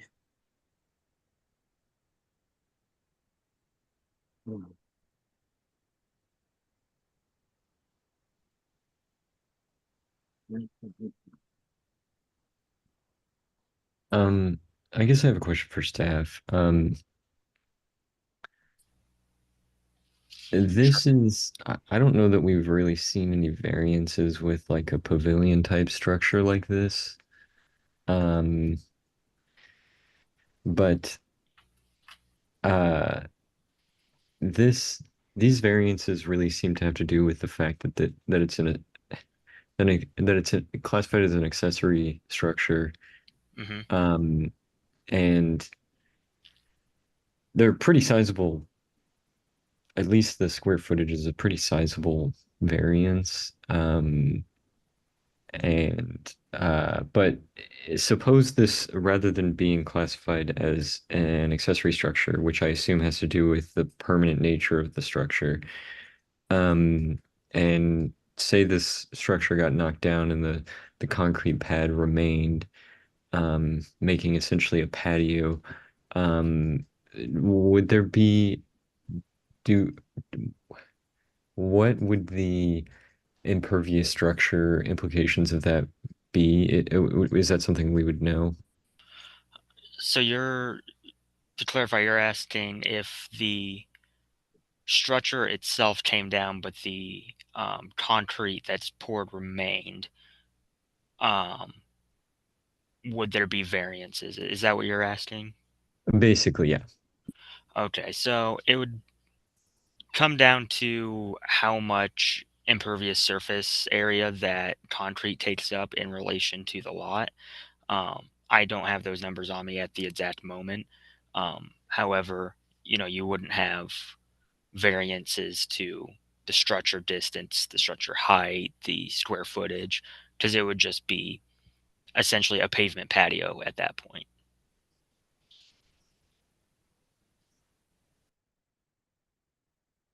That would be a tremendous cost for me to get somebody to remove it. Mhm.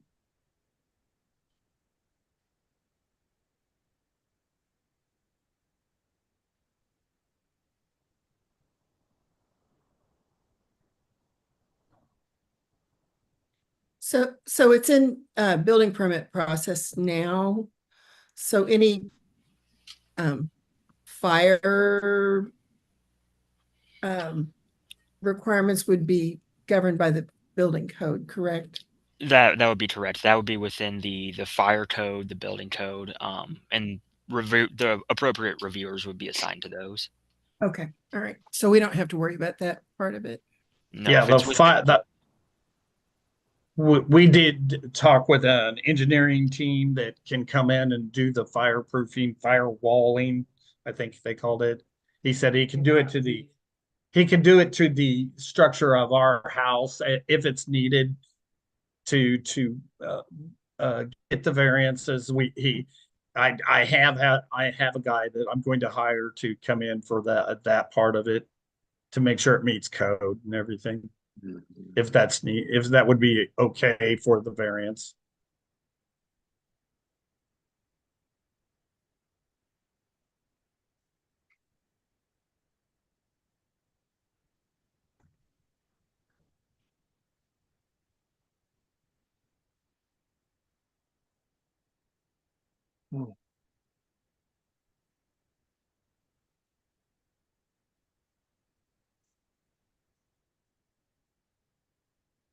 I know it's frustrating, Mr. Pack, when contractors say you're fine and then you find out later you're not fine. But I know. I really wish I would have gone another route to not create this hardship on myself, But I'm here now, and I'm ready to take on the challenges.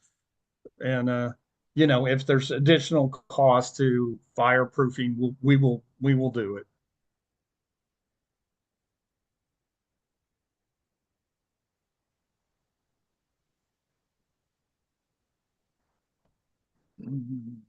Yeah, it's been 5 years. We've had the patio so far. We really love it, but we understand about meeting the city's code. We want to do that. We want to make it right. And Mr. Pack, you can stop sharing your screen too. Thank you. Okay. There you go. Yep.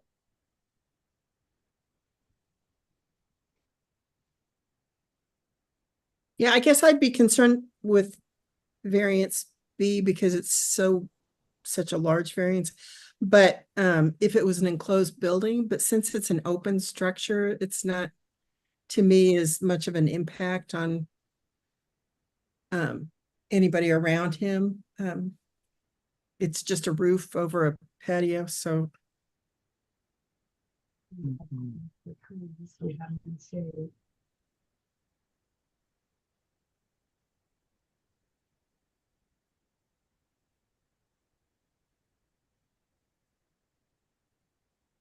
Yeah, I think there's some kind of gray area with these types of pavilions because I think the code is written for more of an enclosed structure.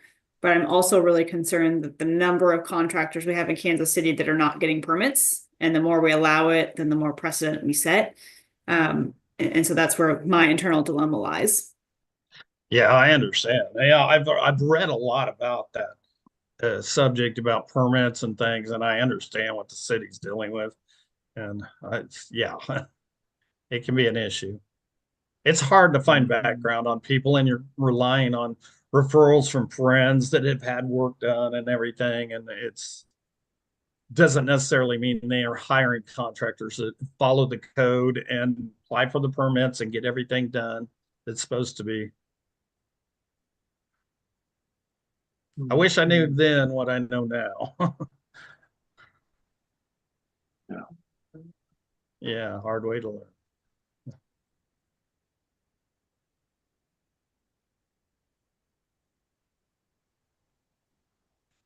I can see our board members are struggling with this case. As am I. I just don't. It's not an enclosed structure, and no opposition from the neighbors on either side of your home. Correct? Because they're the ones who'd be No. most affected by it. And as I Right. recall, there's no one in back. Yeah. What's beyond that? Is that just open green space? Yeah, behind us is the highway, and along the highway is a walkway path that goes back there. So Right. it's really an open area back there. It's just Right. a walking trail back there and the highway. 152 highway. Okay. And we're way far away from all the property lines, so we're not intruding. Yeah, we got a survey done before this to make sure that when we did things on the back, we would be way far away from the property lines enough, you know. Yeah. I'll say it looks like a nice pavilion. I wish our code considered this type of structure separate from a more enclosed structure. Yeah, I didn't realize, you know, that, but I've been reading about it. You know, I didn't realize how different this structure is. I was like, I've seen patios like this before, but I guess I don't pay attention to the structure of the patio, if it was done differently, if it was an attached structure or what, you know. I I suppose if we grant these variances, I don't know if there's a way to put verbiage into the motion that specifies that it will be an open air structure, so that later on down the line they don't put up walls, I guess. But I don't know. Well, I'm done with construction, so it ain't gonna be me. I sunk enough money into this. Yeah, I'm just thinking long term. Like if you were to sell the property 10 years from now, Right. this variance sitting on the record, and they want to go turn that into, I don't know, an ADU or something, that setback from the property would be, I'm just thinking long term, you know. Yeah, I understand. Yeah, I mean, I think when we make the motion and we say it's in accordance with the staff report and site plan, I think the site plan which shows it as an open structure, I think that protects that, but it would also make sense to have that verbiage in the motion that the variance is for an open structure, because if this, it would be really different. Well, I tell you, I plan on owning this house for the rest of my life, so it won't happen for a long, long time, hopefully. That the house will be sold and anybody will think of doing anything with this structure. I will love it the way it is.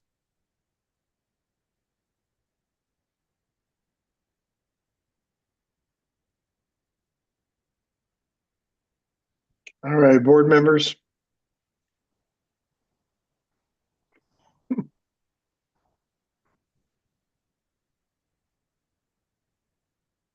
No, I feel like we want to tell you the whole story of, you know, when we moved down here and all the work we've done on this property overall, as you can see, all the, you know. Yeah, it was all treed when we first got it.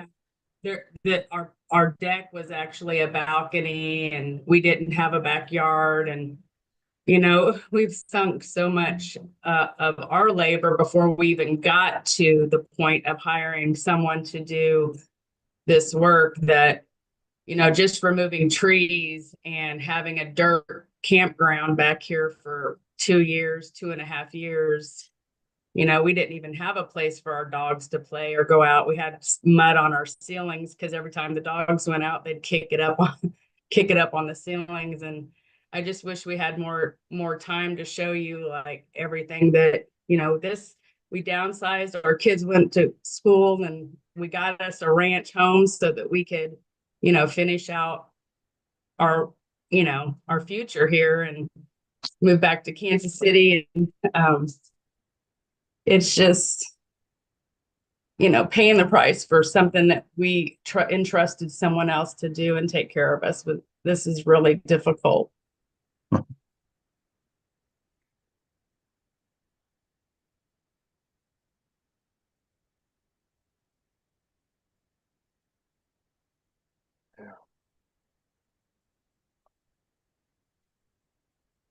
Okay.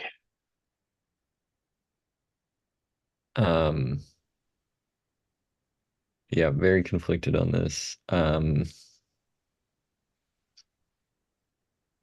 if you'd like, I could go through all of our photos from 2017 from when we started. I mean, that's the one blessing that I feel like that I took pictures. The only time I didn't take pictures was when we very, very first moved in, because we just jumped in because it was winter and we had to start getting trees out of here before the leaves got on, because it was going to make make the work even harder to clear, because it was just, these neighborhoods are overgrown and overtaken by the natural forestry of the corridor along 152.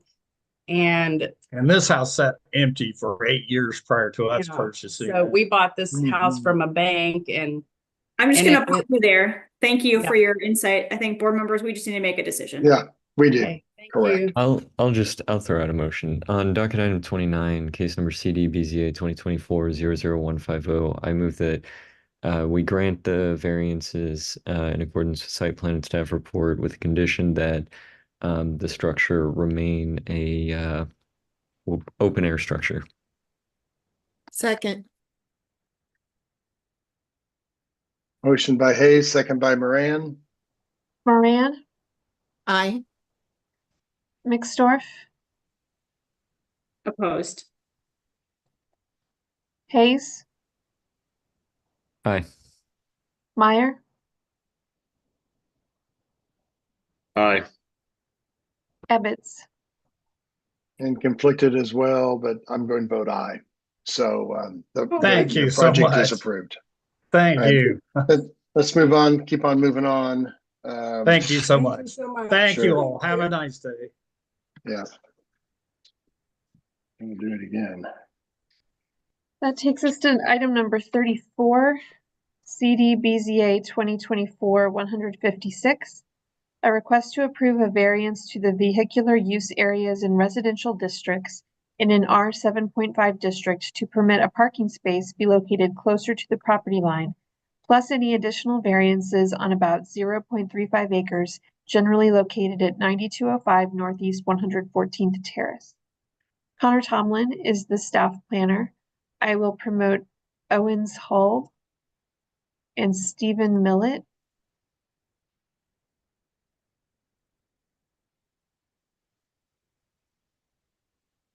If there's anyone else who would like to speak on this item, please raise your hand or press *9 on your telephone.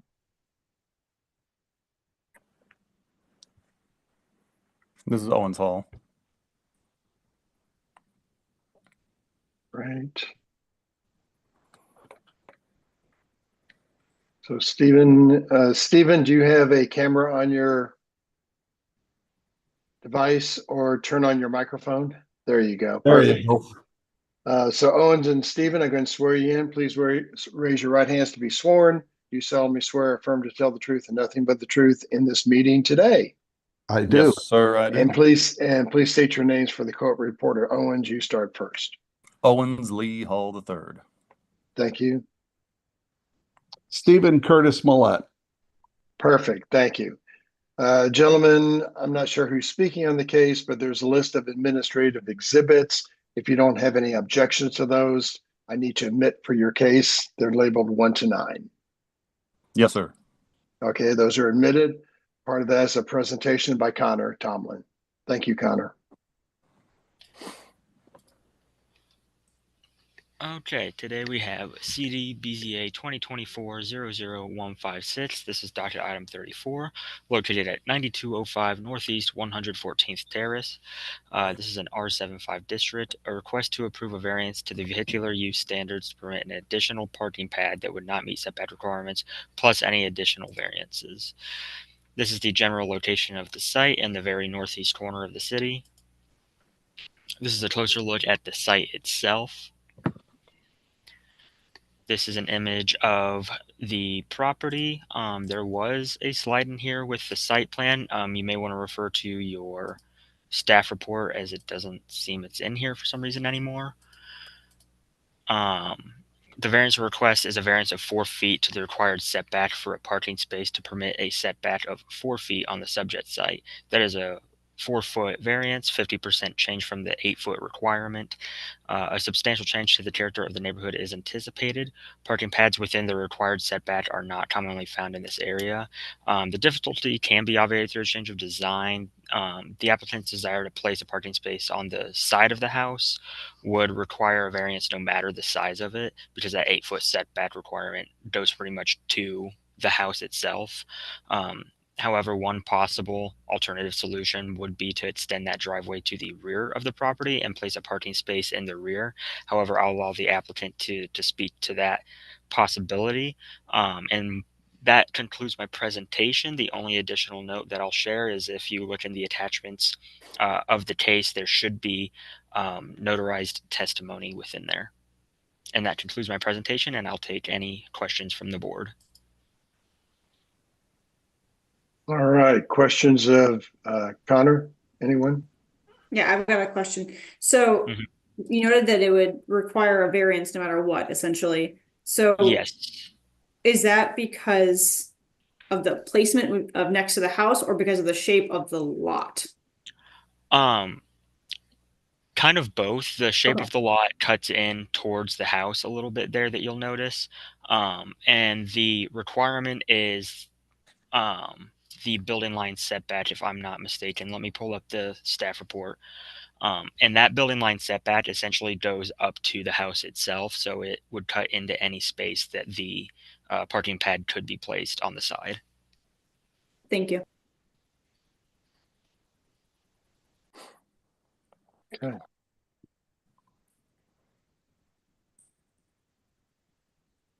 I see Mr. Willett is against the proposal. Stephen, would you like to talk about your statement that you submitted?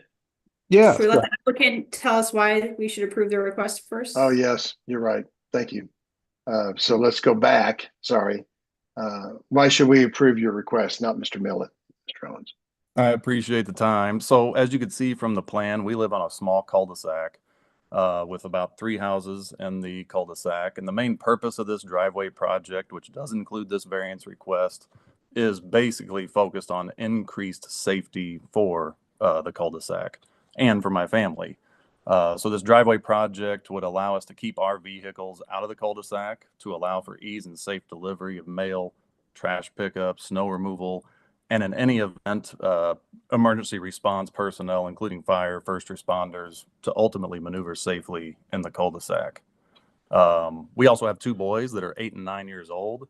So we're thinking about, of course, driving age within the next 6 years, and we're planning for more vehicles in the future, but they also ride bikes and play with other kids in the cul-de-sac.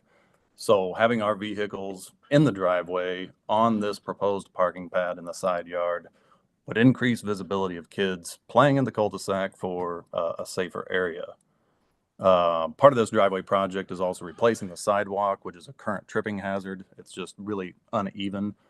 So we plan to fix that. And this would be, I don't think Connor mentioned it, it'd essentially be a full pour of our existing driveway because it needs to be replaced, replacement of the sidewalk in the front of the house, and then adding that third drive approach. And then, of course, the reason for the variance request is that side parking space, which would be a 10 by 15 parking pad. We currently have 3 vehicles, one of which I inherited when my father passed away last year.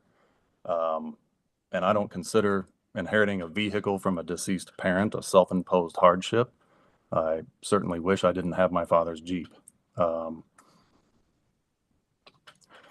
We do own a 29-foot travel trailer that we do store at the Rec Nation RV and Boat Storage in Trimble, Missouri, which is currently winterized and at that location. We have no intention to store our camper at our house long term. The only time we have it in the driveway is to prepare for a camping trip or when we return from a camping trip, and then we take it back to storage. And just, a note, a 29-foot travel trailer would not fit on the proposed 10-foot wide by 15-foot long pad in the side yard. I intend to place or park the Jeep that I inherited from my father on that proposed pad. To speak to the obviation or the difficulty could be obviated with extending the driveway to the rear yard and placing the parking space in the rear of the property. We have evaluated that. Essentially, the slope of the side yard going back to the rear yard would make that difficult. And in our rear yard, where this could be placed, we have trees, we have a lot of landscaping, we have a stone fire pit.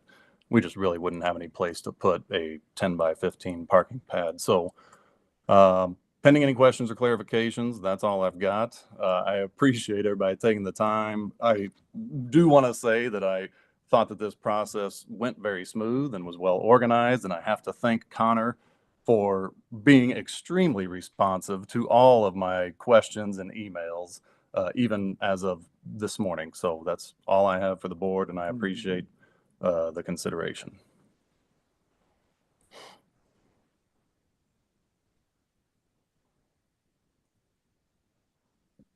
Oh, and so the space in the cul-de-sac along the street, as I call it, why could the Jeep not be parked there? That's where it currently sits. I would just like to have it out of the cul-de-sac just so I can see my boys playing out in the cul-de-sac more with the new trash trucks that have the new bins. I'm constantly kind of navigating those around because it is pretty tight. You know, our house and the next two houses, we have the mail all right there. We have the trash bins that need to sit right there. And I just think getting it out of the cul-de-sac is ideal for all of those reasons. All right. Board members, other questions? If not, I'll ask Stephen to speak. Stephen, you're on. All right, thank you. I kind of disagree with what Owens has to say. I don't believe that it's necessary for him to get his Jeep off the street. He has lived there for a number of years, and this has never been an issue before. I don't think that it's necessary to pour all that much more concrete to get that much closer to my yard. I know in the past he has mentioned about parking the RV there. So I'm not so sure I believe that entirely either. I also would hate to see a precedent set that everybody in the subdivision can just kind of do whatever they want and pour as much concrete. This is going to be a large increase to the driveway space he's got. Aesthetically, I don't think it is appropriate for this neighborhood. It sits right out there where our deck is, and quite frankly, I don't want to have to sit there and look at all that stuff myself. We bought this place that we're living in 16 years ago. We've been quite happy here. It's been a nice, quiet neighborhood, and I'm not looking for any more turmoil. As far as parking in the streets, people have been parking in that street for as long as I can remember, and it's never been an issue. I don't see this as a hardship, and while I feel for him that his father passed and he inherited this Jeep, I think another way to handle this is maybe clean out the garage and park your cars inside the garage like most of the other neighbors do. All right. Thank you, Mr. Millett.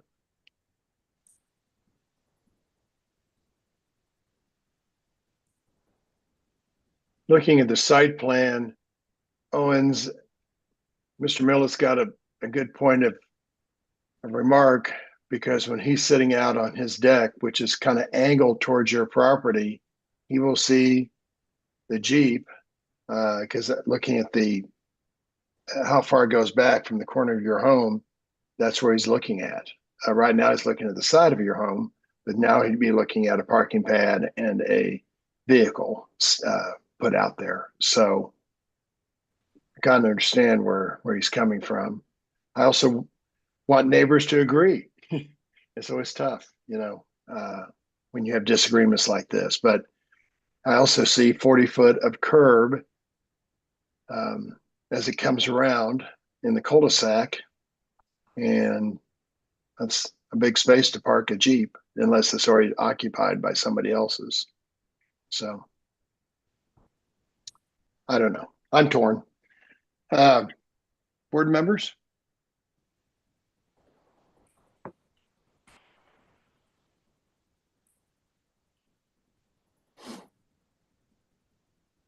I'm also torn on this. I do appreciate you coming to us beforehand. I feel like we've had a lot of cases lately of people coming to us after the fact with impervious or modifying their driveways. I think where my concern stems is just the amount of concrete we continue to add. I know that the addition of this does not seem to affect any of the impervious requirements since that wasn't listed as a variance. But I'm concerned of kind of what precedent does that set for other neighbors to continue to widen their drives around the city.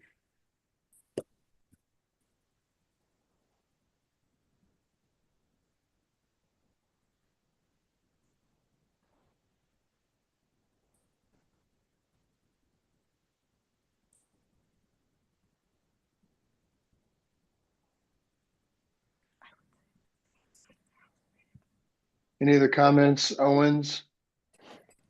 I don't have Okay. anything else other than All just right. appreciate everybody's taking the time. Right. All right, board members. What's everybody want to do?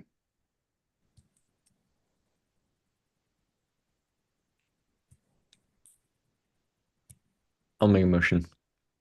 Go ahead, Jazz. Docket item 34, case CD BZA 2024-00156. I move that we deny the request. There's been a motion. Is there a second? Second. Motion and second. Please call the roll. Moran,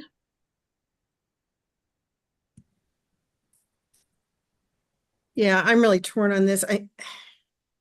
I understand the neighbor's concern, but it also seems like if this was built and some landscaping was put around it to kind of block the view, that would make it better, but I would be perfectly fine doing some landscaping or fencing. yeah, I was thinking fencing too, but I think the landscaping might, Possibly both. yeah.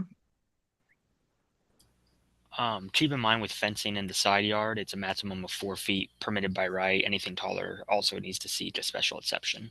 Right, so landscaping would probably be better, but I agree.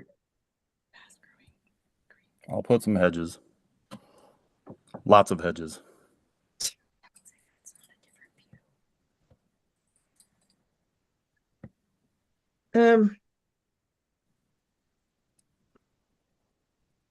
okay, because of that, I'm gonna vote no on this motion right now. Mixtor, Aye. Hayes, Aye. Meyer. Sorry, could you repeat that? No, You're voting no on the motion? that's correct. Ebbets, With reluctance, I'm going to agree with the motion. So aye on that one to not permit the stretch, for not permit it. So 3-2. That means, help me, doesn't go. it means Right? it's denied. Yeah. All right. That's it. I'm sorry, sir. Your request has been denied. I appreciate the time. Yeah. Yeah. Thank Be you, friendly gentlemen. with your neighbor. Thank you. Is that our last case of the day? That is It our looks last like case it. of the day. Hey, did we agree that we're going to meet the Wednesdays starting in 2025? Did we agree with that last time? Just double Yes. checking. Okay. All right.